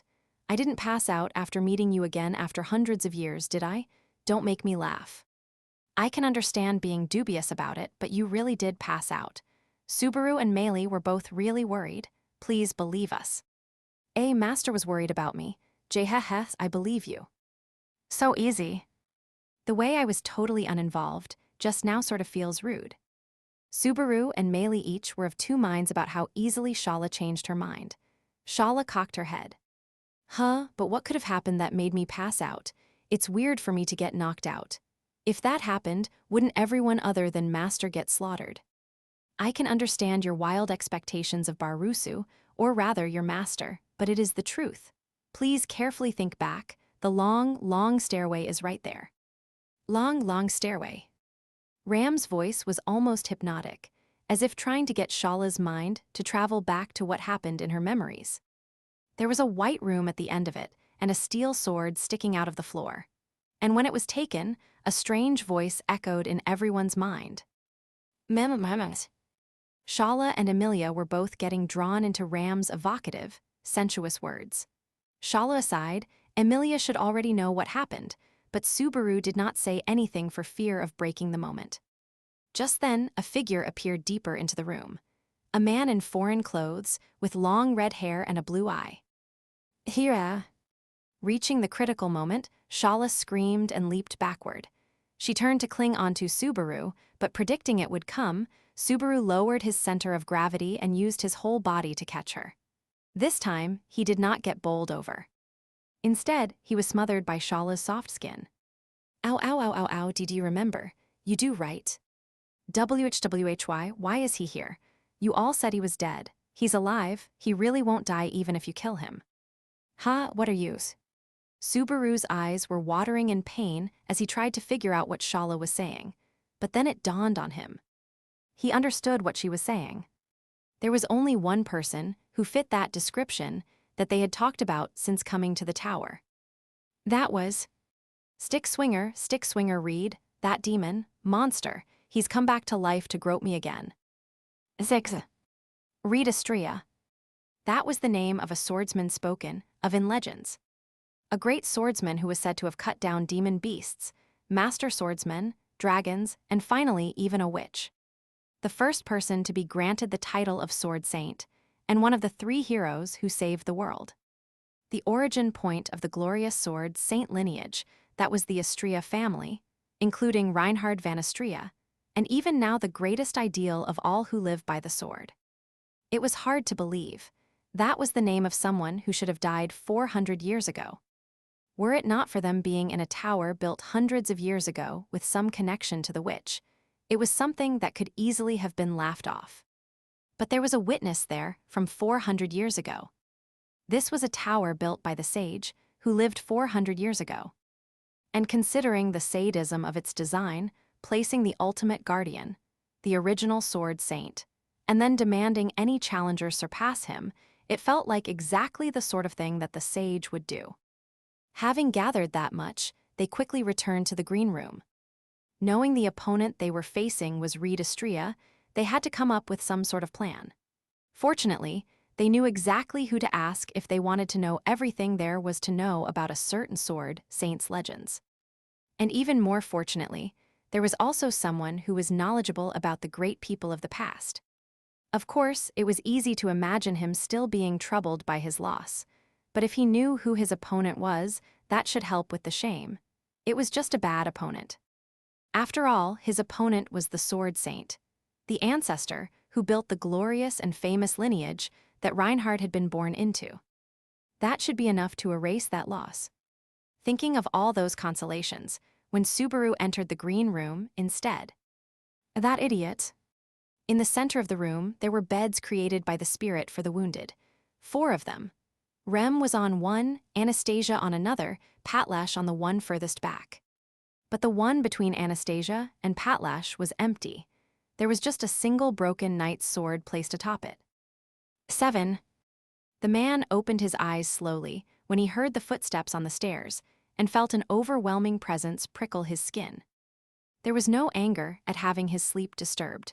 His life had always been lived on the battlefield. Because he had always lived on the line between life and death, no matter what might happen, he could always be calm.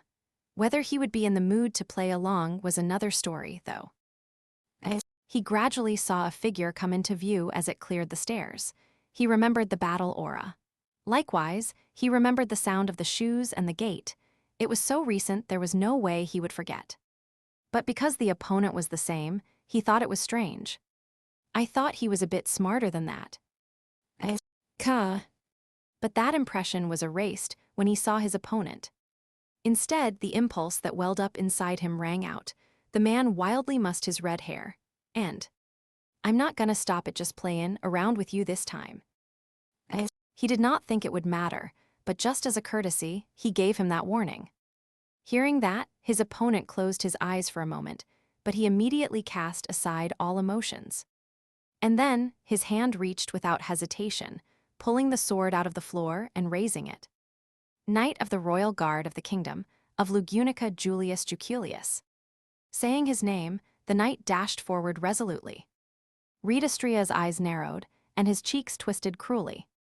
"As long as you keep doing that lame shit, you're never gonna be fit to play with me."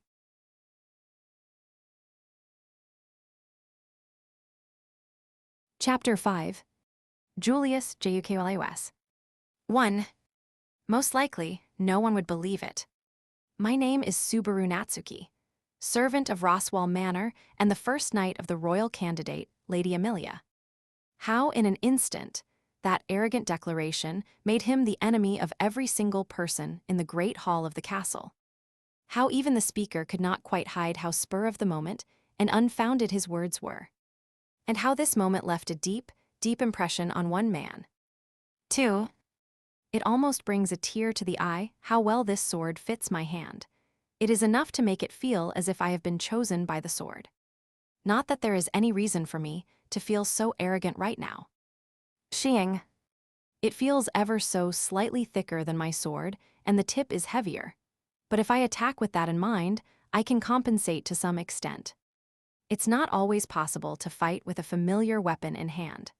I am confident in the training I have put in considering all sorts of situations to be able to fight to the greatest extent possible, even without being able to choose my weapon. You're boring. The man leaped backward with a yawn, easily avoiding the confident, sharp thrust. There was more distance between them now, but he followed with a lunge and confident footwork. In combat, commenting on swordsmanship as a whole, what was important was not just control of the sword, but also balance and footwork, as well as the ability to know the perfect moment to close in with the greatest speed and form. Therefore, when I began training in the sword, the very first thing ingrained in me was footwork. I am confident I was blessed with a good master. There are many ways in which my master's swordsmanship pales in comparison to mine as it is now, but that is merely the result of the difference in our ages. He was more skilled at nurturing the talents of others than at increasing his own. He was the sort of person who loved to talk about the history of the techniques, their development and inheritance, as much as he liked to practice them. And naturally, I also enjoyed listening to him and thought it an honor to be able to put them into practice. He performed an attack, aimed exactly where the man would land. There were perturbations in various directions, but the true goal was a slash straight upward from below. Right out of the manual, aren't you? It was a deadly arc, but the man easily nudged it to change its path with the sticks in his hand. It was an exchange that lasted not even 1 second. The man accomplished a feat as delicate as threading a needle, displaying an ability far beyond normal comprehension. NGH. With a stunned grunt from Julius, the slash passed over the man's head with great speed. To defend the opening this created, Julius spun his body and focused on summoning a blade of wind, except there was no support from spirits. There was simply an unguarded opening. The outthrust front kick directly struck Julius's side. The toenails of his bare foot thrust into the gap between organs, sending a piercing pain lancing throughout his body. He went flying. He immediately leaped in the direction of the impact to avoid taking the brunt of the blow. However, he could not stop the penetrating force of the kick. His world spun, and the shock hit his brain with both pain and nausea as he slammed his leg down onto the onrushing floor, raising his head to not lose sight of the enemy. Straining his lungs painfully, he exhaled every last bit of breath still inside him. Completely emptying himself, he forced his burning lungs to remember what calm breathing was like. He exhaled, letting the breath completely drain out of him. With this, I can still fight. I should still be able to fight. The red-haired man was smiling at him about 10 yards away. Leap in again, chase him down, hit him with my sword, at least wipe that easygoing smile off his face. Then the real fight. Don't get cocky. You think there are fake fights and real fights. You think this is some kid's story. Ah. He was dumbfounded as the space between them vanished in the blink of an eye. More precisely, right after he blinked. The man covered 10 yards in one instant, thrusting the sticks right at Julius's nose. When he carelessly moved to knock them aside, they arced, delivering 2 attacks that landed at his chest and head. It was a visceral shock. The sharpness of the attack more than the pain itself drew his focus. Gritting his teeth, Julius desperately clung to the consciousness that was threatening to escape him and forcefully stepped down onto the floor. Ew, aya. Roaring deeply, he unleashed a semicircular slash at the man. He gracefully evaded it, almost as if dancing, before slamming an elbow into the side of Julius's head. Again, his consciousness wavered. And so he chose the attack that was most ingrained in his body. A simultaneous casting of fire and water, combined with a slash for a 3-pronged attack, but it failed. His contract with the spirits was severed, so there was no support from fire or water, leaving only the flash of a sword that had been polished through so much training it had reached the level of art worthy of the title finest. If the opponent were just a normal fighter, that would still have been enough to finish the job. Bah! The pinnacle of knightly swordsmanship was easily deflected by a simple stick swung as a mere amusement. A knee swung upward, hitting Julius in the solar plexus, drawing a groan and vomit. As his body was on the verge of collapsing, a series of attacks slammed into him from the front, preventing him from falling. Ho! The shock of the attacks almost sent him falling backward, but he immediately reached out with his hand to support himself. And then, taking advantage of the backward momentum, he turned it into a spinning kick, which the man avoided with a bit of a surprised sound. Using that, Julius took some distance. He wiped the blood from his nose with his white sleeve. His uniform was dirtied by an unpleasantly vibrant red color. It doesn't matter. Exhaling sharply, he poured all his spirit into the sword in his right hand. This must hit, I must be strong. Talk about lame, how long have you held a sword? It's only been 3 months since I first picked up a sword. I can cut light, but what can you cut? Right here and now, you. Good joke, you think you can manage that? Not a chance. You won't swing your sword enough to reach me. You haven't swung it enough. You can't swing enough. You aren't swinging enough. You haven't done everything you can do yet, so don't go spoutin' off about what you want to do. Julius's only reply was to unleash a strong, powerful attack. And as if in response, he was hit with a dozen more attacks. It's not enough, you aren't enough, you shouldn't have come, you're out of your league, this isn't your stage, you weren't invited. I have to be strong, I have to prove myself with my sword. I've lost my name, my house, my family, my lady, my comrades in arms, my friends, the spirits bound to my soul. This is all I have left, I am all that remains, what I have amassed here is all that remains. This is the only proof that I exist. Don't make me sick, don't put that pretty mask on. Are you content just copying someone else? Your sword is as boring as you. There was a time I set my sights on the pinnacle of the sword. That was back when I thought I might be able to chase after it. But I quickly gave up on it as a goal that was impossibly high. When I realized with my own eyes the great duty that red-haired boy shouldered. No one's looking at you. No one expects anything of you. Don't half-ass this thinkin' I'm just playin' around. It's no fun kickin' you around. I admired it, overflowing, brilliant stories. I thought I wasn't adequate to stand among them. So I grew desperate, struggled, that I might someday reach the dream I gave up on. The one blue eye, the disheveled hair the color of flames. They overlapped with the boy who had been his reason for giving up on his dream, and with the many aspirations he had felt afterward. He believed he had never spared himself any effort out of a wish to someday reach them. Not enough, not nearly enough, don't go slacking off on life. While being spat at by one of the aspirations he had hoped to reach, he was beaten down by a single set of sticks. The man didn't even hold a sword. Julius's sword had failed. All the efforts he had put in were meaningless.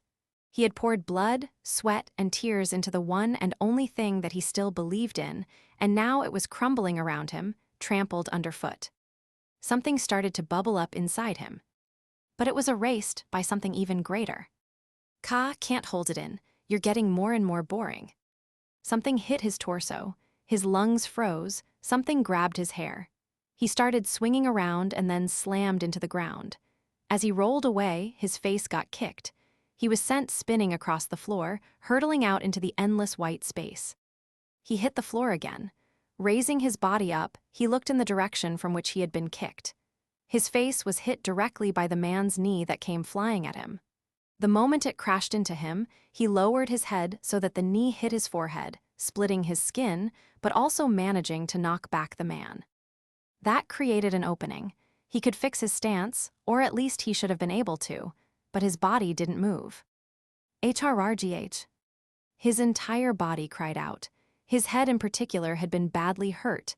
His consciousness wavered, and he could not focus.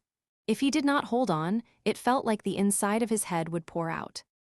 Sword, where is the sword? As if confirming, he slowly tightened the grip of his right hand. He was met by the familiar touch of a sword's hilt. He felt a slight relief. I can't let go, not of this. If I lose even this, what will I have lost? Or am I holding something else that is merely shaped like a sword? I believed I was not mistaken in my way of life. I believed that I was following his own path as I walked it. That is still how I feel. I never imagined that would ever waver for all my days. So it slipping from my fingers is a problem well apart from right or wrong. Or was I mistaken? Am I like this now because I failed to follow my way of life, because I was mistaken in the path I chose, because I believed in the wrong thing? I've lost my name, my house, my family, my lady, my comrades in arms, my friends, the spirits bound to my soul. If even this, the one thing I have left, is insufficient, is a lie not enough to support me. I shall be strong to support you, the vow he swore to his lady. I remember how strong you are, the words of the one friend he had left. Even though that strength was the only thing supporting me in a world where I have lost everything. Even though it was the one and only unerasable certainty while I am so weak and fragile. Your doubts showing in your sword. How long did I spend lost in thought? Most likely, it has only been a moment. But that small opening is as good as 1,000 chances to kill for him, for the sword saint. There was a piercing sound. Opening his eyes, Julius saw the sword clattering across the floor. Even the sword has finally slipped from my hands. I've lost my name, my pride, and even my sword, so who is even standing here? You don't have the right to reach the heavenly sword. You aren't even fit to be my apprentice. With that cold announcement, the sword saint held the chopsticks in an overhand grip and lowered his waist. It was the first time the sword saint assumed a proper stance. The next moment, the chopstick howled in what was unmistakably a sword slash, sending Julius flying. It was an attack different from every other violent kick or punch. It wasn't savage violence. It was the pinnacle of the sword and the embodiment of true strength. Swallowed up by light, Julius's consciousness was blown away. Is this death, something that surpasses death? I don't know. But in the moment he was blown away, there was a faint voice. Julius. It was ragged, almost tragic. As if in desperation, it had raced up the long stairs, only to see the final decisive moment. Hearing that brought a strange smile. The finest of knights, member of the royal guard of the kingdom of Lugunica, eldest son and future head of the Juukulius house, knight to the royal selection candidate Anastasia Hoshin. Julius Juukulius. Huh? Do I really have the right to that name now? With that final question, Julius's consciousness was swallowed by the light and faded completely. 3. Subaru sprinted up the long, long stairway, but by the time he reached the top, it was already too late. Julius. A hoarse shout came out despite the heavy burden he had subjected his lungs to. But his voice, his words, did not have the strength to change the situation. A white light blotted out the already white space. Subaru did not know what the principle behind it was. Was it because it was a slash that he claimed could cut even light, or was it the feat of a swordsman who completely broke the human mold? Whatever the reason, the slash unleashed a shockwave that swept away everything. The person who was in the path of the slash was swallowed up by light and helplessly blown away. And quite literally in the blink of an eye, the light disappeared, leaving only the tall, red-haired man and the purple-haired swordsman who had crumpled to the ground like a corpse. Yo, if it ain't the small fry. As Subaru was left speechless at the scene, the red-haired man light-heartedly called out to him. His face looked as if he had forgotten what had just happened, and he was grinning like a shark, his breathing totally normal. And then he pointed at the collapsed swordsman, at Julius. You were late. I already finished up with him, and he's gettin' in my way, so hurry up and take him back. Read Astrea. What? Don't go investigatin' people's names, bastard. It's cooler not to introduce yourself, so don't get in the way of me actin' cool. Stickswinger, or rather, Reed, was annoyed at being called by name. Subaru had his own complaints about that irrelevant comment, but he didn't act on it thoughtlessly. Slowly, without taking his eyes off Reed, he moved toward Julius.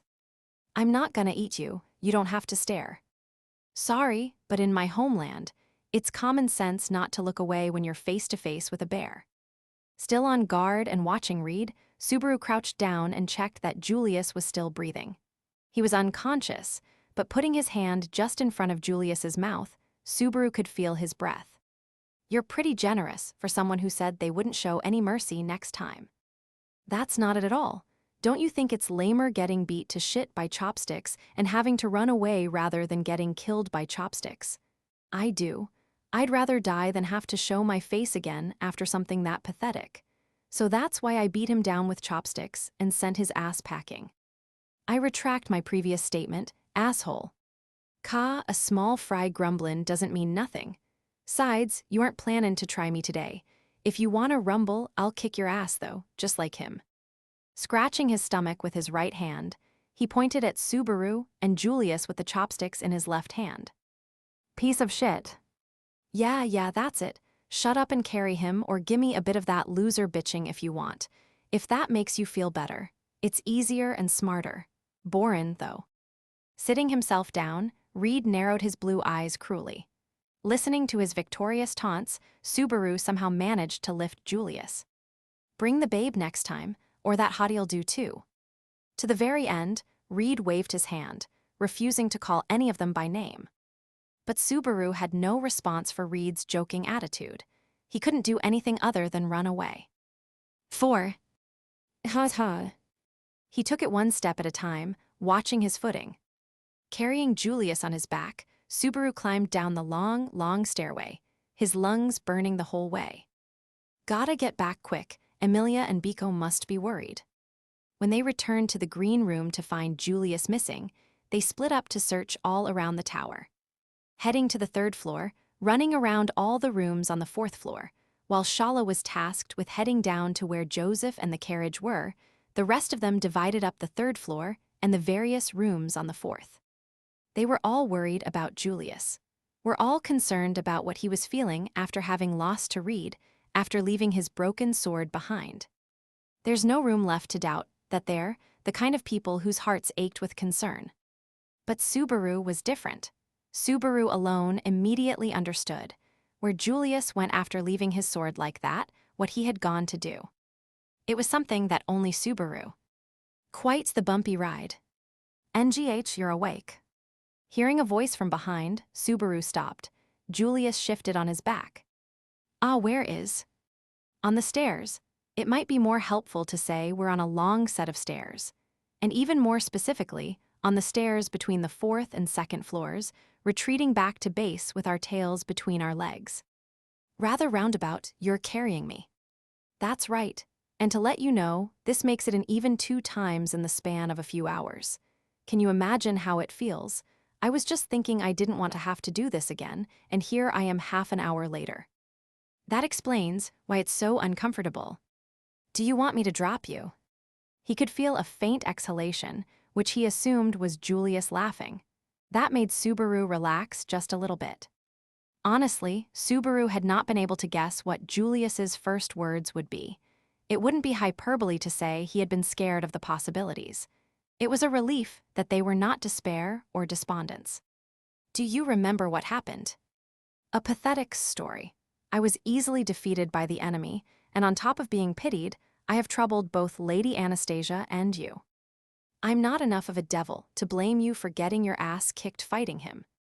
Subaru sighed at that very Julius-esque response and started down the stairs again. Having woken back up, Julius was a lot easier to carry than before. The concern that had been weighing him down had cleared up. I can make the rest of the way on momentum now. Is Lady Anastasia safe? I saw that she had collapsed and that she was being healed in the spirit's room, but the current prognosis is that her life isn't in danger. You were a lot closer to dying. Against that, oh yeah, you'll be shocked to know who that one-eyed asshole is. Redistria. Subaru caught his breath and stopped moving for a moment when he heard that confident response. But he quickly started moving again to hide his surprise. Good job figuring it out. The rest of us figured it out thanks to Shala.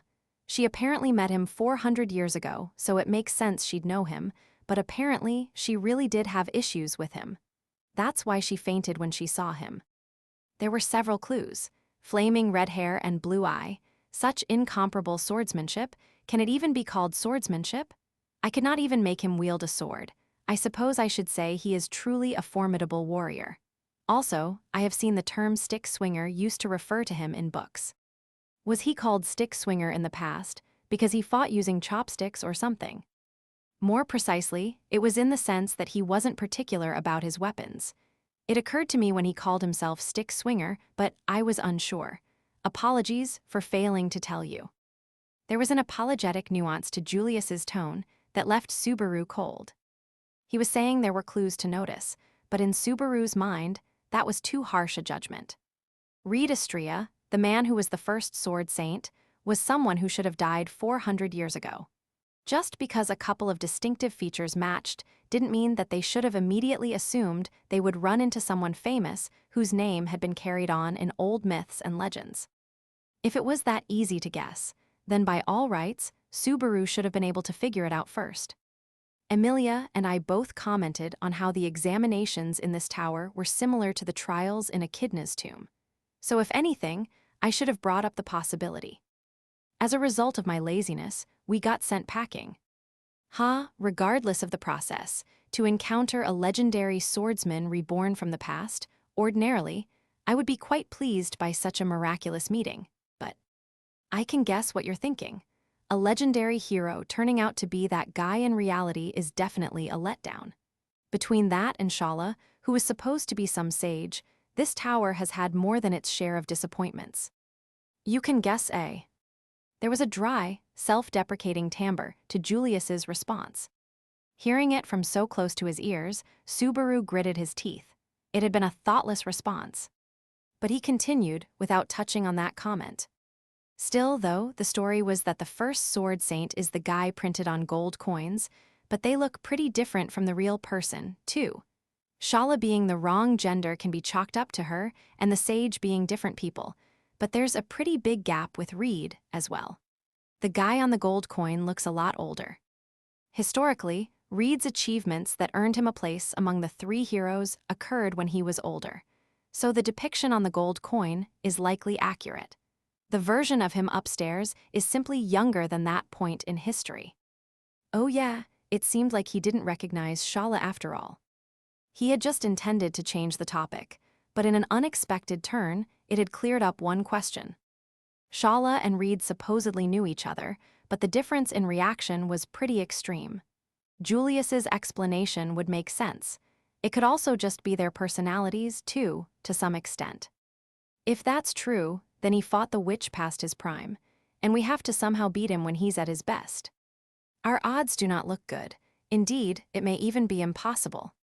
It will definitely be a pain, but if we build up enough countermeasures, there has to be a way out. For now. While searching for a clue as to how to deal with Reed, Subaru hesitated at how to continue. His heart stopped him out of concern for whether this was the time or place to tell Julius. But he was a step too late. For now, what?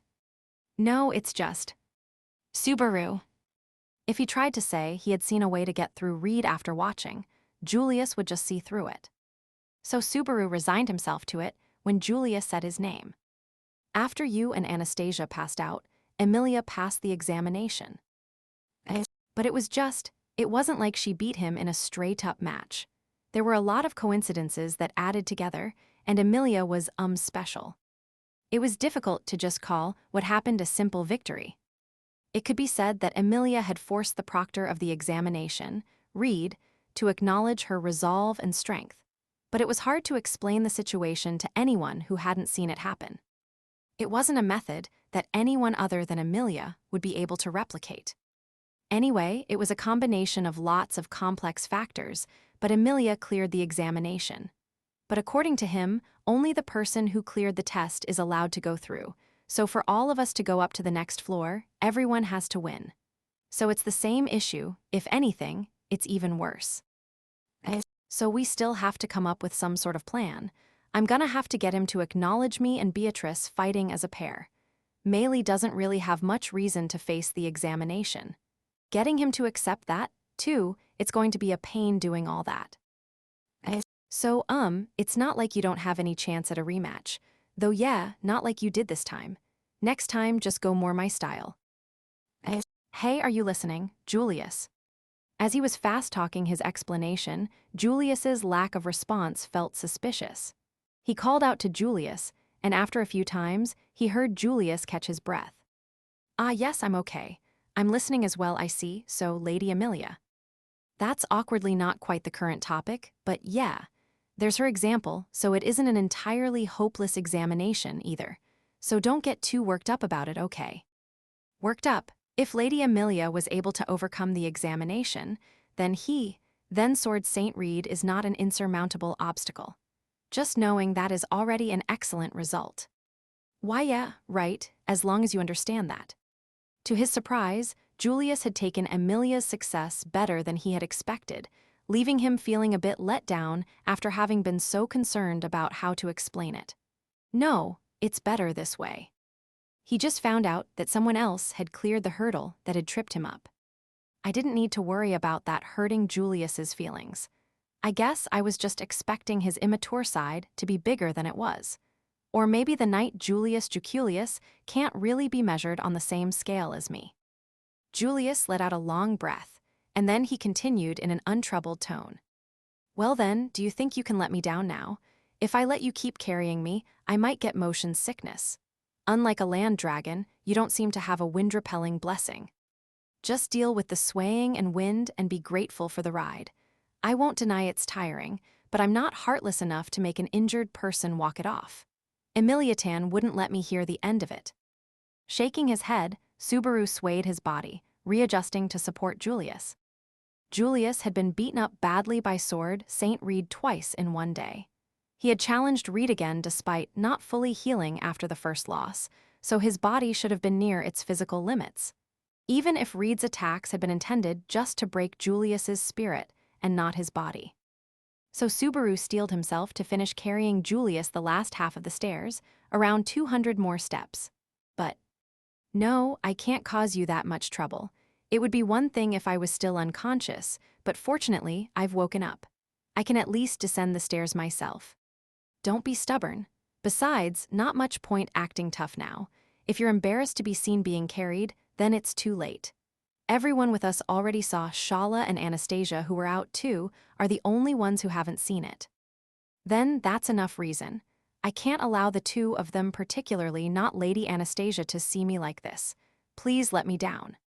I can tell you're pushing yourself. Besides, I said please let me down. The outburst came without warning. Whoa. Right after that, Subaru's shoulder slammed into the wall. It was because Julius had forcibly twisted himself.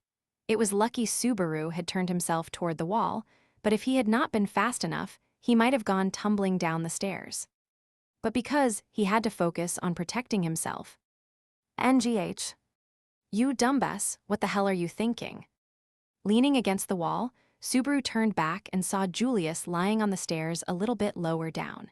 He had slipped from Subaru's back and slid down several stairs. I told you so, oi, just stay there, stupid, You don't have to come. I can stand on my own, I don't need to borrow a shoulder. Subaru had started to run down, but he was stopped by that outburst. His elbows resting on the floor, Julius still held out a hand to stop Subaru.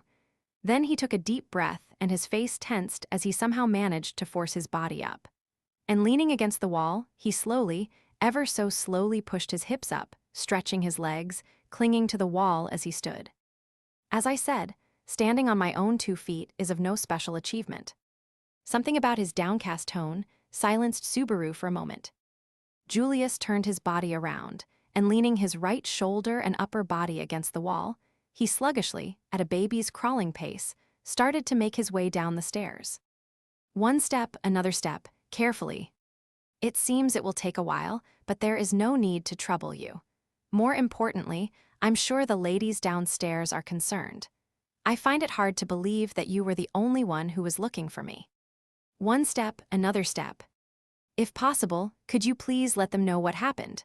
Of course, a proper apology and full explanation should come from me.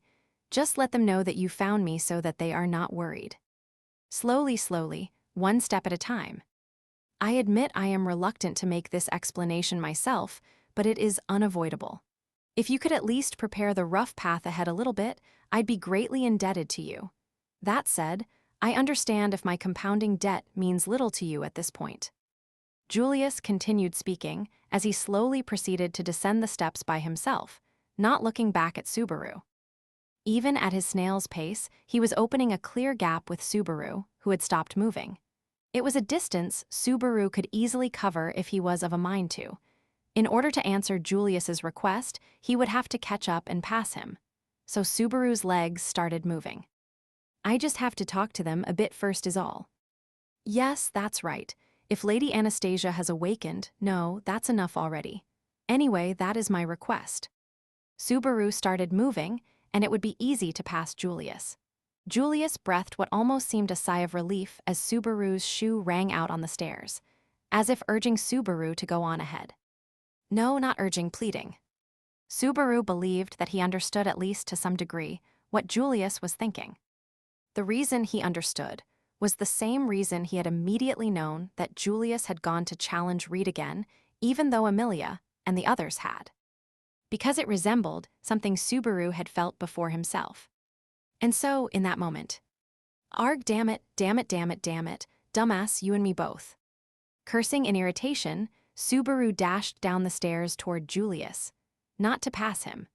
Grabbing Julius's left arm as he clung to the wall and stumbled awkwardly, Subaru forcefully wedged himself under his shoulder. Wah, Subaru, what are you? Shut up, what are you talking about? You can stand on your own? I can see how hunched over you are. There's no way I can just rush off and leave someone like that behind. Forget Amelia scolding me, I wouldn't forgive myself if I did that. But I wouldn't want to lend a hand if I didn't have to, either. Both my hands are pretty full of things as it is. If it really bothers you, then don't look so pathetic anymore. Subaru's spittle-flecked shout silenced Julius. Losing the strength that he had used to shake Subaru off, Julius hesitated to resist, and seeing that, Subaru started walking while forcibly lending him a shoulder to lean on. I won't say I know everything in your heart. But right now, right here, there is no reason for me to make you walk these stairs, this long stairway, all by yourself. I can lend you a shoulder. It's not even a favor. Talking about debts and favors is stupid. If we started counting those, then how much would I owe Julius by now? And I'd have to start counting from all the way back at the training ground in the castle. I understand why you faced Reed even knowing you couldn't win. That time, Subaru had been the same. At the time, Subaru had known he could not win, but he had still challenged Julius. Even after getting knocked down countless times, even after getting pummeled, he had kept standing back up and challenging him. Because there had not been any other way for him to vent the fury that had welled up in his breast. And at that time, when it was all over, after his argument with Emilia ended things, and he had been alone, it had been painful. He had wanted to cry. So how could I leave him to take these stairs all by himself? There was a heat in the pit of his stomach just like then. But unlike then, he didn't know where he should vent that fury. Subaru. What? I'm sorry. Shut up. He answered, hoping that it did not sound like he was taking it out on Julius. The two of them slowly descended to the 4th floor together like that. It would be another dozen minutes before Emilia was relieved at finding them.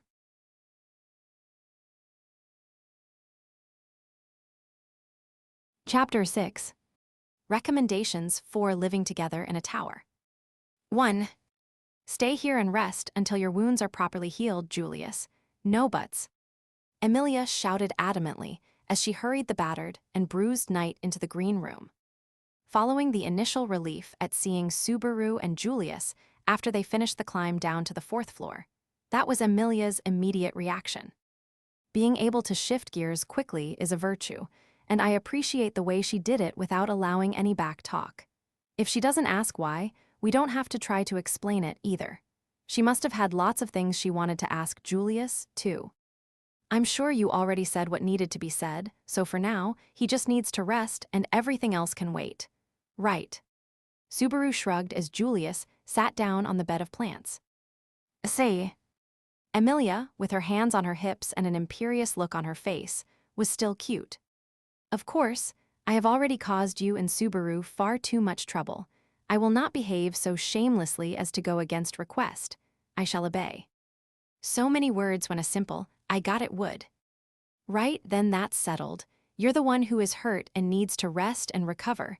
Don't worry about troubling us. That's what it means to be comrades. Patlesh, watch Julius, please. If something happens, whinny loudly to call us. Brushing aside Julius's roundabout apology, Emilia turned to Patlesh, who was also in the green room, recovering from her wounds. There was a limit on people who could be in the green room, so with more people wounded, Subaru and Emilia couldn't stay there. Because of that, it was best if someone in the room being treated could keep an eye on things, and in this case, they left it to Patlesh. I am ashamed that you would feel the need to go so far, Lady Emilia. I shall simply hang my head in shame here as I was told. Once you lose trust, it's hard to get it back. On that point, there's no one who can beat Patlesh, who is always at the top of the class when it comes to trust. If he tries anything, bite him without holding back. Patlesh whinnied, gladly accepting the request. The most understanding woman in Emilia's camp looked to be feeling responsible for letting Julius go alone before. See, Patlesh is saying, I won't let this blockhead escape again. It's strange. For some reason, it really does look like she is saying that. According to our bilingual wartime advisor, that was at least the gist of it. She's a proper lady, though, so it probably had a more ladylike ring to it. With how deep our bond has become, I'm getting better and understanding her even without Otto lately. But if I said that, she would swat me with her tail. A maiden's heart is a complicated thing. I shall focus on healing my wounds. Being able to recuperate in tranquility surrounded by ladies like this is quite the privilege. As a reminder, all the women in this room other than Anastasia are mine. I do not belong to you. In fact, you're my knight, so doesn't that make you mine? That is a crazy, embarrassing appraisal that makes me insanely happy. Emilia touched her finger to her lips as she made a rather bold statement that left Subaru feeling equal parts elated and anxious as he turned back to Julius. He knew the mountain before him would take time to overcome, but he was checking if he at least had the room to breathe and line up at the first station on the route. Anyway, while you're resting, you might feel the urge to curl up into a fetal position while thinking about what happened, but don't forget Patlesh is watching. Do not worry, I would not do something so unsightly. It would be too inelegant. Got your groove back, huh? Getting an answer that sounded like the usual Julius, Subaru felt a little relief, and his expression softened a bit. I'm glad I didn't leave him alone on those long stairs. If that had at least helped a little bit, then the experience of the massive embarrassment Subaru had suffered at the castle would at least have served some good. I'll be counting on you, Patlesh. With that last request to his trusty steed, Subaru left the green room with Emilia. As they were leaving, Subaru could tell Patlash moved closer to Julius, and he heard Julius's wry laugh at Patlash taking up guard. She was a smart dragon and took her instructions very seriously. With Julius's state of mind and Patlash's faithfulness, it should be fine not to worry about the people in the green room for now. Should I freeze the door closed? Again, I'm amazed at the power of your imagination, but I think I'd rather keep that as a last resort. I don't want to risk that upsetting the spirit of the room. Yeah, hee, it was just a thought. I was mostly kidding. Emilia stuck out her tongue cutely as she apologized for her joke. Subaru's lips softened at that reaction, but he did not mention that he was tucking away a mental note about that option. Either way, we should leave the green room to its spirit. From the look of things, Patlash's wounds are healing up nicely, so it shouldn't be too long for Julius either. Right, Julius's wounds, they aren't as bad as they look, so he should be better soon. It seems like that's Reed's style. Good at holding back just enough, huh? We can't exactly let Julius hear that, though. Emilia chose her words carefully, and Subaru scratched his head while agreeing. Reed using chopsticks as a weapon was the ultimate sort of bad joke. But that was just how overwhelming his fighting strength was, that he could toy with someone as genuinely powerful as Julius like he was just a child. The first sword saint, the man who worked with the sage and the holy dragon to defeat the witch of jealousy, given it's a legendary hero like that, there's not much I can do other than accept it. Him being a terrible role model of a legendary hero on a personal level is another story, though. For now, we should focus on finding some way to overcome the second examination until Sir Julius's wounds are healed, right? A cold voice interrupted their conversation. Looking up, it was Ram, who was leaning against the wall of the passage, waiting for the two of them to come back. She had been forced to wait in the passage because of the limit on how many people could occupy the green room. Subaru scratched his cheek when she said what he had been thinking. Is my face really so expressive that you could tell exactly what I was thinking? You just had a list of everything you were worried about pasted all over your face. Everyone and everything you are worried about at the moment are in that room right now, Barusu. That's all. That's not true. I'm worried about everyone here, not just the people in the green room. Emiliatan and Biko obviously, but you too, big sis. Huh? Subaru flashed a thumbs up, but Ram just snorted derisively. He pouted a bit as Ram turned away and started walking, while Emilia put her hand to her mouth and giggled. It's okay. Your feelings made it through to Ram. I think you're a bit biased, but if you say so. Glancing at Emilia, who was smiling slightly, Subaru cracked his neck and started following Ram. She was headed toward one of the smaller rooms on the 4th floor. Stepping into the room. You are late, you kept Betty waiting. Is Julius all right? Don't worry. For the moment, it seems like he's over the hump. I'm sure he'll be worrying about all sorts of things since he has such a strong sense of responsibility, but he won't despair now. If you say so, then I suppose Betty will believe it. In which case, it's good to have one problem resolved. Beatrice nodded, and Subaru nodded as well before looking around the room. There were many empty rooms on the 4th floor, but this was the one their gear had been carried into, and it could be called their forward base inside the tower. Sitting in a circle in the base were Subaru, Emilia, Ram, Beatrice. Shala, I want to ask you some more about that jerk. Eep, you look scary, master, but I don't hate when you get strict with me like that either. It's just one more aspect of our love. So it would seem, master, how lewd.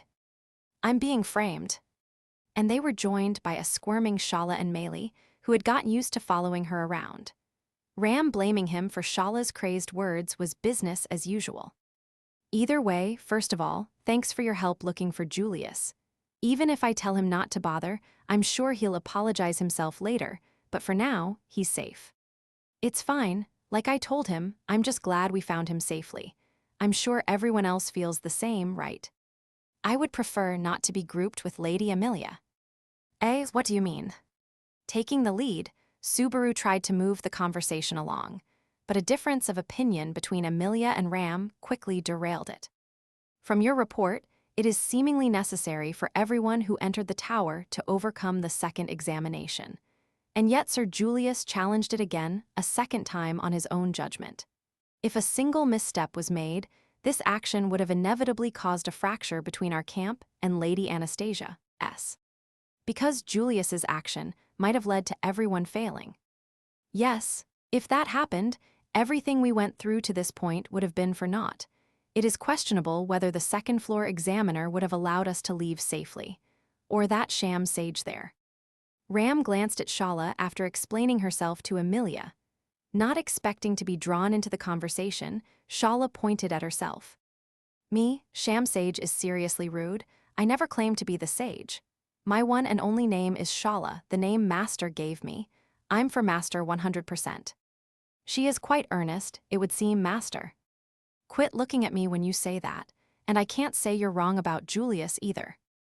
Even if he did not really like how excessively she said it, considering the worst-case scenario, Ram's analysis wasn't wrong. Julius had exposed all of them to danger with his actions. Even considering the fact that he didn't know the details of the examination yet. If anything, that made it all the more rash. I do not know Sir Julius nearly well enough to say it is unlike him. But even considering the gluttony issue, he did not seem the sort of person to do something like that. I agree with that, but my thoughts are different. Him screwing up like that is sort of like a May-lonely measles. A disease everyone gets once. I'm not sure if I should really compare him running off on his own like that to it, but measles and chickenpox are a lot worse if you get them as an adult. Especially since it can be deadly. This time, it wasn't fatal. Just call it good enough for now. I just don't want to be tripped up by someone else. Ram murmured softly as she looked away from Subaru. And you want to start a fight over that, or do you want to talk things through? If you don't decide, I'm not going to keep up with this. Just then Meili chimed in, stopping things there with the mood in the room on the verge of getting dark. Leaning against Shala's side, she was listlessly playing with her braided hair while looking around the room. If possible, could you not fight? I don't like pain or scary things. You know, you're right. It's good having someone who can look at things with an outside perspective. Really? Then be grateful. Meili smiled a childish, innocent smile, befitting her tender youth when Subaru thanked her. Despite her youth, Subaru thought her independent view on things was valuable. Thinking back, it had been her suggestion that they retreat from the second examination. I'll be counting on you going forward. It's important to have someone who can look at things with a cool head. So you say, but my job ended after we got through the desert, didn't it? There's nothing else I can do. But the more heads the better. And even if we made it through the desert, we're all still in the same boat here inside the tower. Just chalk it up as your misfortune and let me rely on you. Meili was taken aback by Subaru's unvarnished admission of intending to ask her for help. I can understand why Petra is always worried. What about Petra? Nothing. More importantly, weren't you going to interrogate the half-naked lady? Meili's cheeks puffed out as she looked away. She stood up and started pushing Shala's back. Shala wasn't going to be moved by those frail arms, but she still excitedly moved forward, kneeling down right in front of Subaru and lowering her head to the floor. I am a fool, but please take care of me forever. Your admirable attitude is appreciated. Then, regarding a betrothal gift, ow, Emiliatan, Biko, why are you pinching me from both sides? Just because, no particular reason. Subaru had no intention of being pinched for no reason, but Amelia's and Beatrice's moods made him think twice about pressing the point. Anyway, there's no mistaking that guy up there is Reed Astrea. So, as a witness who knew him personally, I want to ask you, what sort of person was he? Absolute trash. You said that before, and we have confirmation ourselves having seen him. Shala's lips curled into an unpleasant look as she remembered the dead. The dead man just upstairs aside, it was clear she could think of plenty of bad memories. I guess that goes without saying, since she straight up fainted when she saw him. We have to get past him somehow. I want to get as many clues as we can for how to clear the second floor's examination. Tell us about anything you can think of, no matter how small.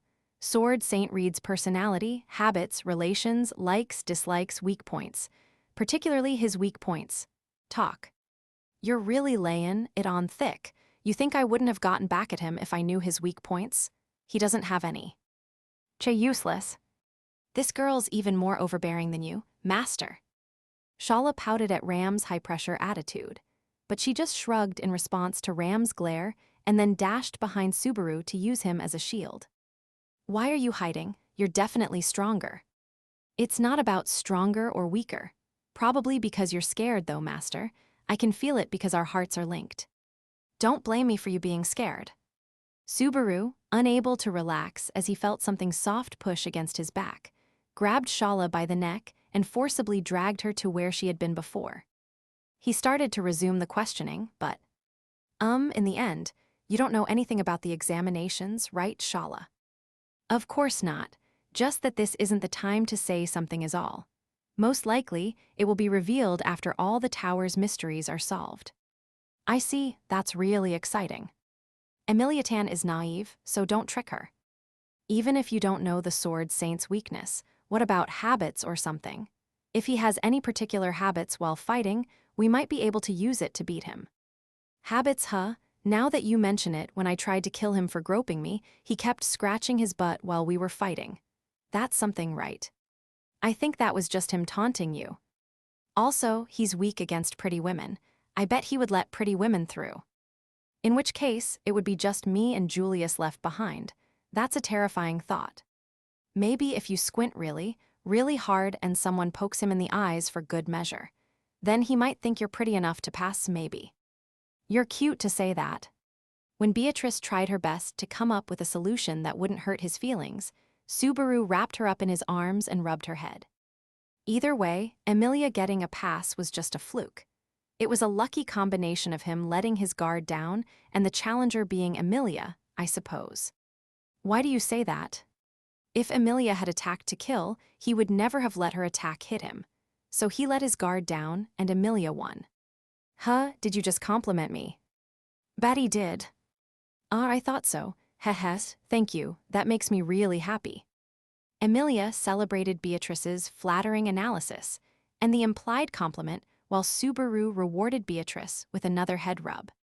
It sounds cool saying his reaction changes depending on whether there is an intent to kill, but that's just a given because of who he is.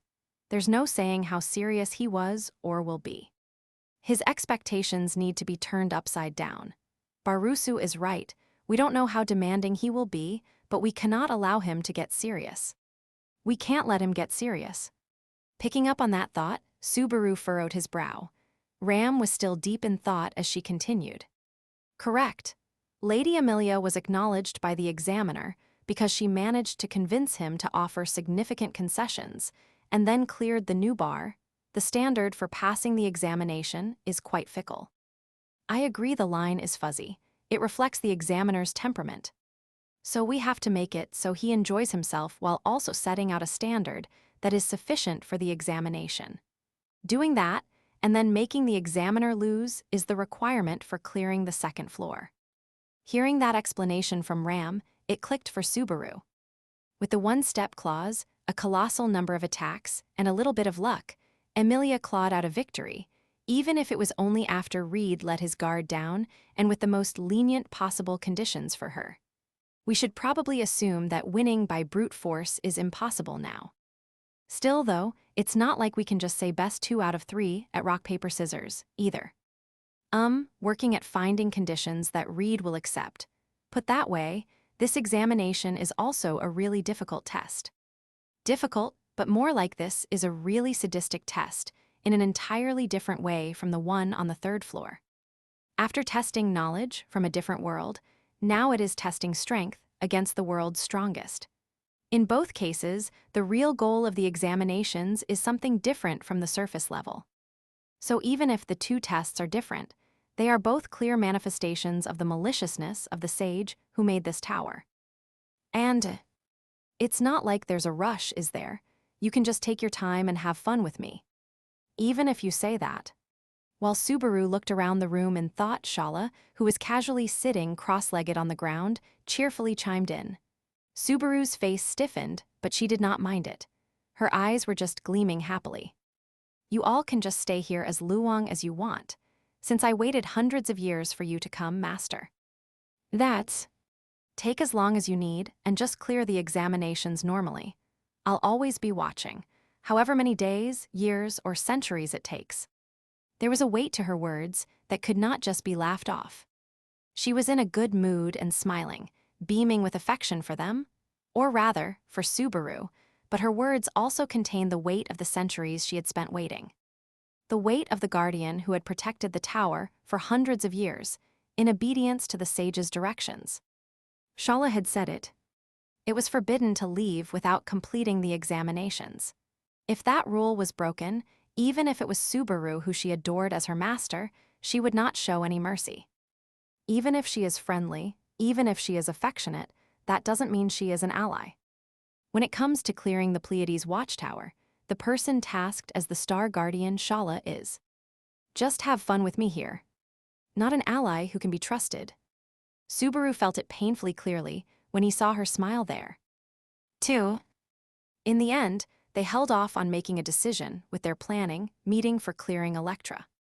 From the way things were going, they were not going to make any sort of real breakthrough in terms of plans, but the biggest reason they put off a decision was Subaru's stomach rumbling. Now that I think about it, I woke up after 2 days and then immediately started trying to clear this tower, did I? My stomach is aching bad.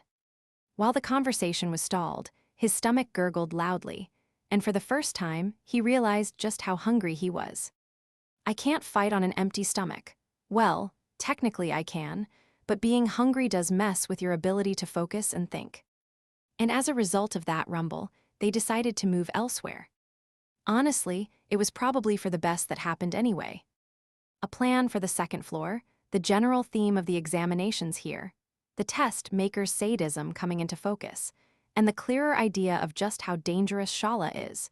She already merited close attention from how strong she was, but her blockheadedness and the way she so easily gets along with us completely diffused our sense of caution. You can just take your time and have fun with me. Days, years, or even centuries. Or I guess it's more, the way she so unabashedly said that helped me finally remember just how dangerous she is. I don't intend to do it, but if for some reason we stop here at the tower and leave, she'll become our enemy. I'd rather avoid that, both because of the cold calculus of combat strength and for sentimental reasons. Aside from her, though, thinking about clearing this place, there are all kinds of concerning points weighing on my mind. They had already spent more than a month on their trip to the Pleiades watchtower. Even if they took care of the challenges straight away and finished clearing the tower, it would still take another month to get back to Prestella, making it an almost 3-month trip even in the best case. Besides the fact that stopping would mean fighting Shala, I don't really want to give up just because the trip is running long. But the royal selection is a hard deadline for Amelia and Anastasia. 3 years in total, it had already been a little over 1 year, meaning there were less than 2 years left. They didn't have the luxury of infinite time. But worrying about stuff that far out won't solve anything, either. The first thing you always need to do is to plant your feet firmly in the ground today in preparation for tomorrow.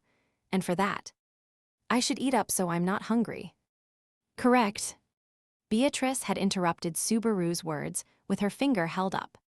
His stomach rumbling had been the impetus for ending the conversation, so he was taking a stroll around the tower. More specifically, the 4th floor they had made their living area, while waiting for food to be ready. Accompanying him, holding his hand tightly while they walked, was Beatrice. Holding hands regularly was so that Beatrice, Subaru's contracted spirit, could collect mana directly from him, since his gait was deficient. Besides, you were worried about me while I was asleep these 2 days, right? Today, you can relax, and I'll dote on you all you want. What a silly thing to say. This is just collecting an extra surplus of mana to make up for you slacking off while asleep. Betty wants to be in top condition at all times in this tower, to avoid being unprepared. So you say, but you still held my hand without absorbing mana while I was asleep. That had nothing to do with mana. It was for topping up Betty's heart, so it's unrelated. She was proudly asserting it had nothing to do with mana, but Subaru thought that just made it all the more adorable and embarrassing, so he refrained from commenting on it. Either way, he was in complete agreement with what she was saying. The strength of their combination was in more subtle tricks. That would surely come in handy on the second-floor examination and whatever awaited them in the first floor's examination, too. All right, Biko, I'm fine, so absorb my mana until you're big and bloated. Betty won't get big and bloated from absorbing lots of mana. And there's not much point in you getting all enthusiastic about it, since it is not as if you have that much mana to begin with. Whoa, hey now, what should I do then? That is why you should at least eat up and rest properly to restore your stamina and build up mana reserves. And devote yourself to taking care of Betty. That is your responsibility. So basically like I'm recovering from getting sick. And also there was a trace of your loneliness at being left alone that seeped in there. Whoops. Subaru managed a flexible expression that was half frustrated and half smiling at Beatrice's adorableness. And in front of them, at the end of the passage, someone suddenly turned the corner. It was Emilia, whose eyes widened when she saw them.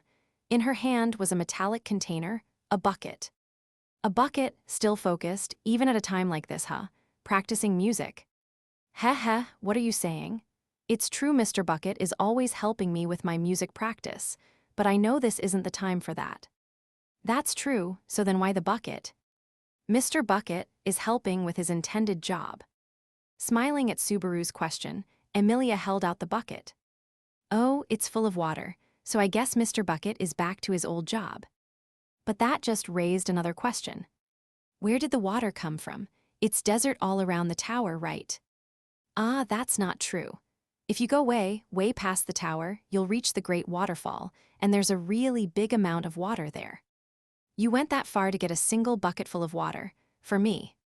I would do that much if it was for you, but that's not what happened this time. The spirit in the green room actually provided us nice and clean water. Neat, right? Emilia seemed proud of the source of the water, but it was the line before that that made him happy. Being willing to go all the way to the Great Waterfall to get water for his sake, that meant a lot. While I'm digesting all that happiness, though, that spirit is really something. Not just healing wounds, it can even do something like this. If it was just making water, Beatrice or I could manage somehow with magic, but the miasma in the air in the desert and here is too dense. It would be wisest to avoid using mana that has been exposed to it for so long to create drinking water if possible. Their explanations cleared up some things. During the trip, they had taken care of drinking water using magic. As long as there was mana, there was no reason to carry heavy water in large amounts. For certain things, the convenience of magic was incomparable. So sort of like atmospheric pollution, or I guess mana pollution caused by miasma. I guess it would be bad to drink water from that then. It is not as if there is some immediate dramatic impact on the body, but imbibing significant amounts will lead to outsized internal miasma buildup. In the worst case, it could lead to developing the same sort of demon beast, attracting trait that you have. The thought makes Betty shiver. It is definitely pretty hard to live with that trait, if I do say so myself. He had made the best of it in all sorts of bad pinches, but it would never be beneficial except in very specific situations. Even just going for a hike, you might end up suddenly surrounded by them. It would be better not to end up like this. So we're using water purified by the green room spirit as much as possible. We did that the 2 days you were sleeping, too. Huh, you don't say. Subaru was impressed at the explanation of living conditions that had been going on while he was unconscious. Still, though, even with water, there's a limit to food. We only prepared food stores for about a month before we entered the desert. Right. But it's not like I plan on still being here in a month. Subaru smiled as a little bit of concern appeared in Emilia's eyes. We have a time limit, and there are lots of difficult problems, but nothing will get better sitting back and getting overwhelmed. Besides, it's just been 1 day, or 3 I guess, since I just had a late start, and we cleared the first examination, and you made it through the second one no sweat. It wasn't that easy. It's okay to say it was easy, since we can pull out bluffs and tricks here. Holding up a finger pompously, Subaru pulled Beatrice's hand, moving her and then resting his chin on her head. The two of them looked up at Emilia. It doesn't matter if the enemy is the strongest sword saint ever. That one-eyed chopstick pervert asshole, between my tricks and Biko's strength, will beat the tar out of him. Right, beat the tar out of him. Beat the tar out of him. That's a phrase you don't hear too much anymore. No fair, you and Beatrice were the ones who just said it. Emilia's cheeks reddened when she realized she had fallen into their trap. Emilia looked a little bit unhappy at being dragged into a new twist on their old pattern, but she sighed, probably telling herself this was how it went sometimes. Got it, I understand. It sounds almost simple when you say it, but it's really reassuring to hear. Yeah, just have faith, expectations, and love for me. That's why I became your knight. Right, I'm counting on you, my knight. You didn't deny the love part, so now I'm at a loss for what to say. Subaru wasn't sure what to do when his half-joking request for love passed without comment. But if she had actually accepted it, I would have been at least as shaken, so I guess it's okay. Either way. It's a bit late now, but you being the one to get the water is weird. This is a knight's job? Well, I guess not really, but it definitely fits more on the retainer side of the lady-retainer equation. It's fine, you're my knight, but I don't want to have that sort of relationship. I want you to stay beside me. As long as you do that, it's fine. Just let me take care of getting the water while you are recovering. What's this? I might just die of a happiness overload. Also, I'm in charge of dinner tonight. I want to take care of everything myself. That is the difficult thing with Emilia. They both sound like they might be the real reason. Beatrice sighed at Emilia's energetic response, and the familiarity of their exchange was a relief for Subaru. I don't have time to be getting dejected. 3. This stupid tower, there isn't a map, but I'm sure if there were one, it would be in the most annoying place. I hate these kinds of buildings that feel like they were a mess from the initial design stages. That was Subaru's conclusion after having walked around the tower with Beatrice to get a feel for things while waiting to eat. What are you saying now? Given how nasty the examinations are, there is not much point commenting on how twisted the person who made it all is. It has been clear for a while. Ah, you were bad-mouthing Master just now. This shrimp just bad-mouthed Master, who made this tower. If you think you'll get it easy for being a kid, you got another thing coming. She deserves to be scolded, and all coddling that hasn't been collected on should be given to me. Give it a rest already. Shala triumphantly leaped at Beatrice's grumbling. It wasn't even really grumbling, but it would be a pain to explain it. Come on, don't keep causing a fuss. You too, Shala, behave. I can't accept that. This is discrimination. Discrimination, I say. If she really did something bad, then Subaru would properly scold her. And it's only normal to take special care of little children. You and I both just have to accept that, Shala. Betty does not like the idea of being treated as a child like it's only natural. Now, this is the time to show the magnanimity that comes with age. Subaru laughed wryly as he tried to soothe Beatrice's ruffled feathers. They had gathered again at the base to eat. Everyone who wasn't still unconscious was present, meaning, "May I say one thing before we begin eating, Lady Emilia?"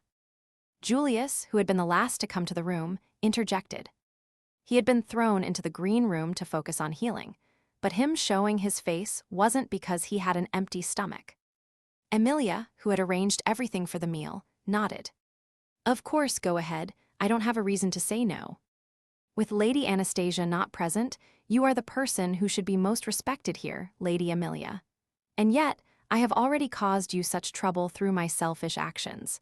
Though it is woefully late, I must address it. Julius shook his head while elegantly elaborating. That stuffy, formal, chivalrous sort of thought was more and more like his usual self, but there was also someone there who did not take it particularly nicely. How laudable, if only you had understood that sooner. Ram. We already get enough mindlessness from Barusu. It is only natural to lose faith in someone who acts without thinking. I hope you can convince us you won't do it again. Ram icily addressed Julius's impulsive decision in the harshest terms. The coldness in her eyes was the same as usual, but her expression felt stiffer than normal. They were harsh words, but they were softened a bit by concern in her own way. Ram, that was too much. My humblest apologies, Lady Amelia. I shall be more careful henceforth. Ram apologized when Amelia called her out. She's more on edge than usual, so it would be a mistake to blame her for that. It's not like she hates or despises Julius. She just wants to save Rem and do all she can to make that happen. I have caused you much trouble, Ms. Ram, and everyone else as well. Understanding that, Julius recognized that her harshness was the just deserts he had earned and bowed his head without argument. Taking responsibility like that was what he had wanted to do before the meal began. Subaru sort of understood the impetus of Julius's rash decision, so Subaru had already been able to forgive him, but Julius forgiving himself was a different story. This is a necessary first step toward that. All right, Julius apologized, and I accept. So as far as I'm concerned, this conversation is over. With a clap of her hands, Amelia answered Julius's apology. Subaru nodded as well, of course, as did Beatrice. I already said what I wanted to say, so the rest is just a samurai's mercy.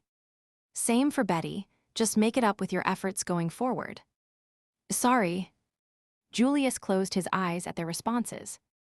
After them, Maylie was the next to react. She was sitting on the ground with her legs splayed out, playing with her hair. No one ended up dying, so that's good enough, isn't it? Mr. Knight doesn't really bother me. If Master says no problemo, then that's enough for me. No espresso. You've got the wrong word there. Maylie's response was disinterested, probably more out of genuine disinterest than any intention of being nice. And Shala was probably being honest, too. And Ram was the only one who had said anything one way or the other in response to Julius's apology. She just closed the robe draped over her shoulders and looked down at the food. Julius silently accepted that, and so did Subaru and the others. The rest is between them to resolve, and not something for anyone else to butt into. All right then, let's eat. Ram and I prepared the meal today. No fire was used, but it should be mostly fine other than being a bit rough. Right, it's really mostly fine. Wait, isn't that a weird way to put it? Amelia moved the conversation along, recollecting herself, but she cocked her head at Ram's elaboration. Ram did not follow up further, though. Anyway, with that exchange, they began their meal in the tower. Incidentally, of the people gathered, the only ones who could make a proper meal were Subaru, who had built up some cooking skills during his 1 year working as a butler, and Julius, who could perform pretty much anything he attempted without significant issue. Other than the two of them, Ram was the only one who could do any decent cooking. On the way to Pristella, Subaru, Otto, and Garfield had used rock, paper, scissors to see who would be in charge of cooking. Anyway, why are you staring? Do you have a complaint? It's nothing. Just even after traveling for a month, I still can't get used to the idea of you being able to cook. And I was wondering what you would say. Ram did not hide her exasperated sigh at Subaru's comment. The reason I don't go into the kitchen at the mansion isn't because I can't cook. I just don't.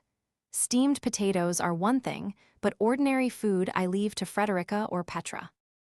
I see, okay. Indeed, why are steamed potatoes special, Betty wonders. Ram frowned, as if a bit unsure what she said herself. Subaru let out a tiny sigh. Ram's skills in every sort of chore paled in comparison to Rem's. But with all memory of Rem erased from the world, Subaru understood that fact quite literally did not exist anymore. In truth, Ram could do pretty much anything she set her mind to. That didn't just apply to her work as a maid. The loss of Rem likely had nothing to do with that. Even while Rem was still conscious, Ram could have done the jobs if she had decided to do them. But it wasn't only her natural slacker tendencies that kept her from doing it. Subaru, rather intentionally, did not want to delve too deep into it. She wouldn't understand it right now, and even after we get Rem back, there wouldn't be any point in bringing it up. Anyway, not that I couldn't have guessed, but you've really got no grace at all when it comes to eating. MGH, huh, you say something, master. After those thoughts darkened Subaru's mood, he glanced over at Shala, who was stuffing her face. There are a lot of girls in this world who waste their looks, but she has to be in the top tier. On Liliana's level at least. The half-naked lady is really packing it in. Are you really that hungry? More like this is way too delicious. I didn't think I cared that much about food, but I'd be willing to apprentice under the half-demon to get this flavor. Apprentice under me, for cooking. Shala did not stop moving while Meili spoke, swallowing the food in her mouth in one gulp while pointing over at Emilia. To Emilia's surprise, Shala nodded wildly at that question. Food this good is something else. There's no hiding from my eyes. I'm gonna learn to cook better, grab Master's heart through his stomach, and make sure he doesn't get a wink of sleep. Your true ambition is showing. I understand how you feel, Shala, but the path of cooking is really difficult and perilous. If you have the resolve despite that, then I'll consider taking you on as an apprentice. You're really audacious when it comes to the strangest things sometimes, Emiliatan. Ram probably made about 3/4 of the food. Emilia talking big about the depths of cooking, and Shala getting way too impressed by amateur cooking are both pretty hilarious. But our food supply is going to be an issue. It was a troubling problem for Subaru. Before his eyes, Shala was grinning and almost in tears as she stuffed her mouth, and Emilia's nurturing instincts were stimulated seeing that, so she would surely add more food going forward. I had counted on 1 month as our time limit considering the food we had, but we might not have even that long at this rate. 4. They finished their dinner, cleaned themselves using the spring water, mostly just wiping down their bodies, and then split up for the day. It was time for bed. Now that I think about it, a chaotic all-night meeting to figure out how to clear this tower might have been the right way to approach things. But it's also hard to imagine coming up with an answer that way right now. Future me will just have to find a solution to those problems, even if that's a bit too easygoing. It's not like it's a problem where a solution is gonna just randomly present itself. We'll need to take our time with this test. It is what it is. Worst case, there is the option of just challenging it again tomorrow without any extra planning. Just trial and error rather than trying to approach it from every angle. What happens in the event of a fatal error is concerning, but at the very least that asshole doesn't seem to be intent on killing us. And we might even find a clue while talking to him, like how Emilia managed to get concessions by just asking. Even so, we still need to be able to analyze what comes, so that means eating and sleeping enough to be able to function at peak performance. Rubbing his cheeks with both hands, Subaru tried to shake off all the various issues that were troubling him. So we're done for the night. Everyone is going back to the carriage to sleep in preparation for tomorrow, but Subaru, Betty will be with Emilia and the others in the carriage. Right, sorry, Biko, don't stay up all night or it will keep you from growing. If you stayed small forever, well, you'd still be cute. All right, make sure you stay up all night. You needn't worry, Betty won't grow any larger than this. She'll be cute forever, so going to bed early isn't a problem. Beatrice yawned and waved casually as she left.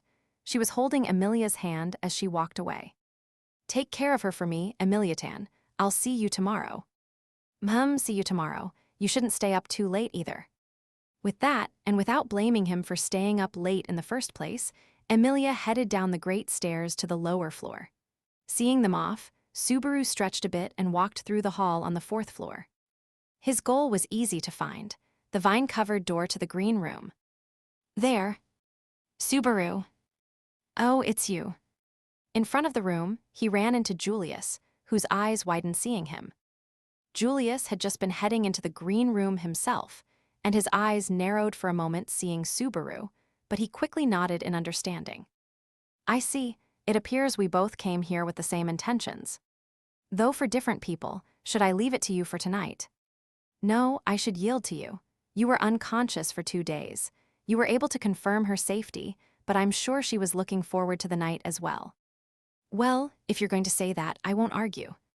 Scratching his head awkwardly at that elegant circumlocution, Subaru glanced over at Julius.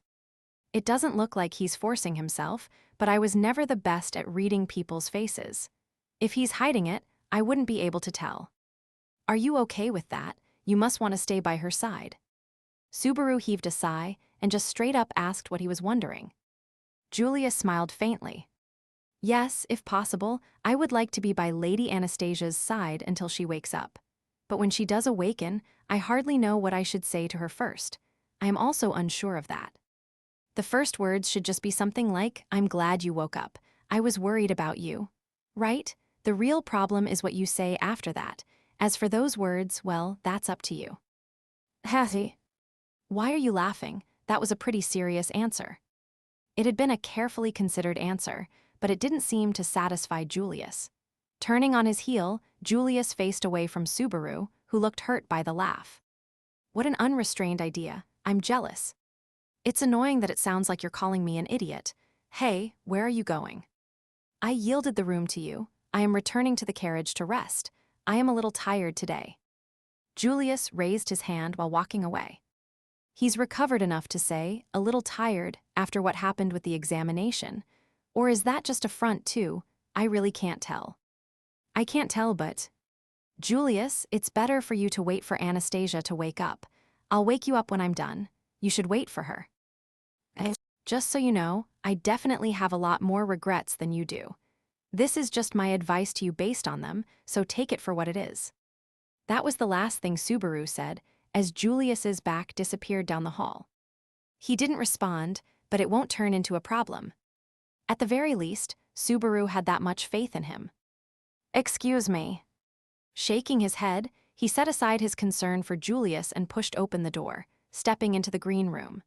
It was lit by a faint light, subsumed by a massive amount of green like always, and there were two girls sleeping on beds of grass inside. The closest bed was Anastasia, S, and farther in was Rem. And the farthest back is you.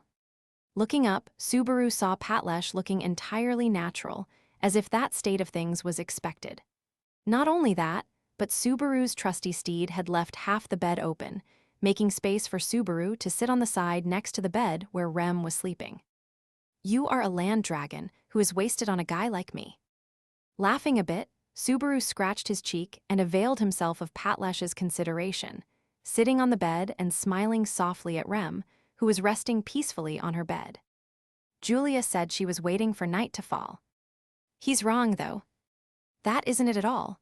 Rem isn't the one waiting for a time when I can talk to her without any interruptions. It's me.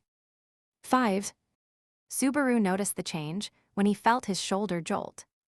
Lahi. Raising his head, he slowly stood up. His consciousness found its way back to reality, escaping the fog of dreams. I was asleep. Putting his hand to his chin, he was surprised that he had been sleeping. He must have passed out at some point while talking to Rem. Because he had laid his head down, there were marks on his cheeks from the leaves, running his fingers over them. I must have been pretty tired, too, huh, Patlesh? Subaru turned to look at the reason he had woken up. Patlesh had batted him with her tail. Why did she wake me up? But he did not have to ask his beloved dragon to get the answer. It was obvious to see. Out of the corner of his eye, he noticed something strange and did a double take. No way. Of the two beds in the room, the one Anastasia had been sleeping on, was empty. Subaru felt a chill. After I said all that to Julius. Because I took a nap, I didn't even notice her going. No, it's not just that. She woke up, so then what? Where did she go, the bathroom, without waking me up? Anastasia, or more precisely Echidna, leaving the green room without saying anything to Subaru, who was asleep there, too, wasn't a good situation. Why did she do that? It shouldn't be the same reason Julius went out on his own, but... The bed is still a little warm. I have to find her. It's still warm, and also Patlesh woke me up. She probably didn't leave that long ago. Patlesh, watch Rem for me, and thanks for waking me up. Waving at her short whinny, Subaru raced out of the room. His mind was racing, but he could not imagine where Anastasia would be going. If it were him, the first thing he would want to do was make sure Emilia and Beatrice and the others were safe, so in her case that would mean checking on Julius first. But she's Foxedna now, she wouldn't be that straightforward, in which case... I can't cover it all myself. It's embarrassing that I fell asleep like that, but I should let the others know so we can all look for her. Hi. He was about to go downstairs to alert everyone when he caught his breath. It was a stunned, confused reaction. A reaction to seeing something unexpected, something that should not have been there. As his eyes widened, something calmly cut across his field of view. It was a single bird with white wings spread, flying gracefully through a somewhat narrow passage. A bird, why here's? Subaru was taken aback by the bird that should not have been there. There aren't any windows or any holes in the outer wall of the tower. It is completely sealed off, and the only connection to the outside is the door on the 5th floor. NGHW8. Sensing that something was definitely not adding up, Subaru frantically chased after the bird, which was getting farther and farther away. He had hesitated for just a moment, unsure whether he should tell someone about Anastasia's disappearance and the bird, and if he should ask for help. But Subaru chose to follow the bird. His instincts were telling him that if he lost sight of it, something terrible could happen, so he obediently gave chase. Of course, the bird wasn't kind enough to slow down just because Subaru asked. It continued to fly gracefully through the passage, leaving him behind as it moved farther and farther into the distance. Subaru chased and chased with all his might, and finally, it disappeared. That's impossible. Subaru's voice cracked when he reached the end of the passage. The hallway was an arc that followed the outer wall of the tower, but it did not connect in a single loop. About halfway through the loop, there was a wall blocking the way forward. Using a clock as a reference, there was a wall connecting 12 o'clock and 6 o'clock, creating a block no matter which side they were approached from. Already knowing that, Subaru had assumed he would be able to catch the bird unless it could somehow open a door or get inside a room, but it doesn't seem like it flew into the wall either. What happened? Unable to find a trace of where the bird disappeared to, Subaru looked around in confusion. Unfortunately, he could not find a room nearby that the bird might have escaped to. It had suddenly appeared, and it had suddenly disappeared, too. It almost felt like a dream, but this is a feather, right? Picking up a white feather that had fallen to the floor, Subaru got evidence that the bird really had been there. He could at least take that back to the others to say that the bird had existed, but that did not solve anything. There aren't any clues as to where Anastasia disappeared to. No, wait, there has to be something here where the feather was. Thinking that, Subaru started looking all around the floor and the walls near where the feather had been. He touched, poked, and prodded the stone floor, ceiling, walls, and rooms nearby. But there did not seem to be anything hidden, and he started getting impatient as time passed. I really should have called for someone. Just as he thought that, he touched the floor where the feather had been with his palm. Just when his fingers were about to brush against the wall, they passed right through it. It wasn't an optical illusion. Slowly holding out his hand, he could not touch the wall. I'm sure I checked this wall already. Making sure he wasn't going crazy, Subaru touched the wall again. The wall was there from his waist up, but below that point, it was a trick. An illusion that seemed to block an entrance. It reminded him of the cultist's Betelgeuse, led who had created a hideout in a cavern using a similar trick. Nothing ventured. How many times is this now?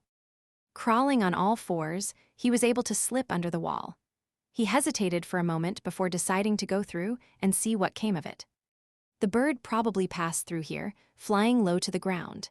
If it goes outside or connects to another part of the tower. Piwa. It was dark after passing through the wall, but it was shorter than he had expected. Passing through the fake wall, Subaru inhaled like he was coming up for air. For no particular reason, he had held his breath while crawling through the darkness. And he noticed the outside air, a cold breeze against his face. Oh.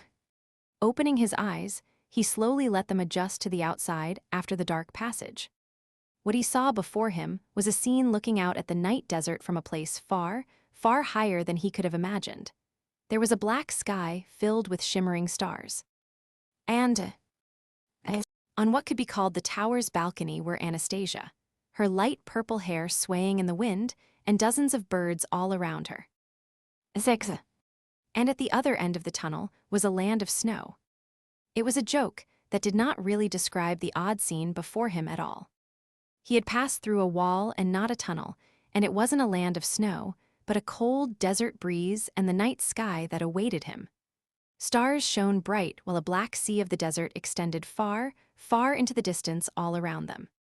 None of it connected to what he said at all. Instead, Natsuki. Hearing Subaru's hoarse murmur, someone with light purple hair fluttering in the breeze turned toward him. She gently held down her hair as her green eyes met Subaru's. It was just the person he had been looking for. It's a great spot for a view on a night stroll. Hiding his shock, Subaru shrugged at Anastasia as he changed the subject. Anastasia smiled slightly. Yeah, it's definitely a nice view. But it's a shame the scenery itself is all black. It would have been different if there were at least a town to see in the distance. Well now, I don't know about that. It's not so bad, like the sea at night, and more than anything. Subaru pointed up instead of out. Drawn by that, Anastasia looked up at the night sky filled with stars. The air is cool and clear, so the stars look super bright. It's pretty romantic, right? The stars surely are lovely, I guess because at this height, we're above the miasma hanging over the desert. Looks like we can see the stars that were hidden before. Looking up, Anastasia's lips softened. Seeing that, Subaru stopped about 5 yards away. And so what's your excuse? Excuse? Slipping out of bed in the middle of the night, slipping into a secret passage no one knows about, all so you can enjoy the night breeze and play with some birds. That's way too suspicious. Anastasia had a curious look on her face, but Subaru doggedly followed up. The birds. It was just Subaru and Anastasia face to face there, but a proper crowd was watching them on the balcony. Birds that did not budge at all, watching silently like dolls. And not just one or two, a disturbing number of them. Lining the edge of the balcony, there were at least 50 birds resting their wings. There was a flock's worth of birds. A flock's worth instead of an actual flock, since they were not all the same species. White, blue, black, speckled, big, small, thin, fat. There was no unifying principle to the crowd of birds.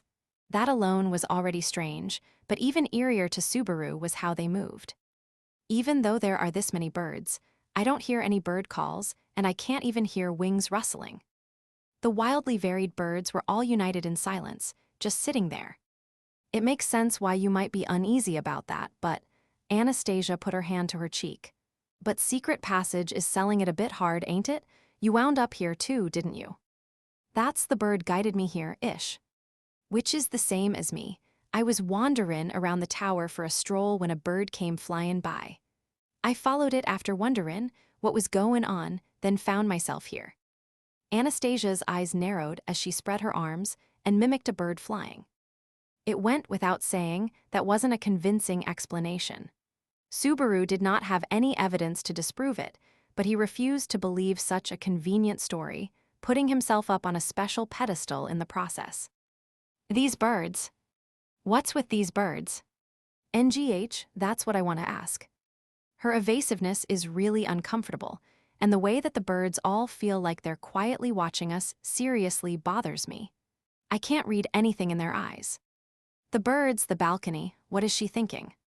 Is that the bird that was flying during the sand time? These are definitely the birds Ram used her clairvoyance on. I don't know what happened to them after we reached that field of demon beasts. Looks like they made it here safely, though. Anastasia's lips curled ever so slightly into a wry smile as she tickled the throat of the bird. The bird did not react, and Anastasia sighed. They've been like this the whole time. I'm pretty much puzzled by it. From my experience, it's basically impossible for me to believe that. What do you mean? Whenever I run into some sort of situation like this carelessly, it's pretty much always life-threatening. He had a wealth of experience when it came to careless actions that led to near-death experiences. The oldest was when he went wandering around the mansion at night and got himself beaten to death by Rem. Omitting many other examples, Subaru had more or less come to the conclusion that careless actions always lead to danger. And his current situation was extremely dangerous. Relax, I'm not thinking about anything like that. I don't have any hostility toward you, or anyone else in this tower, well, except the examiners.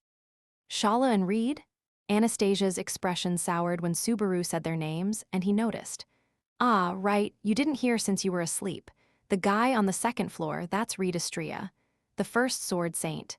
Apparently he was summoned from the past, or at least that seems like what's happening. This tower sounds more and more crazy the longer we're here. What was the guy who made it thinking? Hearing that, Anastasia responded with a stunned reaction, followed by a short follow-up. Sensing the Kararagi accent slipping from her tone, Subaru inhaled sharply. Up to then, he had by and large interacted with her as if she were Anastasia, or at least that was what he had tried to do. But her real nature was, "It's just the two of us here right now, so want to talk openly a bit." Ahem. Honestly, talking to you while you're wearing someone else's skin is, whatever you say, I won't ever be able to actually believe it. So, you want to talk to me instead of me acting like Anna. In an instant, Anastasia's tone changed as she responded to his proposition. Her whole being transformed instantly like someone had flipped a switch. Even though she still looked exactly the same, it was like a completely different person was standing across from him. The feeling in her eyes, her thoughtful expression, it all changed. And as Subaru caught his breath, Anastasia, or rather, the artificial spirit Echidna, turned around and leaned her bag against the short balcony. She started to rub the head of the white bird that had stopped on the railing. "It's the first time we've spoken like this in a while."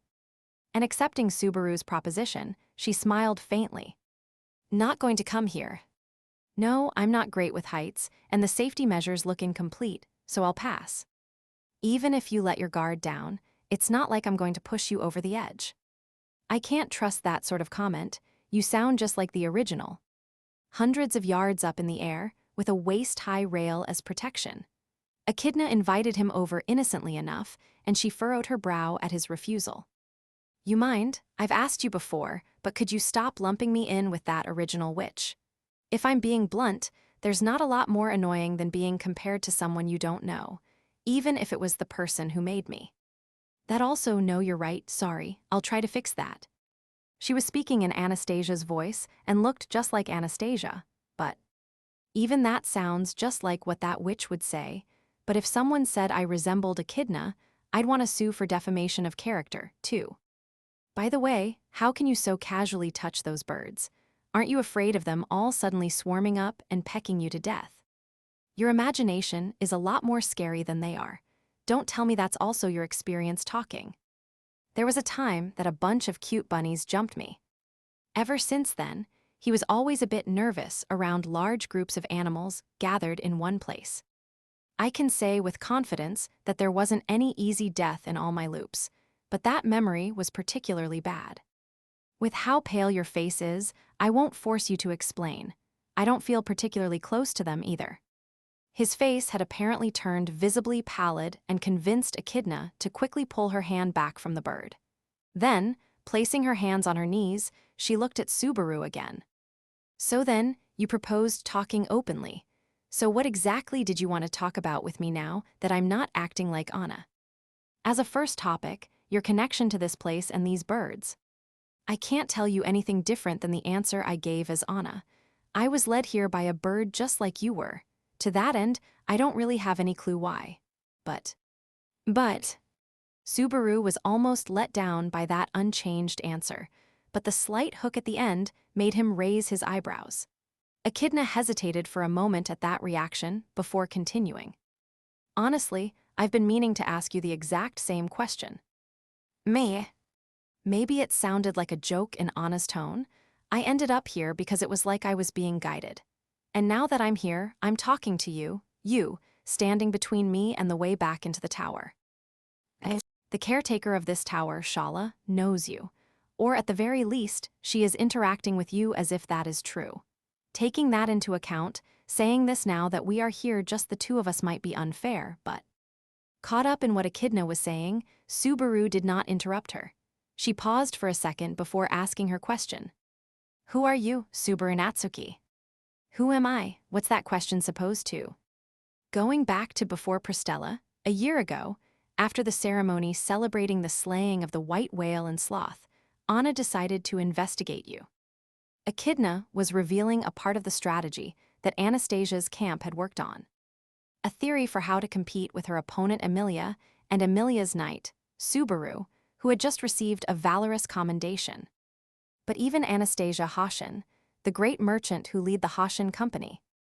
Your identity was a complete mystery. Anna grumbled that she only just had the barest level of information, and that was probably more about what the people around you had done than you yourself. Hiding the details of my identity. If someone in our camp was actually involved in that, the obvious guess is Roswell, followed by Otto or Clint. Either way, the furthest back she could find anything about you was right before the start of the royal selection, when you were involved in an incident that allegedly happened in the capital. According to Sir Reinhard's testimony about discovering Felt, who would become one of the candidates, apparently, you were involved somehow. But that's all. There could not be records any further back than that. With that final piece, Echidna's, or in this case, Anastasia's, retracing of Subaru's footsteps was pretty much perfect. Other than the fact that it was incomplete as far as she was concerned. Echidna's eyes narrowed as Subaru struggled to think of what he should say. Me not being able to tell people about my returning by death and not being able to explain what I know from that has caused plenty of problems before. But this is a first.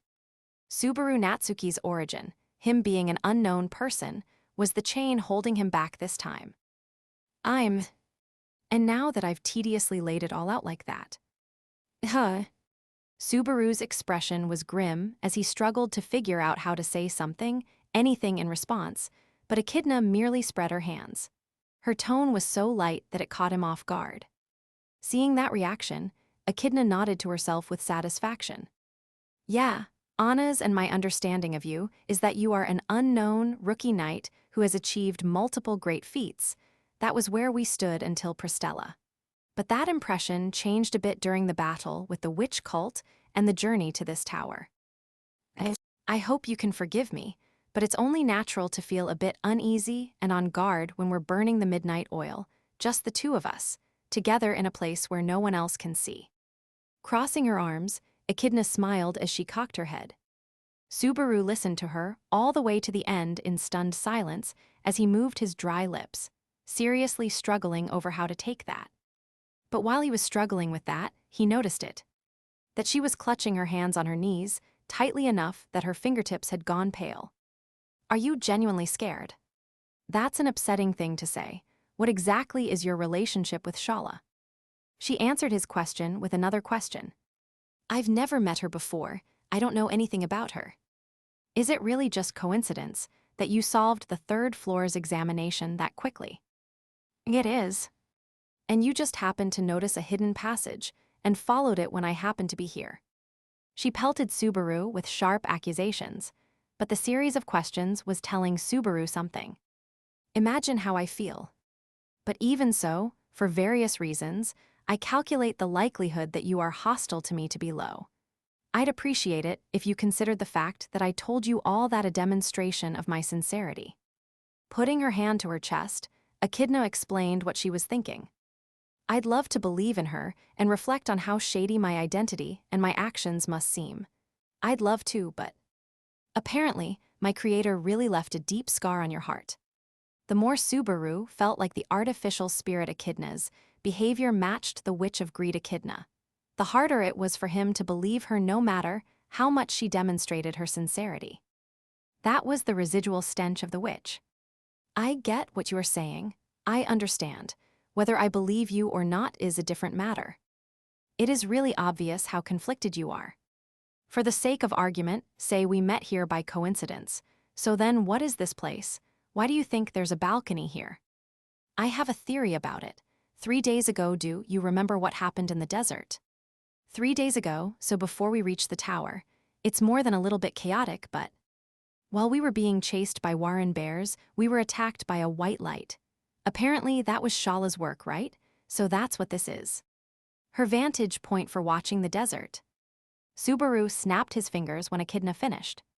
Her hypothesis made sense, and Shala had used what she called her hell's snipe to hit anyone who started to come close to the tower. Thinking about it, I had wondered where she did it from since there weren't any windows or anything to look out from. Most likely, there are several places just like this one all around the tower's outer wall. From the look of the desert out there, this isn't the angle we approached from. And the birds. The birds are a puzzle. They don't react when I touch them, but they do seem to have body warmth, so they aren't fabrications. If possible, I'd like to autopsy one, but looking down at the bird beside her, Echidna's eyes were callous and cold, but she pulled her hand back and looked at her fingertips. I can't strain Anna's body any more than I already have. It would be simple if you strangled the bird for me, but if it's something that needs to happen at some point, then sure, I guess. Since being summoned to this world a little over a year ago, Subaru had gotten used to hunting birds and wild rabbits. Of course, killing something for food was a far cry from killing it for an experiment. Eating it after killing it would be more. Right, there's also the problem of food stores, so I'd like to request, say, 20 of them. I'm sure they would start moving if I killed one, wouldn't they? I can't deny that. Echidna pensively covered her mouth when she heard Subaru's concern. The birds did not react to their violent conversation. They simply watched the two outsiders in silence. Subaru stopped himself from going further down that line of thought when the idea of a sky burial came up. If we're doing that, we should make proper preparations first. For now, it can wait. They don't seem like they'll run away either.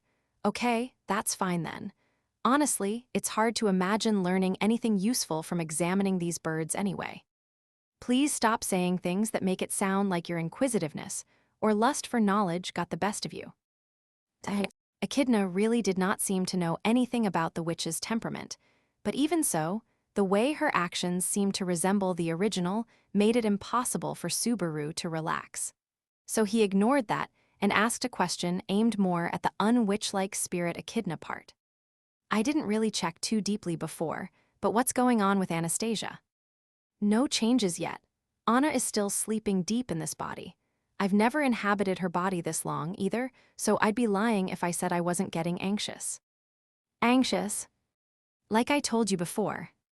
Echidna touched her borrowed body's chest, implying that Anastasia was sleeping in that location as she closed her eyes. It's been a month now that I've been borrowing her body. I didn't exactly take things lightly before, but the feeling that her life is continually being shaved away is still heavy. So I have to give her body back to her as soon as possible. Echidna finished with that. The details made Subaru realize that he had been taking their situation too casually. At the same time, Anastasia's handicap felt almost too large. Can she really take the throne with her body in that messed up condition? Do you mean that Anna should give up her right in favor of your master? This isn't a joke. That's not what I meant at all, Anna will never withdraw. She won't give up either. I know that much. Subaru stepped forward and raised his voice, but Echidna sharply cut him off. Overwhelmed by the force of it, Subaru blinked, and then slowly, carefully. Does Anastasia really want her own country that badly, even if she might have to give it up again before long? It might be shorter than the time an average person has, but Anna will use that short time far better than anyone else. And Anna has her own reason for not being able to give up on the throne. Subaru's voice was weak, and Echidna's was filled with faith in Anastasia. And the reason for not giving up that she mentioned. That was because that is what she wants. At some point, Echidna had stood up straight and walked over to Subaru, standing face to face with him in the middle of the balcony. She said that while looking him straight in the eye, Subaru was frozen in place. It was a different sort of weight from the Pleiades' examination pushing down on him. He could not move, and no words came to his lips. Echidna did not say anything either. With the two of them frozen there, the only sound that split the night air was the beat of wings from behind, coming to join the resting flock. Another bird coming to the balcony. From behind, Subaru had not moved from the start and still had the wall of the tower at his back. If the noise was coming from behind, then it was coming from inside the tower. Echidna and Subaru had been brought there by the flapping wings of a bird. So then naturally, a third set of wings would also. What are you talking about? A voice that sounded almost dumbfounded, as if some core belief had been shaken. At that sound, all the birds spread their wings at once and leaped into the air with a thunderous noise, taking to the night sky toward the desert shrouded in darkness, leaving Subaru and Echidna feeling as if they had been left behind on a deserted island. And Juukulius as well.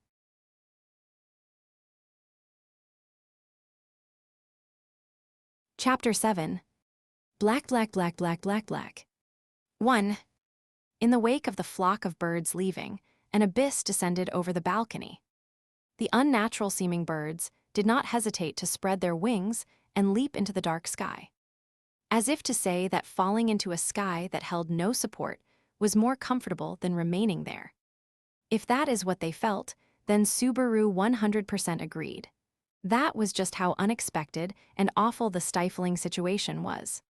What are you talking about? The air was electric with tension, as Julius repeated himself without stumbling over his words. The words were the same as his first dumbfounded question, but he had regained a bit of vigor.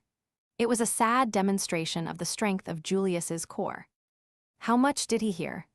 Subaru forced his brain back into motion, only to quickly run into a problem. It was crucial to know how much Julius had heard. The part about Echidna being Anastasia wasn't something to tell him without warning. And the secrets shared by Subaru and Echidna were too deeply rooted when it came to the effort to conquer the watchtower. It involved artificial spirits, the witch of greed, and gluttony's authority, among other things. Subaru had judged that telling Julius the details about the situation brought on by the mixture of all those things would just cause confusion and pain. Most of all the fact that Anastasia's conscience was slumbering, and the artificial spirit Echidna was inhabiting her body. That's... Arg Natsuki, stop it with that obvious look. Huh. While Subaru froze, Echidna smiled elegantly while poking his chest gently. Her tone and attitude were a perfect imitation of Anastasia, and for a moment, Subaru looked shocked, wondering what was happening. Leaving him in the lurch, Echidna spun around. Sorry, Julius, but we weren't tryin' to leave you out. I was just talkin' with Natsuki a little bit about some business for after we finish this trip. We left the green room because Rem and the land dragon are there. I wasn't really worried about them hearing, but it just feels strange talkin' about secret things when other people are around, right? So we changed scenes and just happened to stumble onto this place. That's all. Putting her hands together in front of her chest, she cocked her head slightly. Beg your forgiveness. It was a cute gesture and felt like exactly the sort of thing Anastasia might do. But the actual contents of the story were far too unconvincing to have come from Anastasia's lips. Almost like a thin tissue of an excuse patched together to be superficially presentable when they had been caught in a compromising situation. Or perhaps not even almost like that at all. Echidna should have been caught off guard by an unfavorable situation, too. She was just a little bit faster than Subaru at springing into action. And you are not Lady Anastasia, are you? I would like you to explain the situation. You cannot cover it up or hide it further. Even I cannot simply accept that any longer. Julius interrogated Echidna head-on after a brief moment of hesitation. Echidna started to argue, but that's not. I was quite clear that I could not simply accept that. Julius drew the sword that he had replaced for his broken one and pointed its tip at Echidna's white neck. Julius, wait, that's... You too, Subaru, I only wish to know the truth. Entirely calmly, Julius asked them to come clean. Echidna caught her breath and could not move with the sword pointed at her. Her eyes looked at Subaru for some help, but he couldn't think of any way of recovering either. How much did you hear, Julius?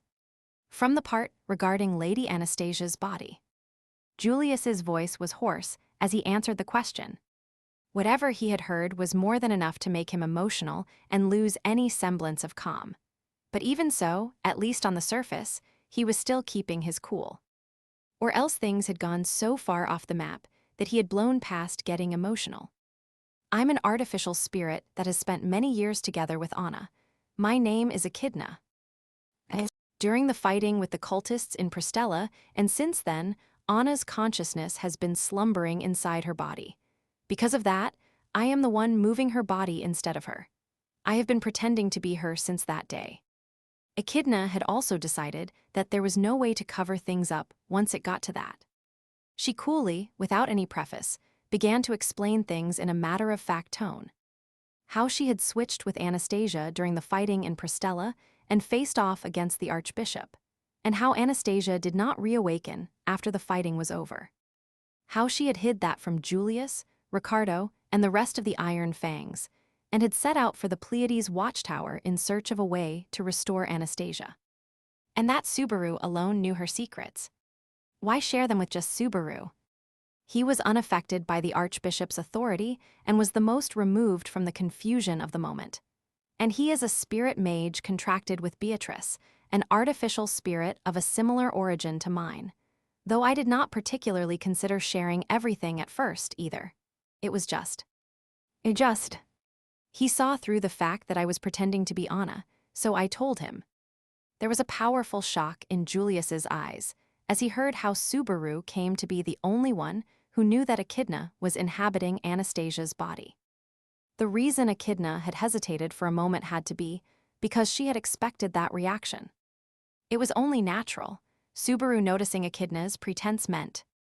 So something that could be noticed by an outsider of minimal connection should have been noticed by the man who regarded himself as her first knight, huh? Wait a second, dumbass, that isn't a fair thing to say at all. The situation was just bad. It was already a huge enough incident, and you were already at wit's end yourself. And not just you. Ricardo and Mimi and the rest of them were, too. Me noticing it was just by chance. Latching onto Julius's self-deprecating comment, Subaru tried to stop him from blaming himself. But he could not find anything to say to ease Julius's feelings at not having performed his duty as her first knight. What could he have really done? Can he be blamed for it? With all his achievements, efforts, everything he had built up in his life as a knight crumbling like a castle of sand, fading from the minds of the master he had sworn fealty to, the comrades who he had sworn to raise her to the throne together with, the friends he had spent so much time fighting alongside as a knight, and so many others, how could anyone order him to stand back up? How could anyone expect him to be resolute, to be refined, to behave like a proper first knight? Who could do that? If being a knight meant not being allowed to be hurt like every other human was allowed to be hurt, then being a knight was a curse on Julius Juukulius. It is the job of a first knight to always elevate such chance accidents into something more definite. What is a first knight supposed to be? If that's it, then a pain-in-the-ass title like that is better off. Don't tell me to discard it, please. Right now, the thought of even a single thing slipping away from me is absolutely terrifying. Subaru's random attempt at consolation was easily swatted aside by the ideals of chivalry that Julius lived by. The feelings Subaru wanted to vent stopped in the back of his throat, and he could not say anything as Julius shook his head. Returning to the subject at hand, Echidna, what is your goal? To return this body to Anna. The primary reason I guided us to the Pleiades watchtower was that rather than the victims of gluttony and lust. So you do not desire the present state of affairs, which means you have not found a means of restoring Lady Anastasia. What if I were to kill you? Julius's eyes narrowed as he asked a dangerous question, made all the more threatening by his sword still being pointed at Echidna. She averted her eyes and touched her breast. I do not have any way to prove that I am not just an evil spirit that is making up excuses in order to take over Anna's body. So if you decide that I am lying and try to exterminate me, I can't stop you.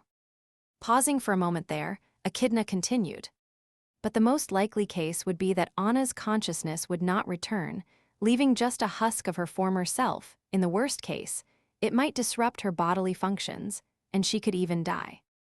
She answered Julius's hypothesis with her opinion, and then raised her hands. Of course, that could just be me saying whatever I can in order to avoid dying. I cannot say for sure that my death would not resolve things. If that would grant Anna a long life, then I would not mind it. I don't want to die, though. Why would you go so far for Lady Anastasia? Anna and I are incomplete. The relationship between a standard spirit and spirit mage might not be the right parallel to use as a comparison, but... Echidna looked between Julius and Subaru, as if jealous of the two of them, who were able to have proper relations with spirits. I love Anna.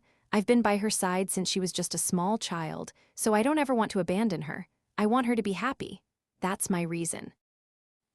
Julius, the reason I didn't tell you the truth is because I didn't want to cause any unnecessary confusion. Anna wanted to keep my existence secret if at all possible, and she successfully did until the events in Prestella, all thanks to her stubbornness. But that secret, years in the making, came out because of the clash with the witch cult. Not only that, the price of her secret had put her life in danger. I understand your relationship with Lady Anastasia. The sword at Echidna's throat slowly withdrew. It slid audibly into its sheath as Julius looked down, his long eyelashes framing his fallen eyes. It is difficult to believe all of it, but believe it I must. At the very least, it would be rash to act hastily against you at the moment. I see. I'm glad you are taking it rationally, Julius. I'm sure Anna would be happy too. Letting go of the hilt of his sword, Julius was silent, not answering Echidna's words. But it was something far removed from acceptance. He still had deep feelings of embarrassment over what had happened, but he brushed that regret aside with a blink of his eyes. I would like to confirm, if you are manifesting by using Lady Anastasia's Odo, then the more you exert yourself, the more burden is placed on her body. Correct. It is. Your understanding is correct. Eating balanced meals, getting a good night's sleep, some light exercise, just general good health practices, but those are best for minimizing the amount of Odo used. I see, in which case, why did you do something so rash on the second floor? The burden that outburst placed on Lady Anastasia's body could not have been light.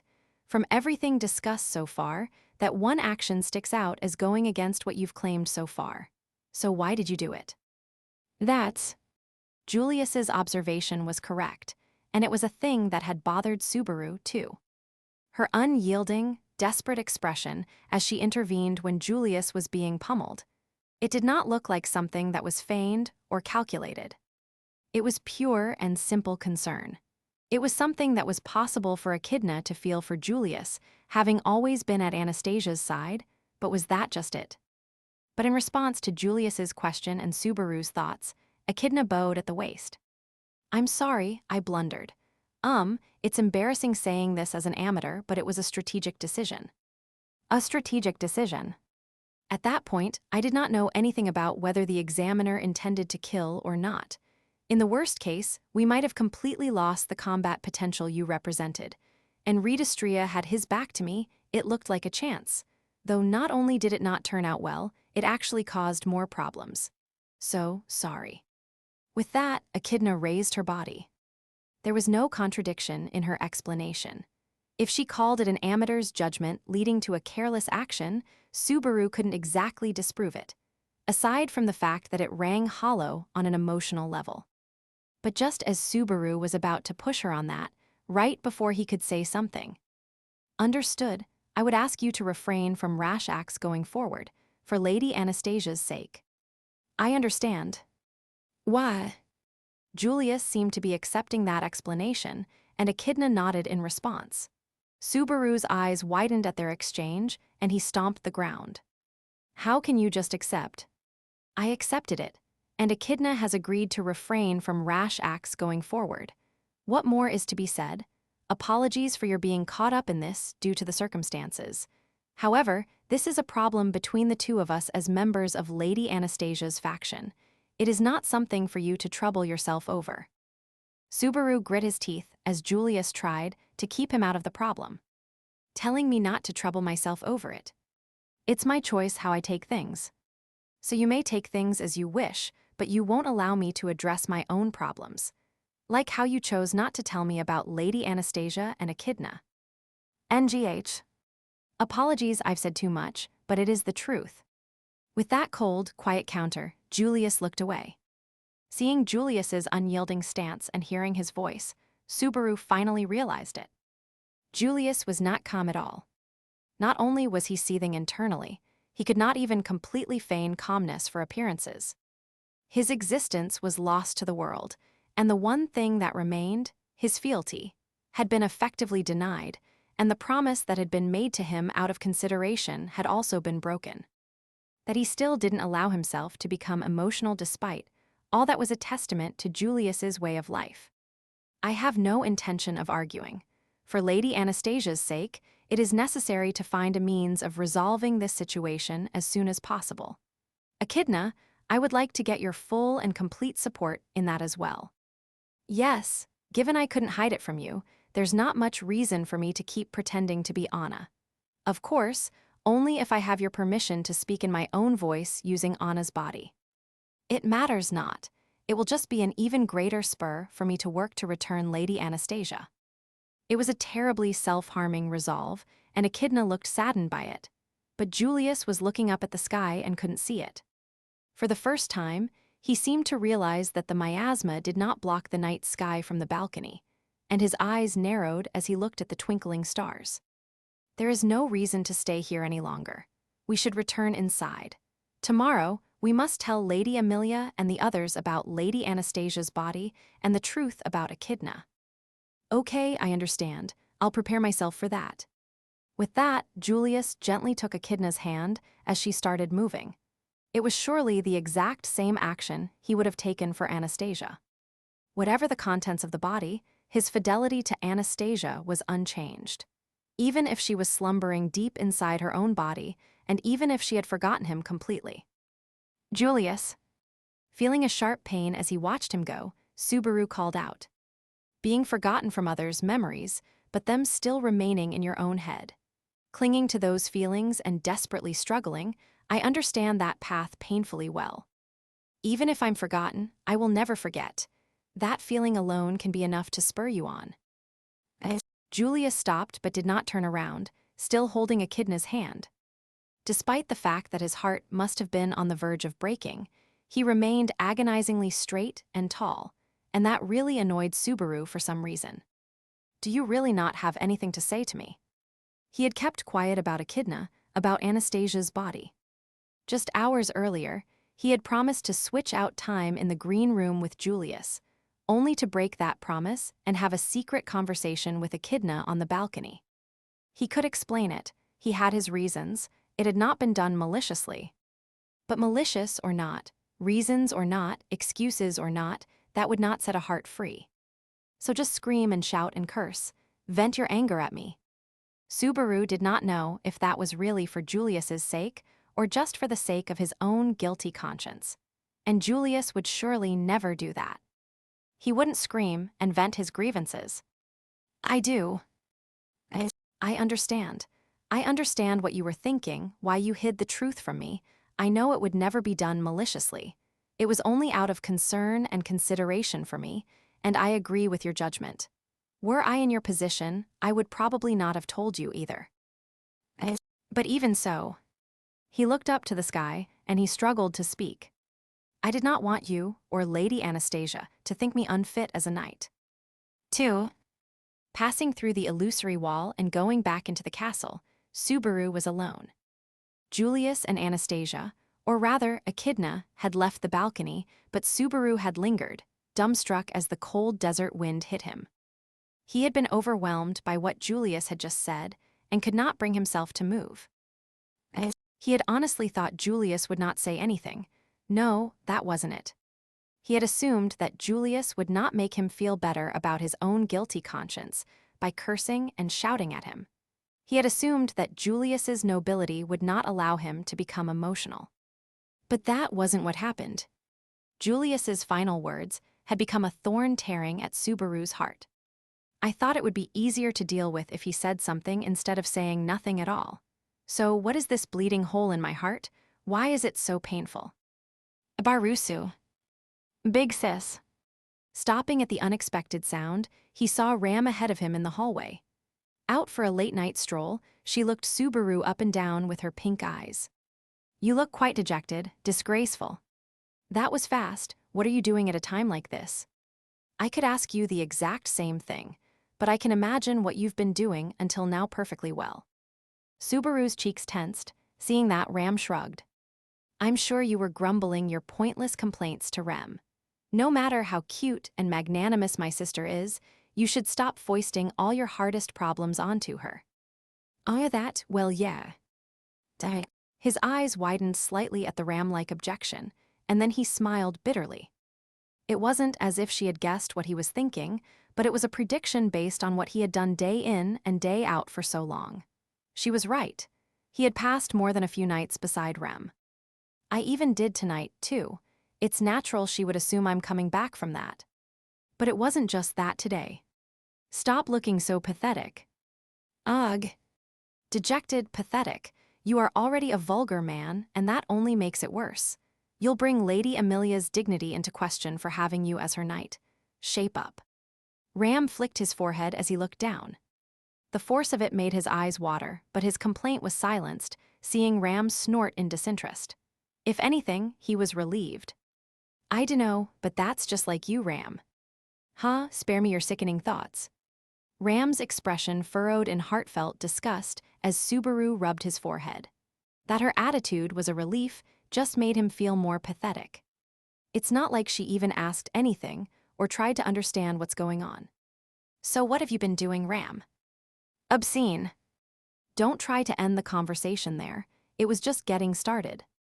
Shrugging at that bristling response, Subaru exhaled a bit and then looked behind Ram, toward where she had been walking from. The fourth floor was fairly big, but there were not really many eye-catching points either. Just the green room, the luggage that had been brought up from the carriage, and the stairs to the second floor. You didn't go up there by yourself, did you? Relax, I'm not that reckless. Even if I didn't see him for myself, I'm not so pretentious to think I can do something about Redistria on my own. Subaru's lips curled as he had a bad premonition, but Ram denied it as if the idea was laughable. He could see a bit of unhappiness at Julius's rash decision peeking through, but bringing that up would just be picking at the thorns sticking into his own heart. I see, so something happened with Sir Julius, a fight. Am I really that easy to read? A combination of you being easy to read and Ram being too wise. The latter is the more important factor, so you don't need to worry. Actually, no, you should worry about being easy to read, too. If you are ever tortured, they will discover all our secrets in no time. That torture scenario is too scary. Subaru kneaded his cheeks, but Ram just narrowed her eyes. Realizing that she had meant it fairly seriously, Subaru shuddered. Certainly, considering his position, either as part of the royal selection or just people hostile to Amelia more generally, it wasn't impossible that someone would try something as outrageous as that. I'll keep that in mind. But that aside, why are you here then? I didn't go up to the second floor, I just tried to go up. Didn't you just say you weren't that reckless? Don't tell me you were trying to catch him sleeping. Subaru did not mind the attitude of using whatever it took to win. He could understand if Ram had that in mind and had been waiting for Reed to go to sleep so she could sneak in and kill him. The problem was, even if they could pull off a sneak attack like that, it wasn't like they could do something about him just because he happened to be asleep. Unfortunately, that sort of attack is impossible. I turned back partway up the stairs. That is just how monstrous he is. He makes Garf look cute. Garfield is pretty cute once he gets attached to you. I'm not talking about behavior, I mean their threat level. That would mean she wasn't denying that he acted cute, but they were in the middle of a serious conversation, so Subaru furrowed his brow without touching on that. I'm sure of it. If we don't hold back at all, then he'll just respond in kind. As we discussed, we will have to find a way to satisfy him without making him get serious. You went up to the second floor alone, just to confirm that. Don't make me repeat myself. I didn't go up to the second floor. It is too difficult for me as I am now. Acknowledging a plain and simple lack of strength on her part, Ram was warning him that proper preparations would be vital in order to challenge the second floor. Hearing that they would have to take their time reminded Subaru of the conversation with Echidna and Julius, darkening his expression. Barusu. It's nothing. Well, not nothing, but for now it'll have to wait. There'll probably be more to say about it tomorrow, though. That's rather cryptic. As much as I'd like to say more, it's not my place to talk about it. If I don't at least do that much, there will be no coming back from it. It was already a fissure that might not be recoverable. He did not want to go hammering the wedge even deeper into it. Ram did not seem to be convinced by his weak attitude, but she relented. Either way, the second floor, finding a way to get past Reed will take time. At the very least, it would have been better if Shala had known anything even a bit more useful. Well, her not being much help on this is true, but don't take it too far. If she didn't help us, we both would have been charred ash down under the sand. Without her, they would not even have reached the examination on the second floor. Thinking about that was enough to make him more willing to cast a kind eye on her sham sage act. It would be weirder to clear an exam with the help of the examiner anyway. Say all the sweet things you want, but there will come a time when you hit a dead end. I don't insist on being perfectly righteous, either. I just take it case by case. This time doesn't cross the line for me yet is all. How carefree, Ram can't take such an easygoing stance. Making her dissatisfaction known, Ram shrugged helplessly, and she slowly turned around. Ram should sleep soon, or it will cause issues tomorrow. I'm going back to the carriage. Ah yeah, ice. It was hard to explain why it was hard for him to go back. While he was struggling to respond, Ram just turned her head and sighed. Do as you please. If you hold us back because of your lack of sleep, I'll twist it off. Yeah, sorry, wait, twist off what? I'll leave that to your imagination. Waving her hand, Ram walked toward the stairs going down. Not touching on the areas he did not want to deal with and counting on his ability to help himself stand back up was her own way of showing her concern. Watching her slender back move away, Subaru raised his hand, even knowing she could not see it. Good night, big sis, see you tomorrow. Ram isn't your big sister, stop calling me that. Lately, her refusals have been losing strength, like she's gradually getting to the point where she's just reluctant to admit it. Saying that, Ram disappeared down the hall, and Subaru cracked his neck. Now what to do? I can't go back to the carriage, and going to the green room is hard, too. In which case, I need a place where I can either rest until tomorrow or else someplace where I can do something useful. If I'm just sleeping, then any room works, but the room where the luggage had been left that had served as both meeting room and dining room would work for option 1. The luggage had been set out without too much thought, so he could push some things together to make a bed. It would be a little uncomfortable, but he could accept that as just deserts for what he had done. As for option 2, thinking about how to handle Reed. Honestly, that would be the most constructive thing. There are a lot of problems right now that would be a lot closer to being resolved if we finish clearing this tower. And I can't say for sure, but it would probably be a big change for the better in the current situation. Like they had discussed earlier, the plan for dealing with Reed was to find some method of making him genuinely satisfied without him getting serious, a rather vague concept. At the very least, if we could firm it up a little bit. Right. As he was thinking that, Subaru snapped his fingers. A eureka moment struck, and he decided where to go. If this works well, he could not say for sure, but it definitely had the potential to move things forward by a giant leap. Getting excited at that thought, Subaru quickly hurried there. Subaru's excited footsteps rang out in the tower. Just his footsteps. 3. Waking up was like the moment your head breaks through the surface from underwater. Pulling your body out of the unconsciousness of dreams, circulating reality around your body by breathing. And slowly consciousness returns, and you break through the surface, being born. If you wanted to put on airs, you could say that sleep is death, and waking up is birth. Either way, that poetic feeling aside, as his consciousness gradually awakened. Subaru, hey Subaru, are you okay? NGH, whoa. When he opened his eyes, Subaru was shocked by the pretty face right in front of him, and he rolled to the side. The ground disappeared out from under him, and he fell a short way and hit his shoulder. NGH. Why, are you all right, Subaru? Why did you suddenly roll? It's not like I decided. I wanted to just go for a roll.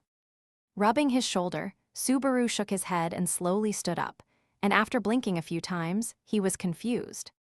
He was in a green room. Inside the room, the overgrown vines covered everything, completely hiding the wall. It was so dense he would have believed someone saying the room had been made with vines. And apparently, Subaru had ended up in the very center of the room, sleeping on a bed of leaves.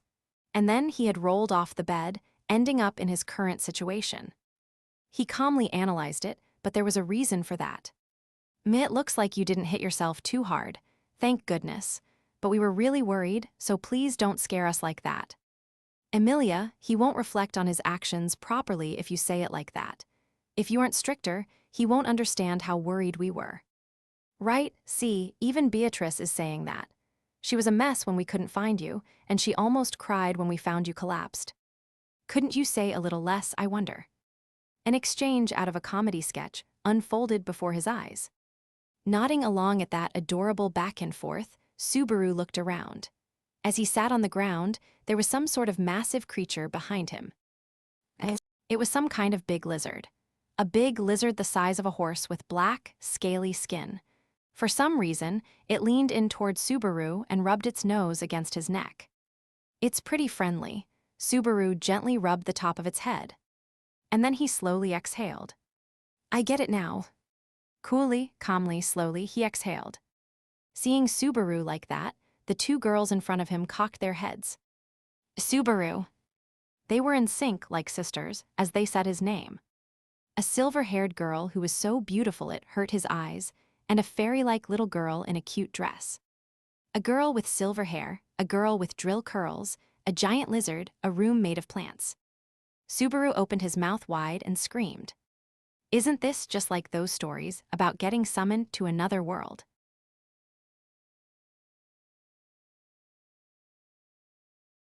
Interlude. Old memories. A woman, there was a single woman. The woman was emotional, she was always weeping. Sensitive to pain, she was always crying. There was one reason why she wept. She could not forgive her own lack of strength. There was always conflict, fighting, stealing going on all around her. No matter how many times she called out, no matter how she clung to it, no matter how much she cried or wept, the sadness did not end. So she cursed her fate. And while cursing fate, cursing and cursing it, she realized something. No matter how much she cried, it was pointless. And realizing that, what she desired was pure and simple strength. Strength to overpower others, to mow down everything. She raced forward, wanting to see what level of strength she could achieve by throwing herself at her limits. What was necessary wasn't simply the strength to hurt others, not just the strength to take away. What she sought was a strength so overwhelming that no one could even hope to compare. She believed that would stop the fighting. The woman who was still crying wanted the strength to be able not to cry. So long as she was powerless, she could not stop a battle where strength clashed with strength. Her voice could not reach anyone's ears. Her wish could not be fulfilled. Her grief would be ignored. Her sadness would just fill the sky. How can they be indifferent? How can they hurt other people? How can they think to go on living like that? How can they not think there must be another way? Children are weeping, the elderly are weeping, men are weeping, women are weeping, everyone is weeping, so why? In order to stop that, she wanted plain and simple strength. She forged herself, attaining a will of steel that could endure any pain. And finally, the woman reached it. Incomparable power, an overwhelming summit that none could approach. Standing on the battlefield, she raised her voice and shouted for the battle to stop. She raced forward to bend strength with strength, to crush all grief with strength, to destroy all malice with strength, to stop her tears. She pummeled those who held a sword, kicked those who relied on magic, shattered those who bared their fangs, pulverized every last person who sought to fight.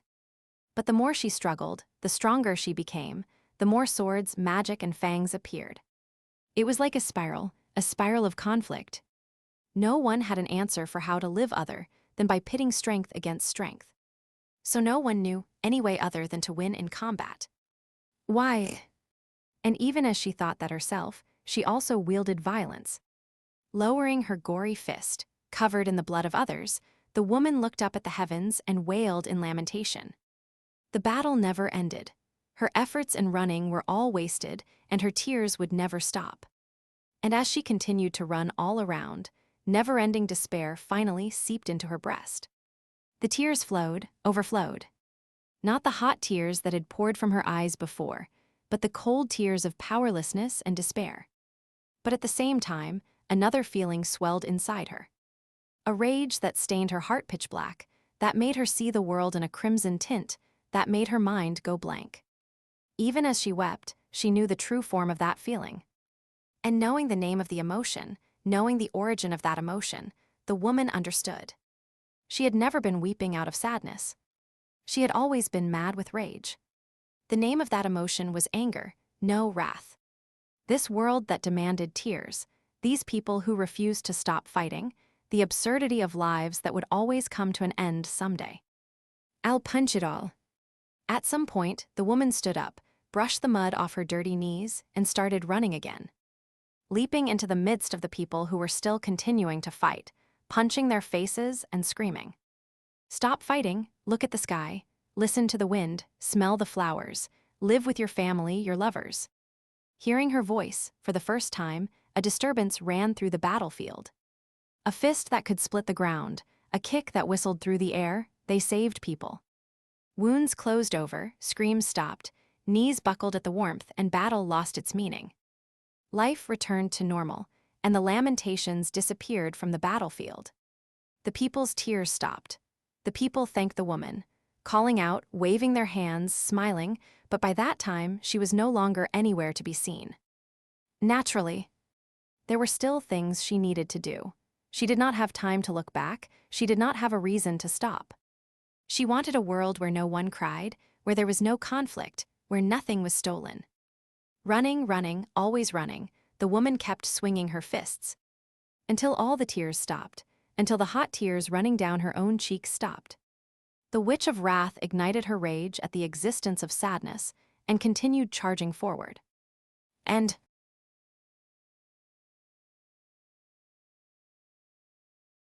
afterward, hello, it's Tappy Nagatsuki with the mouse-colored cat. No, not with also. Thank you for joining me in the main series' 22nd volume. I was surprised by how big the number was getting, but it was quite the shock this time as well. There were moments of doubt where I was like, wait, am I writing the 21st book or the 22nd? But was I writing during those months?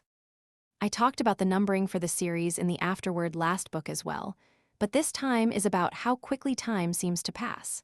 Light novel series tend to publish at a faster rate than standard literature, and Ray, Zero is no exception. Just between us, since Ray, Zero first came out in January 2014, it has maintained the same publishing pace without slowing down once in that whole time. 22 main series books and a stunning 9 side stories.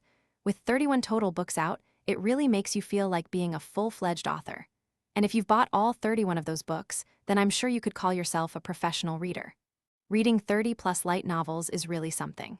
Truly, thank you. Now then, I used that pretext about time passing to mention that Ray, Zero is still publishing on approximately a 3-month schedule. But I have something I've been looking forward to sharing with all of you. That's right before the 2nd season of the Ray, Zero starting life again in another world anime is about to start. The broadcast has been delayed until July. I am truly sorry to everyone who was looking forward to it. The world is in a bit of turmoil due to a certain loathsome virus. It is unfortunate that just when it seemed like we would be able to deliver the continuation of the story, after almost 4 years since the last anime, this had to happen. It is a disappointment for the author as well. As pro readers like you who have stuck around for this story understand, the 2nd series of the anime covers a very important arc in the Ray, Zero story. Was there an arc that was unimportant, you ask? Let's skip that question. It is a part that we want to be extra sure is done well and that we want to be well received. So this is a result of the courageous decision by everyone involved with producing the anime. And so, the anime's broadcast has been delayed, but that time will be spent to make it all the better, so please look forward to it. Leave the bitter disappointment and spoiled, childish complaints to the author. Grrrrrrrrrr, it's not fair, curse you virus. And while I am still quite angry at the virus, please allow me to turn to the customary thanks. To my editor, I'm sorry, as a result of an incredible confluence of events, the manuscript work schedule turned into a real mess this time. While fears were spreading everywhere, it was truly a relief to be able to make the deadline. Thank you. To the illustrator, Atsuka, I troubled you so much again. Reed is an important character within the Ray, Zero universe, so it was really gratifying to get such a wonderfully fitting design for him. And thank you for the Pleiades watchtower design for the cover illustration. I tip my hat to you for creating such a powerful, ancient tower feeling. To the designer, Kusano, thank you for the vivid design and working around an illustration with so much information in it. It's amazing how the title doesn't get swallowed up at a glance. In Gekkan Comic Alive, Atori and Eikawa's comicalization of the fourth arc and Nizaki's love ballad of the Sword Devil are both being published. Thank you as always for the gorgeous and intense developments.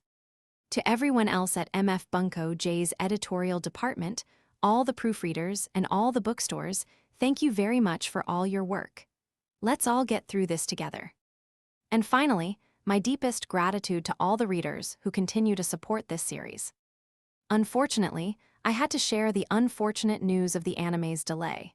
But I would be grateful if you reread the books, rewatched the first anime, checked out Ice Sky Quartet, and just generally got motivated for the new season while we wait out this delay. And with that, what does the 23rd volume hold in store? Stay tuned to find out, and let's meet in the next volume. March 2020. Face to face with a PC, not giving in to the rain or a cold. And with that, it's time for me and Master to cuddle up. Not happening. This is the announcement section. I'm wrapping up my work and then I'm out. Boo, you're no fun at all, Master, but that's just part of your charm. I'm not going to give up. Hey, sexy. No one would call me that even if they were trying to be nice. Whatever, just get this over with already. You don't have to be embarrassed. I'm not listening. And while I'm not listening, the first announcement has to be. Ray Zero's second anime adaptation has been delayed to July. Don't say that so cheerfully. Everyone's disappointed about that, and the author's pretty depressed too. That doesn't really change the facts, though. That's why I'm going to just get excited for the future. I can't wait for July. Maybe I should take a page out of your book when it comes to positivity. Did you just fall for me again, Master? I said nothing of the sort. Next, a Ray Zero mobile game has been announced. Ooh, finally. Ray Zero's been showing up in all sorts of places, so I was honestly wondering when we'd get our own game. The world's been waiting for this. That long-awaited game is planned for release in 2020. The details will be announced at a later date, but you'll be able to use Return by Death to explore all sorts of what-if scenarios. Wait, isn't that hell for me? As expected, there's no man better suited to hell than you, Master. That doesn't make me feel better. Anyway, Volume 23 of the main series, where I'll experience another new hell, is planned for June. Also, is it not considered cruel and unusual punishment to make me do the announcement about how I'm going to experience hell? Honestly, everything about you shines in my eyes, so whatever you say sounds like a proposition to me. And my answer is yes, of course. Then trade places with Emiliatan now. I refuse. Damn, also, it's not that I forgot, but the second OVA, The Frozen Bond, that showed in theaters last year is going to be up on Square Enix's Manga UP, starting in the spring. The story about that thieving cat and that other cat. You're making it sound like it's all about cats, but it's about Emiliatan meeting Puck. And with that, the announcements are done nice and quickly. I feel really tired for some reason, though. In that case, I'll give you a massage, Master. And then I can lock you in a grapple and carry you back, and we can make it back for cuddle tea. And we're done. I'm gonna go find Emiliatan and Biko. Oh, you're no fun, Master, but that side of you is just my type.